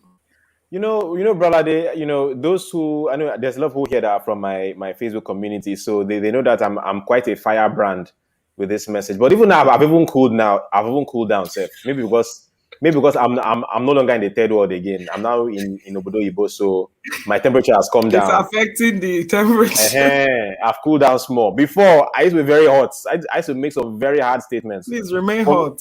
One of the hard things I said, was it this year or last year? There was this period where in Nigeria there was a scarcity of passports booklets. It affected me. I thought that, look, this thing is not ordinary. It is intentionally done. They have seen that people want to jackpot and want to hold people by inside. I said it to, I didn't have any proof, but I mean, we're all Nigerians. We know these things. We're not born yesterday. Only for me to see yesterday, one journalist, one top journalist, what's his name on Twitter, David Hondeyi, published, and he's one of the top Nigerian investigative journalists. He published one report on his Twitter. You click it goes to, he put a whole blog article. He investigated how, with proof, how the passport scarcity was intentional. I said, so what I was saying last year. As in, my mouth was open. Just go to Twitter, look for at David Hondeyi. He's a Nigerian investigative journalist, one of the top. He has won many awards for doing that. Do they have Twitter now in Nigeria? Can they even access now? No, officially, no, but you get how they do it. There are some ways. This is how you give yourself options in life. I'm telling you. So I said this thing then. I didn't have proof, but I just know how these things they happen. Say this thing I lie. The one holding out for one place. And this guy has investigated it just yesterday or so. The reports came out. This guy dug deep, published the names and the faces of all the major actors. Of course, we know that nothing happened to these people, but just for the people to know, with the citizens to know that this is what is actually happening, right? So you said something there that many people have the excuse that they don't know where to get all this knowledge, and it is true, brother. It is very true. While on one hand, I'm a bit hard on young people, I'm a bit understanding on another hand too, because see, all these things we are teaching here, you will never see it on television.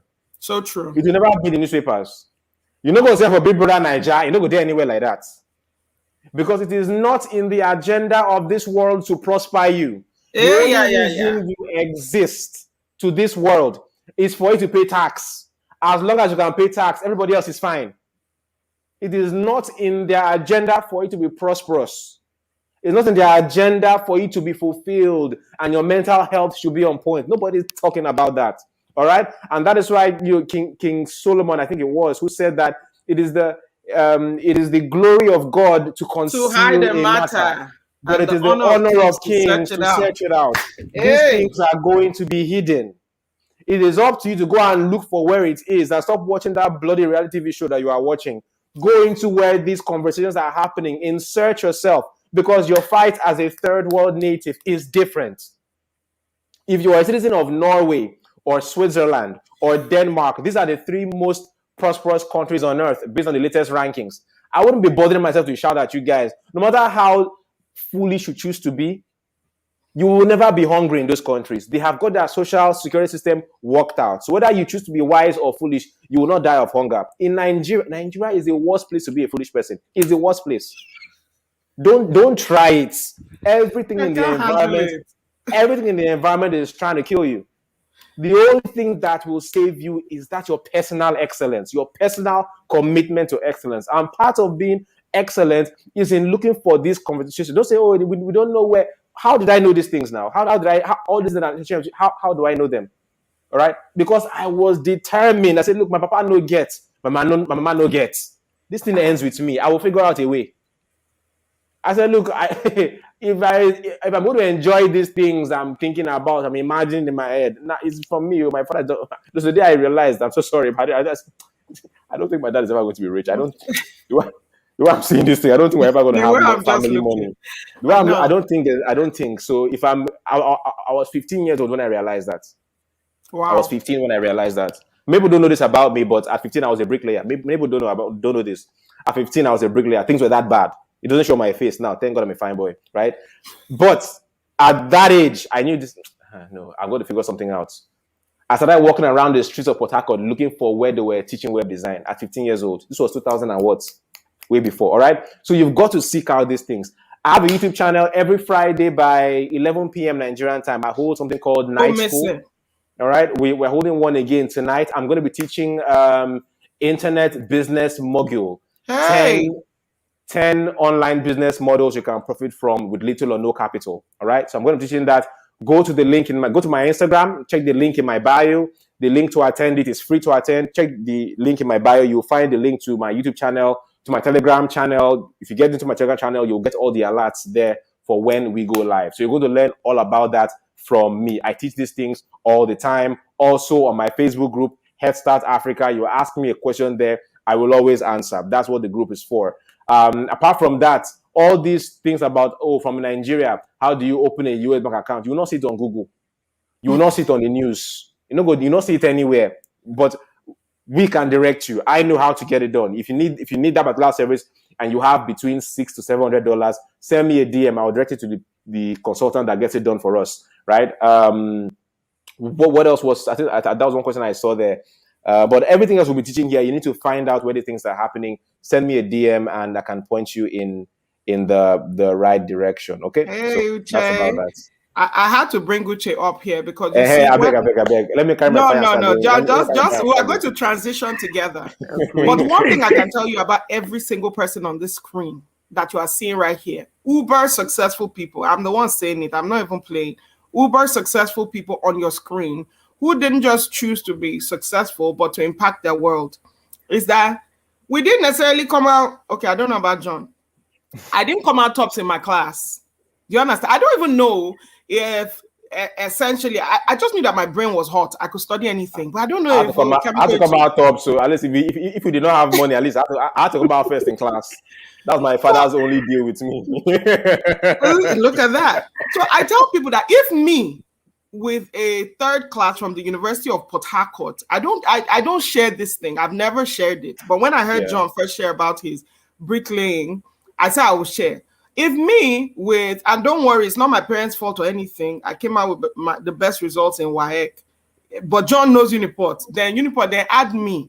They add that when things are not working out in your favor, that lethargy that sets in is from the devil. Even if you don't believe it, don't do it. Because I know that the worse things get, the more you are just like, we can't even help ourselves. That helplessness sets in. Yeah. That one was there. And I came out from that school and I was like, no, my life can't be scattered. My life can't be a waste. So I started doing, that was before internet age and all these things. I started doing some business, some things so that I could make enough money so that I could go and school abroad, because I knew that if I don't have something that shows that, look, you are a real engineer, not third class from Nigerian University. In fact, Nigerian University will not even take me to do masters in Nigeria with a third class. But guess what? A top ranking university in the UK took me, and then I had a distinction.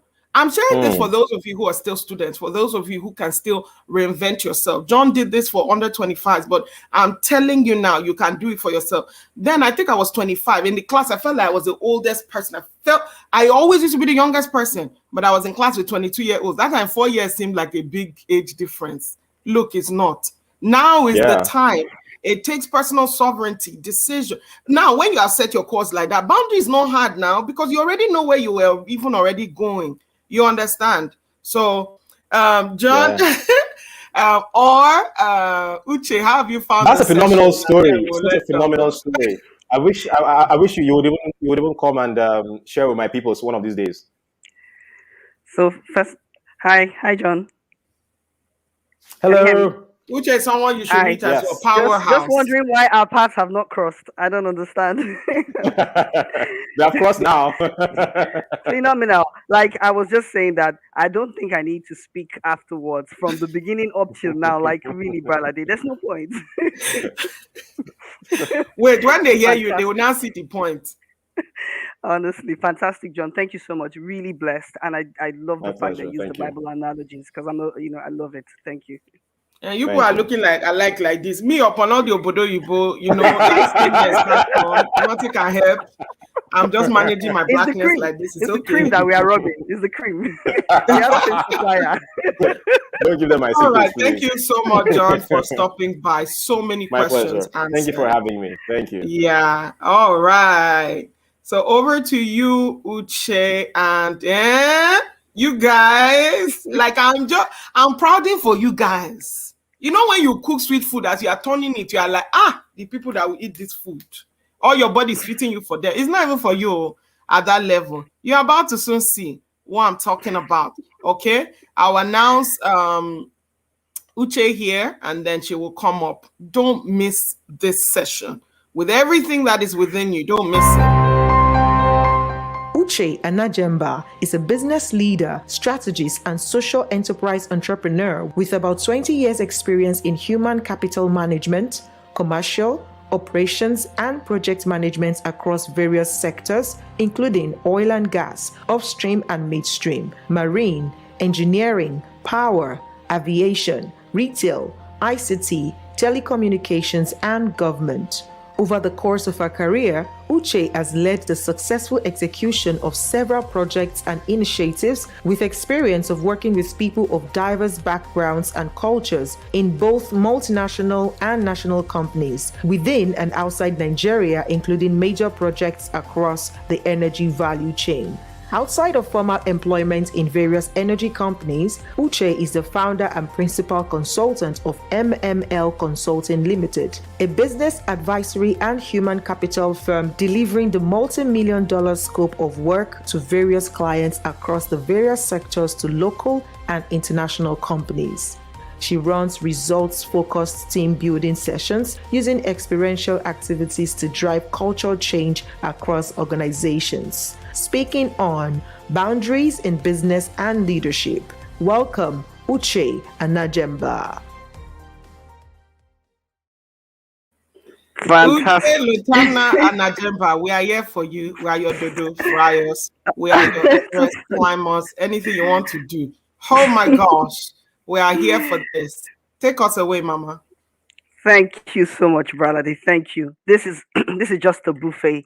I came here thinking I was going to be a blessing and to impact, but I'm sitting here and I'm completely impacted. Like I don't understand what I need to speak about again, but I'm going to attempt to do that. So what I'm going to ask is just give me your attention for a few minutes. I'll keep to time, and hopefully we can land somewhere. So before I start, right, I want you to just understand something. There are two things that I am. Forget all that profile. That is a whole lot of English for when you want to put your profile out there to clients. There are two things that I do. I am a teacher and I'm a coach. That is my purpose in life. So everything I'm going to do today, I'm going to teach you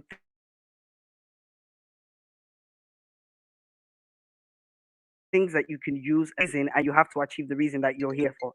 So the very first question I want to ask, right, is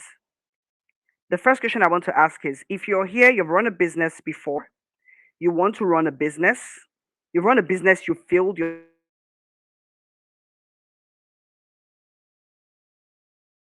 still running a business, I want to see it in the comment section. You've run a business before, any kind of business. You're an aspiring business person, whether the business failed or not, whether you were selling Akara, pure water, or you were selling Rolls Royce. If you've done a business before, just say yes, yes, yes. Okay, so great. So what I want to talk about, so I can't see the comment section, and so I don't that you are saying yes. Okay, can you hear me? All right, great. Currently run a business, fantastic, great. So I want to just talk about fallacies. Okay, fallacies that allow boundaries predators to invade our lives. Okay, so say fallacies. Fallacies that allow boundaries predators to invade our lives. So fallacies and boundaries predators, because that's what they are. They are predators. And you know what a predator does? A predator basically encroaches, a predator takes and destroys, and there are people that you need to be very careful about. Okay, so I want to talk about fallacies. Okay, and what is a fallacy? Okay, because I want to be very intentional tonight, I am going to look at my notes, so don't worry, just follow me. What's a fallacy, right? A fallacy is basically a mistaken belief, especially one based on unsound arguments.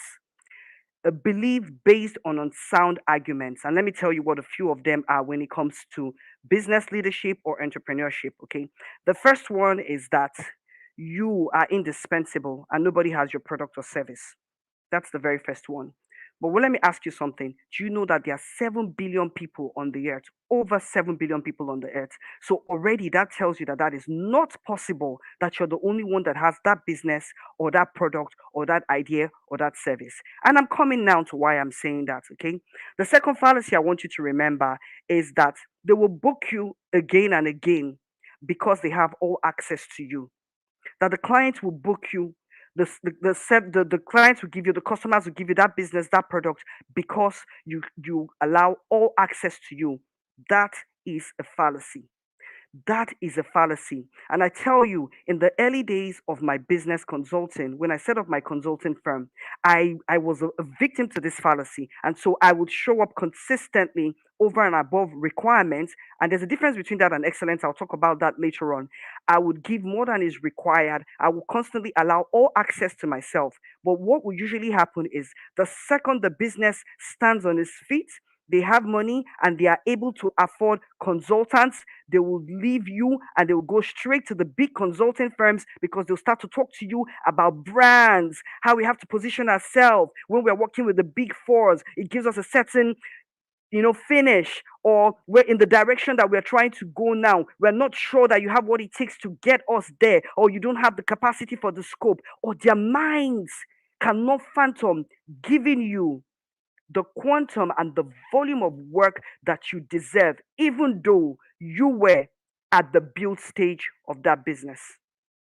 So it is a fallacy that because you give all access to yourself, that when the clients are ready, that they are going to book you.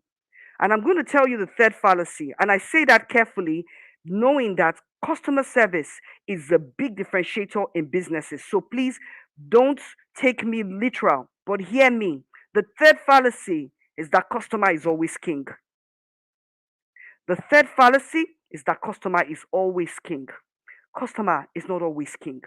A customer that will force you, a client that will force you to compromise on your values, on your standards, on your vision, on the business plans that you've set in place, taking you a different direction, of course, is not king.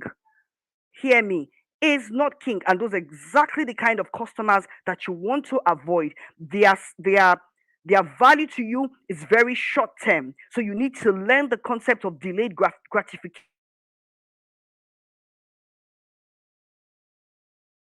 and not saying the money they are bringing to the table is too. And so I have to just take, use accept anything that they throw at me. All right. So that is the third fallacy. And so if we are talking about predators, right? Boundaries predators. Why do we allow predators to come into our space? Why do we allow predators to come into our business? Why do we allow predators? You would not allow a predator to come into your home, would you? No, you wouldn't. You would not allow a predator to go into your car. You would not allow a predator to go into anything that is dear to you. So, why do we allow predators to invade our lives, our business, our careers, our everything, our minds? Because that's actually where it starts. When our mindset is wrong about the person that we are and the value that we bring, then it becomes easy for people to penetrate. John has just spent some time talking about the sovereignty of who you are, the self-governance, the value that you as a bring, how great and special that you can be. And so until we start to ascribe value back to ourselves, we are never going to get the respect that we desire, require, and we're going to continue to have predators invade our space. And some of our fears is if I don't show up all the time, if I don't give all access to me, they will go to somebody else, possibly. They won't see that I've got what it takes. Sometimes they will think that, oh, I don't know what I'm doing. They will think that I'm not taking their business seriously. They will think that I'm not committed to their project or to their business. Therefore, I'm going to give all access. However, there is a consequence for all access. The consequence is a real thing, which is burnout. And once you're burnt out, there's nothing you can do. I remember a Latin proverb that we were taught, or a statement when we were young. It says, "Dum spiro spero." And dum spiro spero basically says, when there is life, there is hope. It is a person who is alive that is able to give value. It's a person who is alive that is able to build a business. It's a person who is alive that is able to lead in any single capacity. And so that misconception that all access that we give into every single area of our life is what's going to allow us grow is a fallacy, and we need to dump it. And so Newton's third law, right? Newton's third law of motion states that for every action, there is an equal and opposite reaction.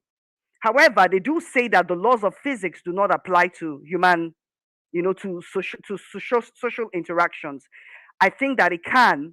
It's a metaphor and it can apply. And now let me tell you why. When you put boundaries between you who you are, what you and the clients that you're serving, your business, your leadership, there are two things that would happen. You're either going to gain the respect of the people that you are trying to serve, or you're also going to lose money, you're going to lose revenue. And I want you to be comfortable with the fact that you can lose revenue. There are consequences to you bringing boundaries into your life. And there are good and bad consequences. The bad consequences is that you might actually be losing money. But guess what? It is okay to lose money. I had a particular client a few years ago, and this client basically, there was no boundaries. They had no boundaries with me. I would get called at every hour of the day and the night.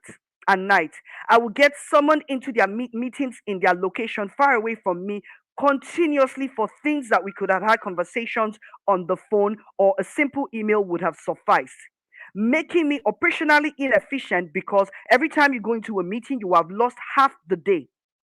Right? You've lost half the day. They continue to encroach on these boundaries. And guess what? 4 years in, I did not get any additional business from this client, even though I went over and above delivering excellent services, making sure that I was compliant to all their requirements, showing up, giving all access. They were constantly giving business still to other people, and what they were doing was siphoning of my knowledge and my resources, because they keyed into the fact that there was a personal relationship there that I was being careful to preserve, and I had given them a wrong perception of how or who I was. And so they took all access but gave me back none in return. Now, are you aware that your own clients, your clients, the people that you serve, the people that you're there for in whatever capacity of business or leadership that you're doing, do you know that they put boundaries on their interactions and relationships with you? Do you know that every time you call someone and they don't pick up their phone, you say, somebody says, "Oh, you're my mentor, you're my mentor," and then you call them, they don't pick up, and sometimes they're not calling you back until 48 hours later. Do you realize that they have also put boundaries on how you engage with them? But then when it comes to you, they will call you at every single point in time, regardless of whether they are able to solve the problem on their own. So basically, when you tell people that there are no boundaries in your life, what happens is that they switch off their brain when they're around you. And when they switch off their brain when they're around you, what they're basically doing is dumping on you. So that becomes your problem. You are the one who has sleepless days and nights thinking of a solution. And then at the end of the day, you're not showing up as your true and authentic self to give the value that you can truly give. And so, if we know that there's a cause and effect, you need to remember that yes, there is a possibility that you will lose money, because what I don't want to do is talk about it and somebody will say, "Oh, it's easier said than done. I have a family, I have responsibilities, I have bills to pay," right? How do I walk away from opportunities that are on the radar simply because the client has no boundaries? And that's why I'm going to then teach you about how you can set the boundaries. But before I teach you that, how to set the boundaries, I want us to talk about how they disguise themselves in business and in leadership. Because let me tell you, they don't always come full on. It's not always overt. Sometimes it is very, very, very, very subtle. I remember one time a client had said to me to come and run, they said to me to come and run a session on organizational restructure for a retreat. And I said to them that I was busy the whole of the day. However, I was going to make some concessions to be available for a 2-hour time slot. And they said, "Okay, thank you." And then they came back and then sent the program to me. And guess what they did? They then put my session not at the beginning, not at the end like I'd requested, but they put it at an awkward time, at a time where you had to come in somewhat to hear what the other people before you had said, because he was going to set the context for your restructuring, knowing very well that you are going to overrun because it was a critical element. So that was a very crafty way that they encroached on the boundary that I had already set. And so you have to be careful, because sometimes boundaries, predators, they don't come overt. They are very subtle. And if you're not careful, they have already encroached on the boundaries. So one of the first ways that they encroach on your boundaries is scope creep. Please write scope creep. Scope creep is when this is what we have agreed that we're going to do as a this is what we're going to deliver to you as a business. Now, it doesn't matter what your business is, whether it's your frying akara, whether you are coaching, you are running a shop, you are running a consulting firm, you are running food supply, diesel supply, whatever the business is. Scope creep is a real thing. And scope creep is where we have agreed this with you. This is what we want you to deliver. And then every day somebody will just come and say, "Oh, can you just help me? Can you just quickly look at this? Can you just quickly look at that? Can you just quickly look at this?" And somehow you're like, "Oh, it's not a big deal. I can quickly look at it." And then you find that that thing that you're quickly looking at has taken up hours in the day outside of the agreed scope of work, and you will not be able to invoice for it. Scope creep is a way that boundaries predators encroach on your boundaries. Now, the second one is what you yourself do to yourself, and that is gold plating. Gold plating. So, number two, this, guys, is gold plating. And I'll tell you what gold plating is. Gold plating is a concept in project management, applicable everywhere again in life. And in gold plating, what basically happens is that you look at a project, you look at a product, you look at a service, you look at something that you've done, and instead of being content with it, you keep thinking, maybe if I tweak it like this, maybe if I tweak it like this, maybe if I make it like this, it will finally dance, it will sing, it will dance, it will jump. You keep doing that until you have deviated so far away from the original plan, to the detriment of the product or service, and the clients may not even appreciate it, because they will say, "This is too complex, this is not what we're looking for, or we are not even at this stage yet, you're taking us too far." This person is too complex. So that one is self-inflicted. Now, I tell you what usually happens. If you're a person that believes in the concept of continuous improvement, so the Kaizen principle, it is a tendency, it's something that you're likely to, a trap you're likely to fall into, because you're constantly thinking, how can I make this better? There must be a better way. I'm an excellent person. I'm a creative person. I'm an innovative person. Is there a little extra that I can do? But I'm saying careful, because in gold plating, you are also telling the client, you are telling the other person on the receiving end of your service or product that you have no boundaries. And guess what? You will treat yourself the way you want other people to treat you. Once they see that, they will say, but the other time it was even you that added on extra. So we think it's okay to do that.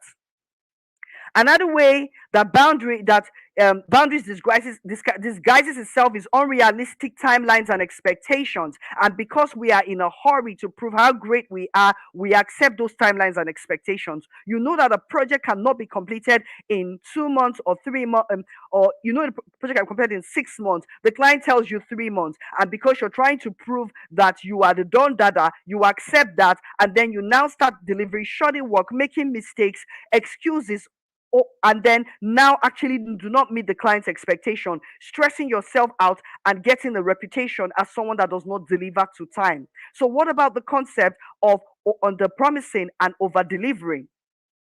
Another way that boundaries can also disguise itself is the breach of contract. When you have a contract, you've taken the time to do a contract with your whatever it is that you're trying to do, and then you throw you take the contract, open a cupboard somewhere, put it inside, and it's gathering dust. And then you're now getting into unnecessary arguments and agitations with the people that you're serving in any capacity. Entrepreneurship. I mean, not just about entrepreneurship, but also about leadership. So you don't have to be an entrepreneur as long as you are leading anything, a group of people in church, in school, at home, anywhere. It's the same thing, right? And so another way it disguises itself is unorthodox demands and requests, which then leads to bribery and corruption. So it's like a little here, just do a little thing here, a little the breaching of the values that you represent, forgetting that you are a person of value, you are a person of purpose, and you're working out your purpose. So let me tell you a simple definition of an entrepreneur that you won't find in any book. An entrepreneur is a person who understands their purpose and they are envisioning, right, a pathway, a trajectory, a plan to create a product or a service that solves a problem, that is a solution to a problem in your community, giving value to the end users, and then consequently receiving values from the end users. Are you hearing me? So an entrepreneur, a business person, is someone, right, who understands their purpose, and through the understanding of their purpose, they are envisioning a solution, a service, a product, something that benefits the greater community or their community, and then it gives value to the community, and in exchange the community gives you value back in return in the form of money or wealth. That's who an entrepreneur is. Does that sound like somebody who should allow anything and anyone to dictate how they engage? You want me to repeat? Okay. An entrepreneur is someone who understands their purpose, and through the understanding of their purpose, that they're a solution provider, they are able to envision a product, a service, an initiative that is supposed to solve a problem, be a solution to a problem, giving value to an end user, to a community, and then the community gives you value back in return in the form of money or wealth. So the key words there is understanding of purpose. Number 2, envisioning. Number 3, creating. We have the image and the likeness of God. That means we are able to create like Him. So creating, giving value to a community, and then receiving value back in return.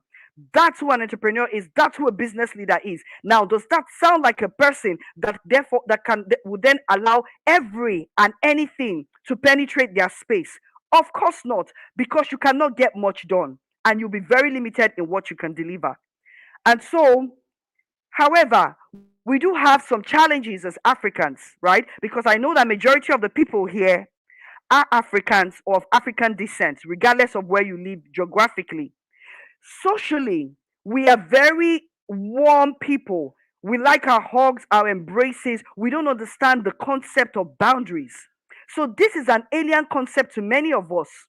So this is new teaching to many of us. We don't understand the concept of boundaries. It's like, what are you talking about? I need to call you before I come to your house. What does that nonsense mean?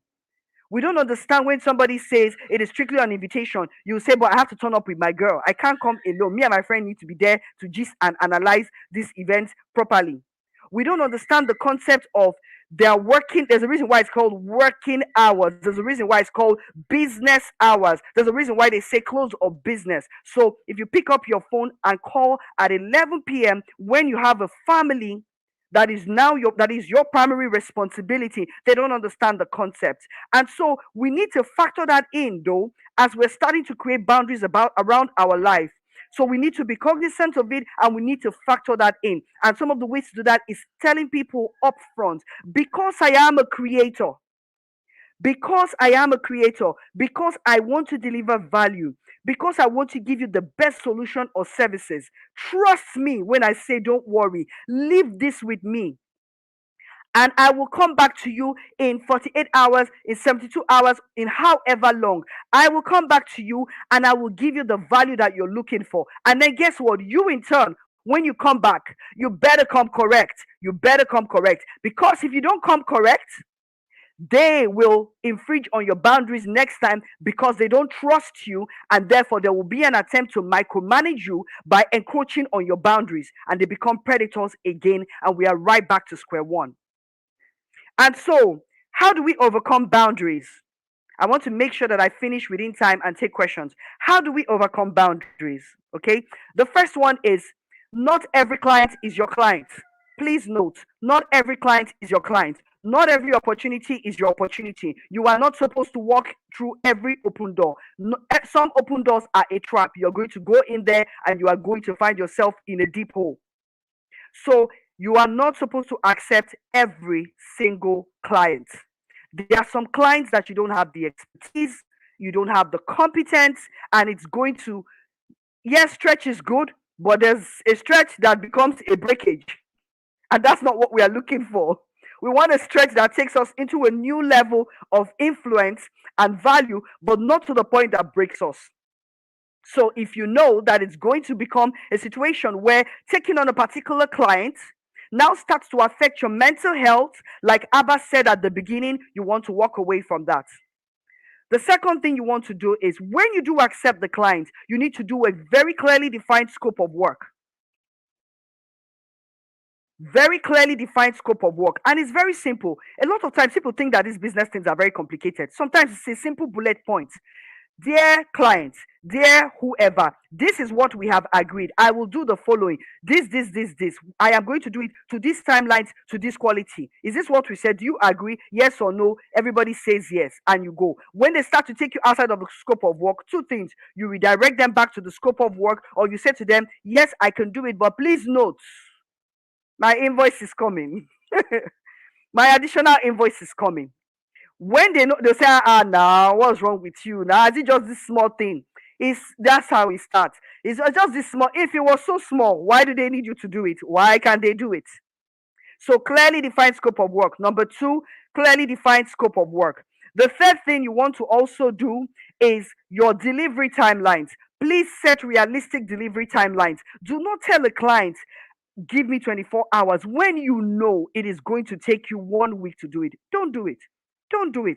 Particularly businesses in Africa. We are limited, right, in Africa by virtue of, for those of us that are operating in Africa, we have a lot of challenges, logistics challenges, just human capital challenges, government regulations, traffic, basically, and a non-conducive environment for business. And so whether or not you like it, even with your best intentions, you're not able to deliver to the standards and quality you desire. Please factor all of that in when you are giving timelines to your clients. You must be bold enough to give them the timelines. Have an argument or discussion with them about it, but agree something that makes sense. So in engineering, there's something called the mean time to response, right? MTTR. I'm not an engineer, but I've worked a lot of engineering background. So, mean time to response basically means that you're saying to the client that this is my average time to respond to an issue, an average time for me to respond to an escalation, an average time for me to respond to a service or support request, an average time for me to deliver that plate of food that you ordered. The clients that would tell me, there's a friend of mine, she's one of my best friends. I've been friends with her since we were 3. She does the most amazing cakes ever. But if you don't book her a week ahead, please know that she will tell you, I cannot deliver your cake. And there's no sentiments. The first couple of times I was upset because I thought, what's wrong with you? I'm bringing this business to you because you're my friend and you're not even making adjustments for me. But I understood she is very committed to the quality that she delivers and she's put boundaries around her timelines. So it's on you now to know that if you really want her cake, it's cake, oh, something that basic. Please book me a week ahead. If not, you're not going to get my cake. That's simple. So now, is it on me to now chase? It's on me now to know, I need to quickly, if I really want her cake. So you have to have a mean time to respond. Your timelines, make sure that you're realistic.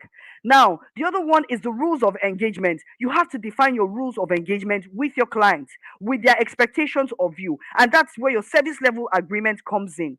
What you're going to do. So outside of your scope of work, the quality of what you're going to deliver, the service level agreement is, I'm saying this is a service I'm going to give to you. This is how I'm going to deliver it. This is the quality I'm going to deliver it to. This is what you expect. These are the milestones. These are the people that would engage to you with you. These are my clients that are my employees or partners that are representative of my business and able to make a decision in my stead, whatever that it takes. And these are the things that end up going into your contract.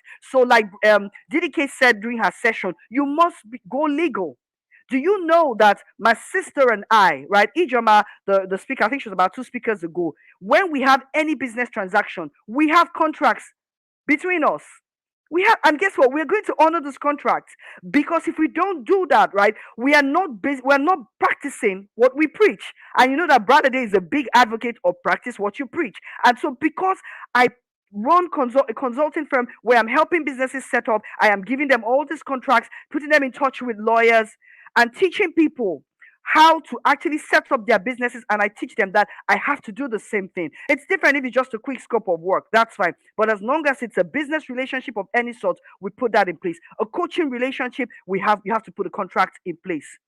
So the rules of engagement, even as a leader, there are rules of engagement that you can lay up front to say, this is who I am, this is what I represent, and this is how you're going to get the best value from me as the leader of this initiative. If people know that upfront, they are very likely to respect it, even though they may not necessarily like it or even agree with it, because as Africans, the concept of boundaries is alien to us. But we are relearning. We are relearning because if you want to truly compete in the global marketplace, we cannot say this is how we grew up and you think it's okay. We need to dump some things and introduce some new ones. The other thing you need to look out for, I think that's number 5 or 6, I'm not sure, I hope somebody's keeping track, is conflict resolution. You have to know upfront that me and you may quarrel in the course of this business or initiative, or we may not agree with certain things. Can we agree how we're going to resolve that conflict so that at the time that it's happening, we know exactly what to do? If it's arbitration, we want to state that. If it's a third party that is coming in to help us mediate, we want to agree that a third party. It's up to you to determine how you're going to resolve conflicts, knowing that it's possible that as you're delivering this value as a sovereign person that you are, that there may be times where there are conflicts and you want to resolve that conflict at every point in time and as soon as possible so that it does not fester.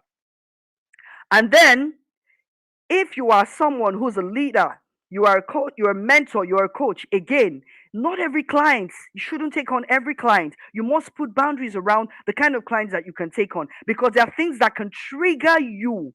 So Even if you're a coach, you're a leader, you're a mentor, whatever you are, you also have your own experiences in life. You have things that have happened to you, right? And those things, sometimes you've been able to deal with them because you understand the concept of taking control of your emotions and your mental state. But there are certain clients that can trigger you, and they trigger you to the point where you now take on their problems and you are not able to deliver value that they came to you for. So when you see such clients, the first thing you ought to do is to quickly send them on to somebody else who is better equipped and can be a bit more detached to be objective to give them value. That's how you put boundaries around yourself as a leader, as a coach, as a mentor. And you know what? We are all business coaches. We are all coaches, sorry. We are all coaches, we are all mentors, we are all leaders in one capacity or the other, whether or not we realize it. You don't need anybody to give you a label or a tag. You are a leader, you are a coach, you are a mentor. So you need to be cognizant of the fact that you're not supposed to take on every single person. Now, the key thing is that it's quality over quantity. We should never be in the business of amassing a crowd of clients, customers, people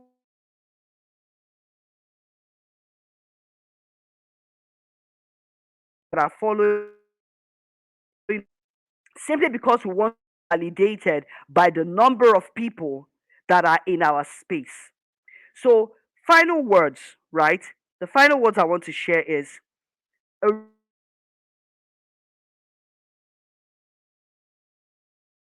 river. Does a river have boundaries? A river has boundaries because if it doesn't have boundaries, it would overflow its bank, and that will be a flood or a tsunami. So, if God, the creator of the earth, each and every one of us, understands the concept of boundaries and says, this river, you can only come so far. So, if nature responds to boundaries, then let alone us made in his image and likeness. Why does, or countries, why does political leaders, presidents, or why do countries talk about borders and putting up the wall? Because they know that if there are no boundaries of their country, their space, their geographical region, everybody, all and sundry, will invade, thereby depleting the resources of that nation to take care of the people, right? Causing an economic lack, um, um, increase in crime and social issues, and becomes counterproductive for that country. So they understand the concept of boundaries. In the Bible, every time there was a lot of reference to walls and boundaries, and every time a wall or a boundary of a location or a region was breached, it was very likely that it lost that battle. Go back to scriptures and go and see that. That's why it was very critical. That's why God had to give the people strategies on taking down the wall. It was always about the wall. Nehemiah was always about, we need to rebuild the wall, fortify and rebuild the wall. When the Israelites wanted to take Jericho, it was like the walls of Jericho must come down. So, even in scriptures, we are filled with examples of why boundaries are very critical. And so, if you, as a sovereign person, as a visionary, as this phenomenally made person who is working in purpose to deliver value across any field that you are in, whether you are in career, entrepreneurship, ministry, running an NGO, regardless, if you do not understand the concept of boundaries, the predators will come in and they will overrun your your home, your space, your mind, and ultimately, you know the consequences of that: burnout and your inability to give the very value that you were created for. And we, each and every one of us, must live out and fulfill purpose. So, my final words would be for me to remind you that again, for every action, there's an equal and opposite reaction. For every time you put boundaries in your life in any area, there will be a resistance. But don't let it worry you. They will adjust. As we say in Nigeria, last, everybody will be all right. As long as they understand that it's not from a place of keeping them out, but from a place of putting yourself into a cocoon so that you are able to create and develop and produce something that is beneficial to you, your family, your community, eventually they will understand. Final word I will say is follow through. See, we come on sessions like this, they are a dime a dozen. Although there's none like this, brother, they phenomenal job. We come on sessions like this, we hear a lot of things, we're excited, we're putting comments, we're making notes, and afterwards we close it and keep it. So let me make a charge to every single one here, or let me place a demand. Follow through. The application of knowledge is power, no longer knowledge. The application of knowledge is power. And follow through.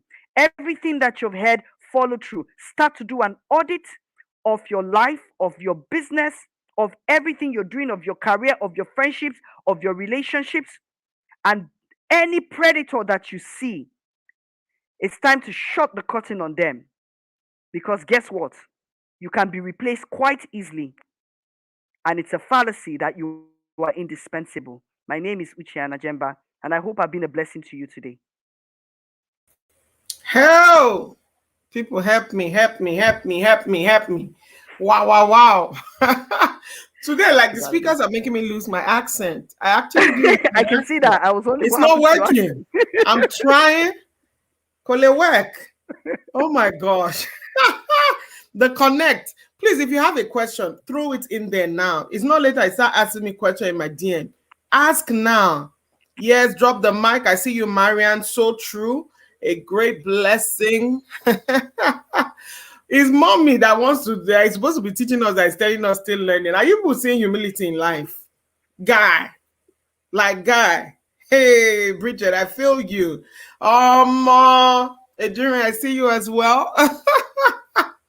The original Adane, not that one that is resentful and people are taking. This is what, see how she spoke about deal with our younger sister. How about we bring businesses to our younger ones instead of everlasting sponsorship? Because some of these elder ones, let me tell you, they have God complex, so they want to be the be all and end all, so that they can feel good about themselves instead of empowering someone else. Uche, these are done and I know John talked a little bit about it, and many great business people are in this issue. I'm so proud to be let an me Adani. together. Someone who has a business that is prospering, but like businesses are supposed to be reinvested into recapitalize everything. How do you advise people to set those boundaries in their business development versus just using it to bless their family or even their own personal lives? How do we set these financial almost boundaries as business leaders? Phenomenal question, Brady. In fact, it takes me back to something I forgot to speak about. I think this was 2011. So my cousins own Genesis, the Genesis food chain, the food and entertainment chain. So I went out to the cinema with them. I remember getting to the entrance. This was in Port Harcourt. I was in Port Harcourt for about a year and a half during that period. We got to the counter, and they said, 2 tickets. The tickets came, and then she brought out her card and she paid. And I looked at her. Now, at the time, 2012, 2012, I was just in the early days of taking my consulting and business very serious and that whole entrepreneurship. So I didn't have all those, these principles and frameworks. And I was very confused because I'm like, this whole cinema belongs to you. Why are you paying? And she said, because right now, as I'm standing here, I'm here as a client. I'm here as a customer. I am not here as the owner of this business. And so I pay for the business because how do they account for it in their books? So financial boundaries are very important. So if she can do that, do you think that some cousin will come there and come and say, oh, it's my cousin that owns this cinema, give me a free ticket? That cannot happen because you saw her pay. But yes, it's a real thing. When your business starts to do well, it's a real thing that there's a perception that you don't have enough money. So people call you today, oh, children's school fees. One person call you today, oh, my leg broke, I cannot pay hospital bill. Yes, let me tell you what I do. What I do now is because whether or not you like it, right? Scripture says that Whatever you do to the least of my brothers, you do unto me. It's an instruction. Love is an instruction from God. Therefore, God blesses us to be a blessing unto other people. So, because I recognize the fact that because I'm a person of value, I'm a person who wants to have influence through impact. I'm a person who is showcasing the image and likeness of God. I cannot run away from it. So, what I do is I set a budget. I set a budget every month and say this percentage of whatever earnings I have goes to charitable deeds. So I keep it and I don't tell people what that amount is. So if you call me, you say, oh, child school fees. If you come early, it goes in. You say, oh, something is, it goes in. I would keep honoring it until I exhaust that budget. If I exhaust the budget, please come next month. That is how I set my own boundaries. So I haven't said no to you, especially when I believe it's a real case. I haven't said no to you because, like you said, I must put money back into my business. Yeah. I must grow my business, right? So the fact that I made $1 million today, amen, does not mean that it's now for largesse and flexing and just dash the money. Oh, this my auntie is rich, she's not giving me money. No, if I don't keep reinvesting the money into my business, how does my business grow? And so I set aside a pot because I cannot run away from that. Whether or not No. you like it, in Africa, Bralade, we are the social security. We are the government. Each and every one of us here, even if you like, come from a rich home.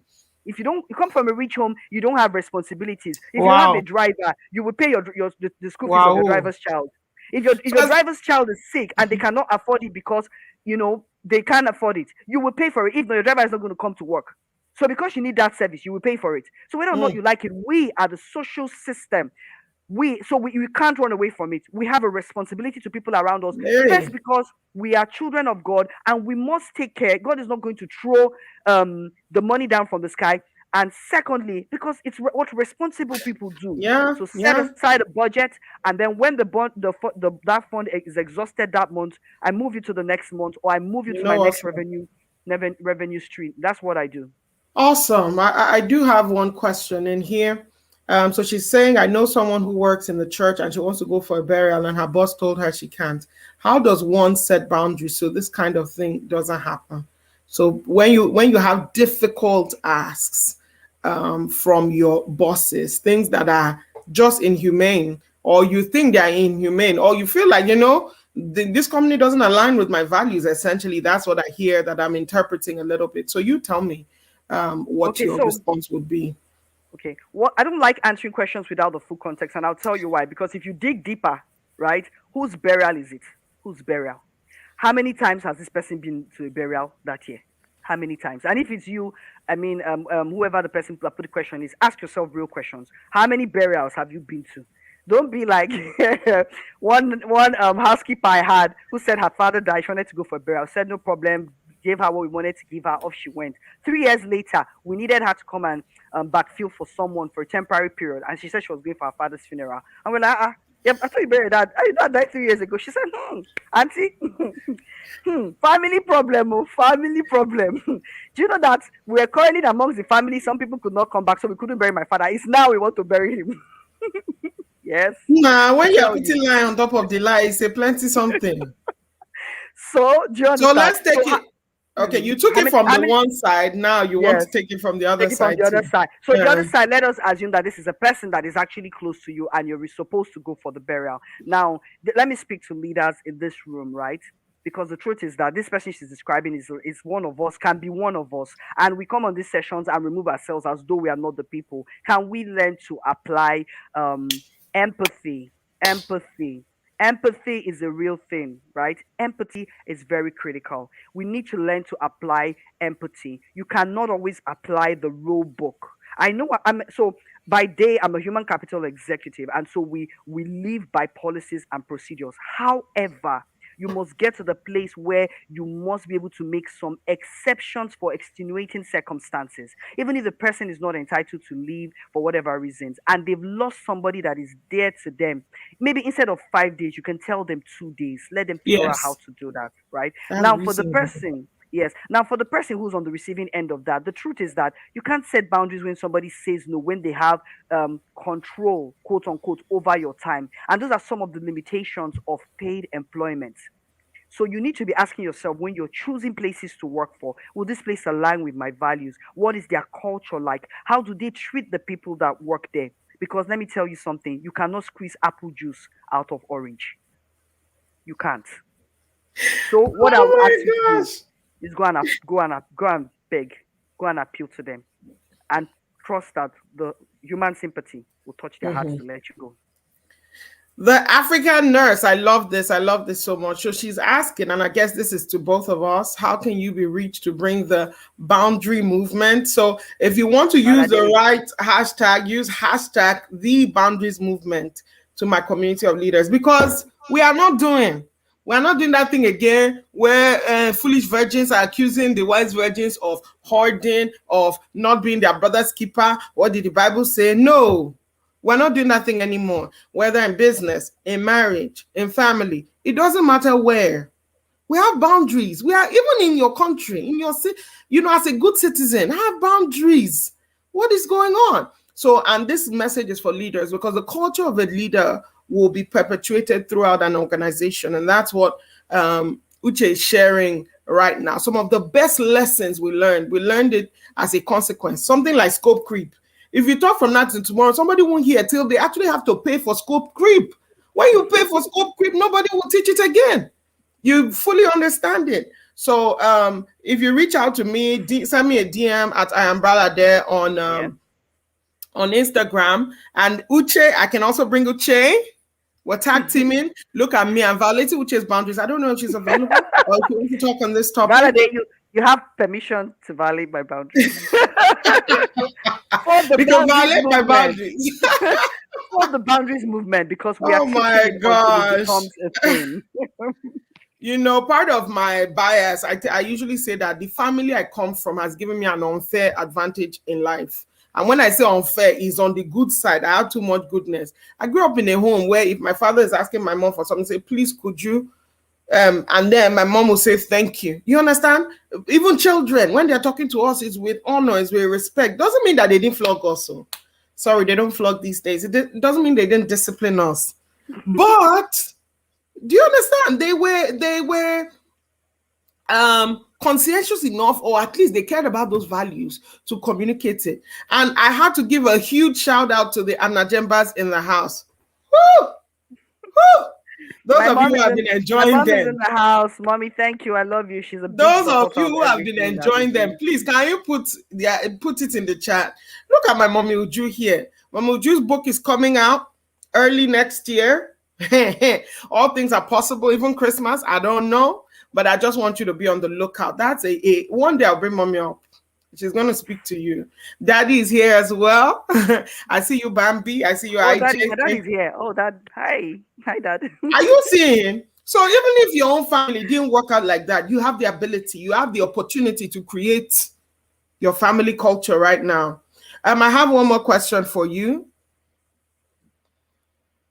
How do I set boundaries in an 8 to 5 in order to deliver tasks? I have to put in extended hours and sometimes weekends. Okay. So when you're working an 8 to 5 job, so let me tell you what I do.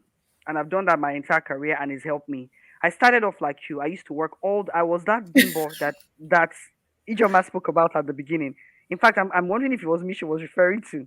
I would work all hours of the day and night, through the night to the next day again, until the point that you get sick and the business still carries on. If something happens to you, even when they're doing a minute of silence, there will still be people checking whether somebody liked their Instagram post. Okay? So what I do is that when I look at a piece of work, any task, my brain immediately goes into the quickest way to get that thing done. So hear me. Quickest way. I didn't say longest way. You don't want to show workings that, oh, I worked very hard. Quickest way. Thank God we live in times and seasons where Google is our friend. There are thousands of free resources out there. Everything that you're looking for, there's a free resource for it out there. There's a quick automation tool. There's a tutorial on something. There's a way. Many times people spend hours, days doing work that they can do in minutes or hours. So you want to start to look for ways to quickly optimize the work that you do right? That means going outside of your normal. So sometimes you might spend a longer time to get something done once. Once you've done that, the next time you have to do it, your processes are like this. On a daily basis, when I see a task, I don't rush to it. I look at it and I'm thinking of the quickest way to get it done, not just for that time, but for the next time to come. Yeah, So it is yeah. sustainable. So I'm always creating templates. If something is a repeated process, I'm going to create a template around it.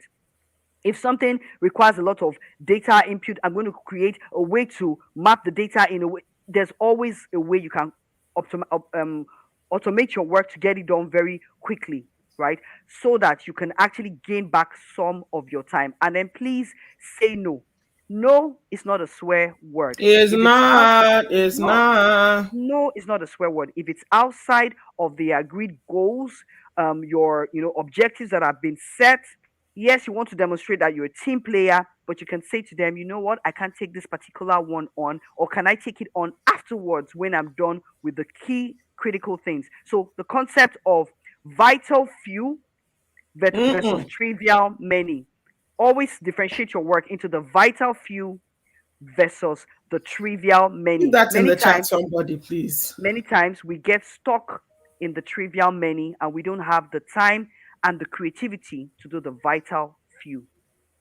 That's it. That's it. We is done. Day one is a wrap. Guys, how was that? Just tell me, those of you who've been listening, there are almost 100 of you here. I need to see it in the chat. How has today been for you? How has today been for you? Thank you so much, Uche. I really do honor you. I had a family on here for 2 sessions. How awesome is that? So thank you, Uche. Thank you. Thank you so much. Thank you. All right. So y'all who are left here, we are wrapping up today. You were here for almost 5 hours, so many of you. Wow. And Wendy's telling me this has been quite eye-opening. Please put it in the chat. I want to know, how has today been? Lantry said, amazing day. I see Koyo says, awesome is an understatement. Really amazing day. Hot, hot, hot. The real hot, oh, not bass hot. Explosive, because something has to shift. You explode when you want something to move. You explode it. Thank you, Uche. All right. I love everything I heard. Atom, thank you so much for that. Yeah, so boundaries in everything, very necessary. Yeah, so that's how today has been as an experience. So you just sit down and think, now, how will tomorrow be? Because today you can say, oh, I don't want to be an entrepreneur. Tomorrow you can also say, oh, I don't want to ja. You can say many things about today, but what about tomorrow? If you are married, where can you go? Where can you hide? Family. That is the hardest, those are the hardest boundaries to set. So you want to be here.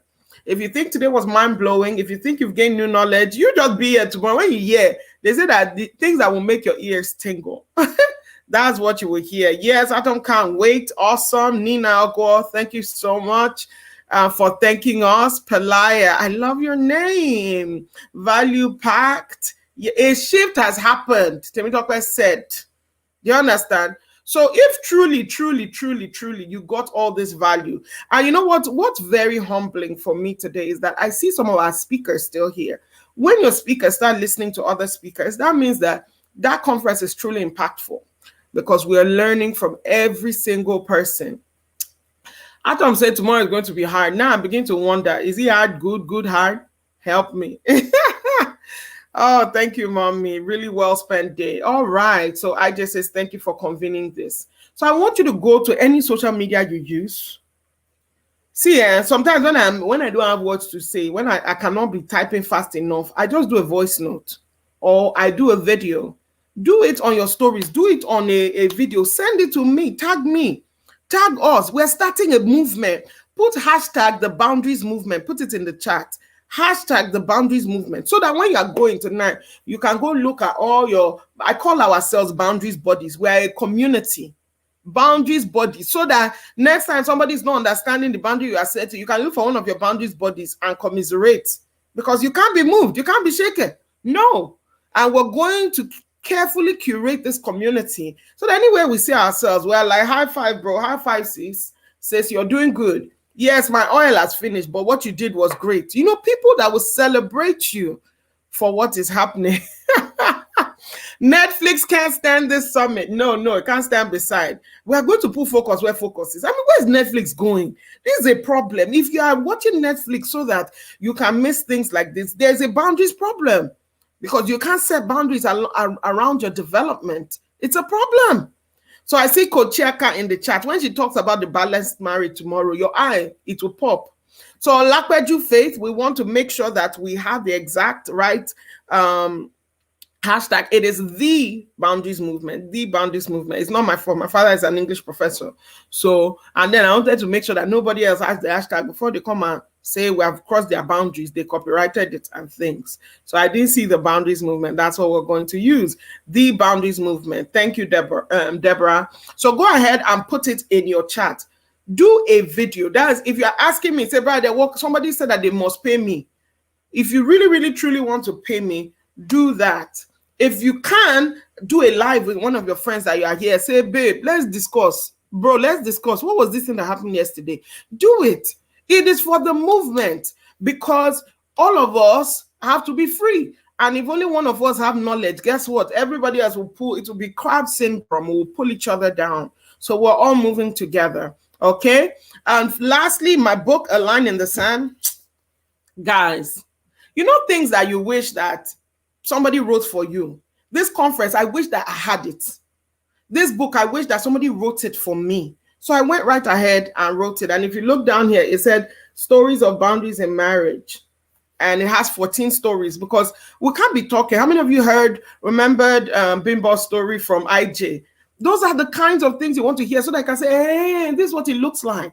You know, IJ was giving, Uche was giving a story. You want to hear stories so that you can recognize these things as they happen. Go get the book. Chidima will share for me the Amazon link. If you're outside of Nigeria, you want to go on Amazon. If you're in Nigeria, you can go on Selar.co. Let me put it in there. /Alit book. And finally, if you haven't registered, I don't fully understand. Okay, finally, before this, you can get it on Okada Books. It's ridiculous. It's $7.50 on Okada Books. Look, my publishers were like, no, this book should be at least 2,000. It should be at least 3,000. I said, no, this is specifically, I'm doing this for students, specifically for students to be able to get their hands. This is hardcover. Cover is really pretty. If you look inside, it has pictures. It even has a bookmark inside. So I understand everyone might not be able to afford this.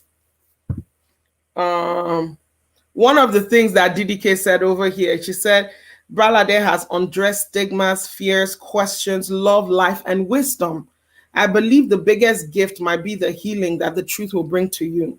You will feel seen, understood, and loved. This is an unputdownable work of art, type of art, scripted delicately with brilliance, suspense, soul, deep writing, and love. Look, I feel like it's not me. You understand? I feel like it's somebody else.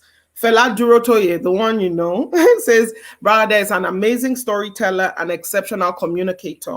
We need more books like these to shed light on topics that are pivotal in supporting healthy marriages and family values for transgenerational impact. This is not just us, it's for everybody, okay?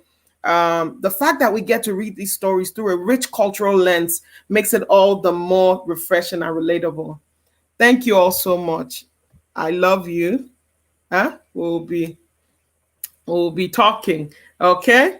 All right. Somebody wants to host the after party. You can look for us on IG. We'll be there. Someone say I'm so beautiful. Like, what's going on, people? Is this my mirror? Am I feeling myself? No, we're focused. The boundaries movement. Be here tomorrow. Share this with all the groups you are in. Stop sharing Chinese rice that is plastic. Share things that empower. Okay, we're not here to play. We're not playing again. No, it's hot from henceforth. All right. If you have questions, bring it in for me. We'll be here bright and early, 4 p.m. GMT +1. That's West African time. Same thing with British time. And then 2 that will be 10 a.m. Central Time for those of us in Texas. See you, be squared, and talk to you later. See you tomorrow. This is not goodbye. This is see you tomorrow. Okay? Thank you too much to all of you saying thank you. I would say thank you. This thing will be on YouTube. Please tell me thank you, because you can watch it again and again. Tell me thank you, please. Let me know that, because they are trying to toast me about it. Remove it. We should pay for it. This is not ordinary type of knowledge. No, it'll be here. That means if you don't watch it before tomorrow, don't ask questions. Watch it. Watch. Send it to people as well. Send it to your people in your community. All right. I wish there were music. Thank you, So. I see you. Temitokwe, Isoke, Nkoyo of Life. She's been here from the start. I think tomorrow I'll do prices. How about that? So be here. So, Natasha, Chinwell, be beautiful photo. I love you. Chinaya on for. I'm just loving. I'm making new friends. Can you see? Isoke says great summit. Oh, Abike, thank you so much as well. I love you. Value packed from beginning to end. Yes, my life has also been transformed. Tombra said the replay will be available for only 1 week. You guys better beg her, because if she says she's my boss. T for thanks. Thank you, Bridget. Thank you, Rahima. Thank you for being here, fellow Amazon bestseller. Olakpe Ju Faith. Temitokwe Falade, the genius. We see you. So why wouldn't I mention your name? We're best friends now, remember? Me and you now, we're rolling. Boundaries buddies. Anytime you see each other anywhere, be like, my boundaries buddy. Hey, what's up? Hey, Chris C, I see you. Wendy, Greg J, IJ Nwakuche. Yes, I can be here tomorrow. There'll be a giveaway. I'll be giving away 3 of these books.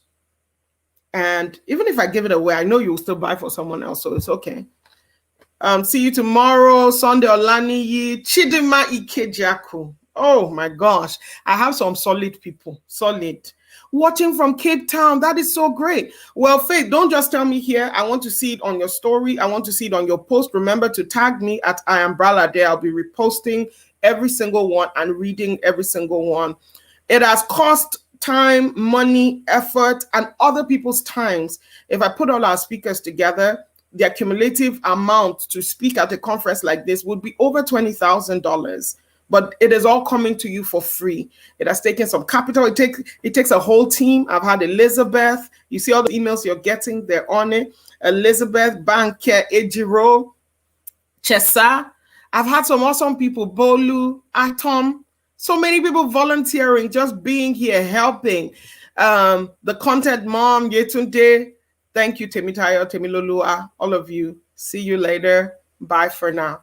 Okay? The sisterhood. What am I doing? My sisterhood of life. Have you seen them in the chat?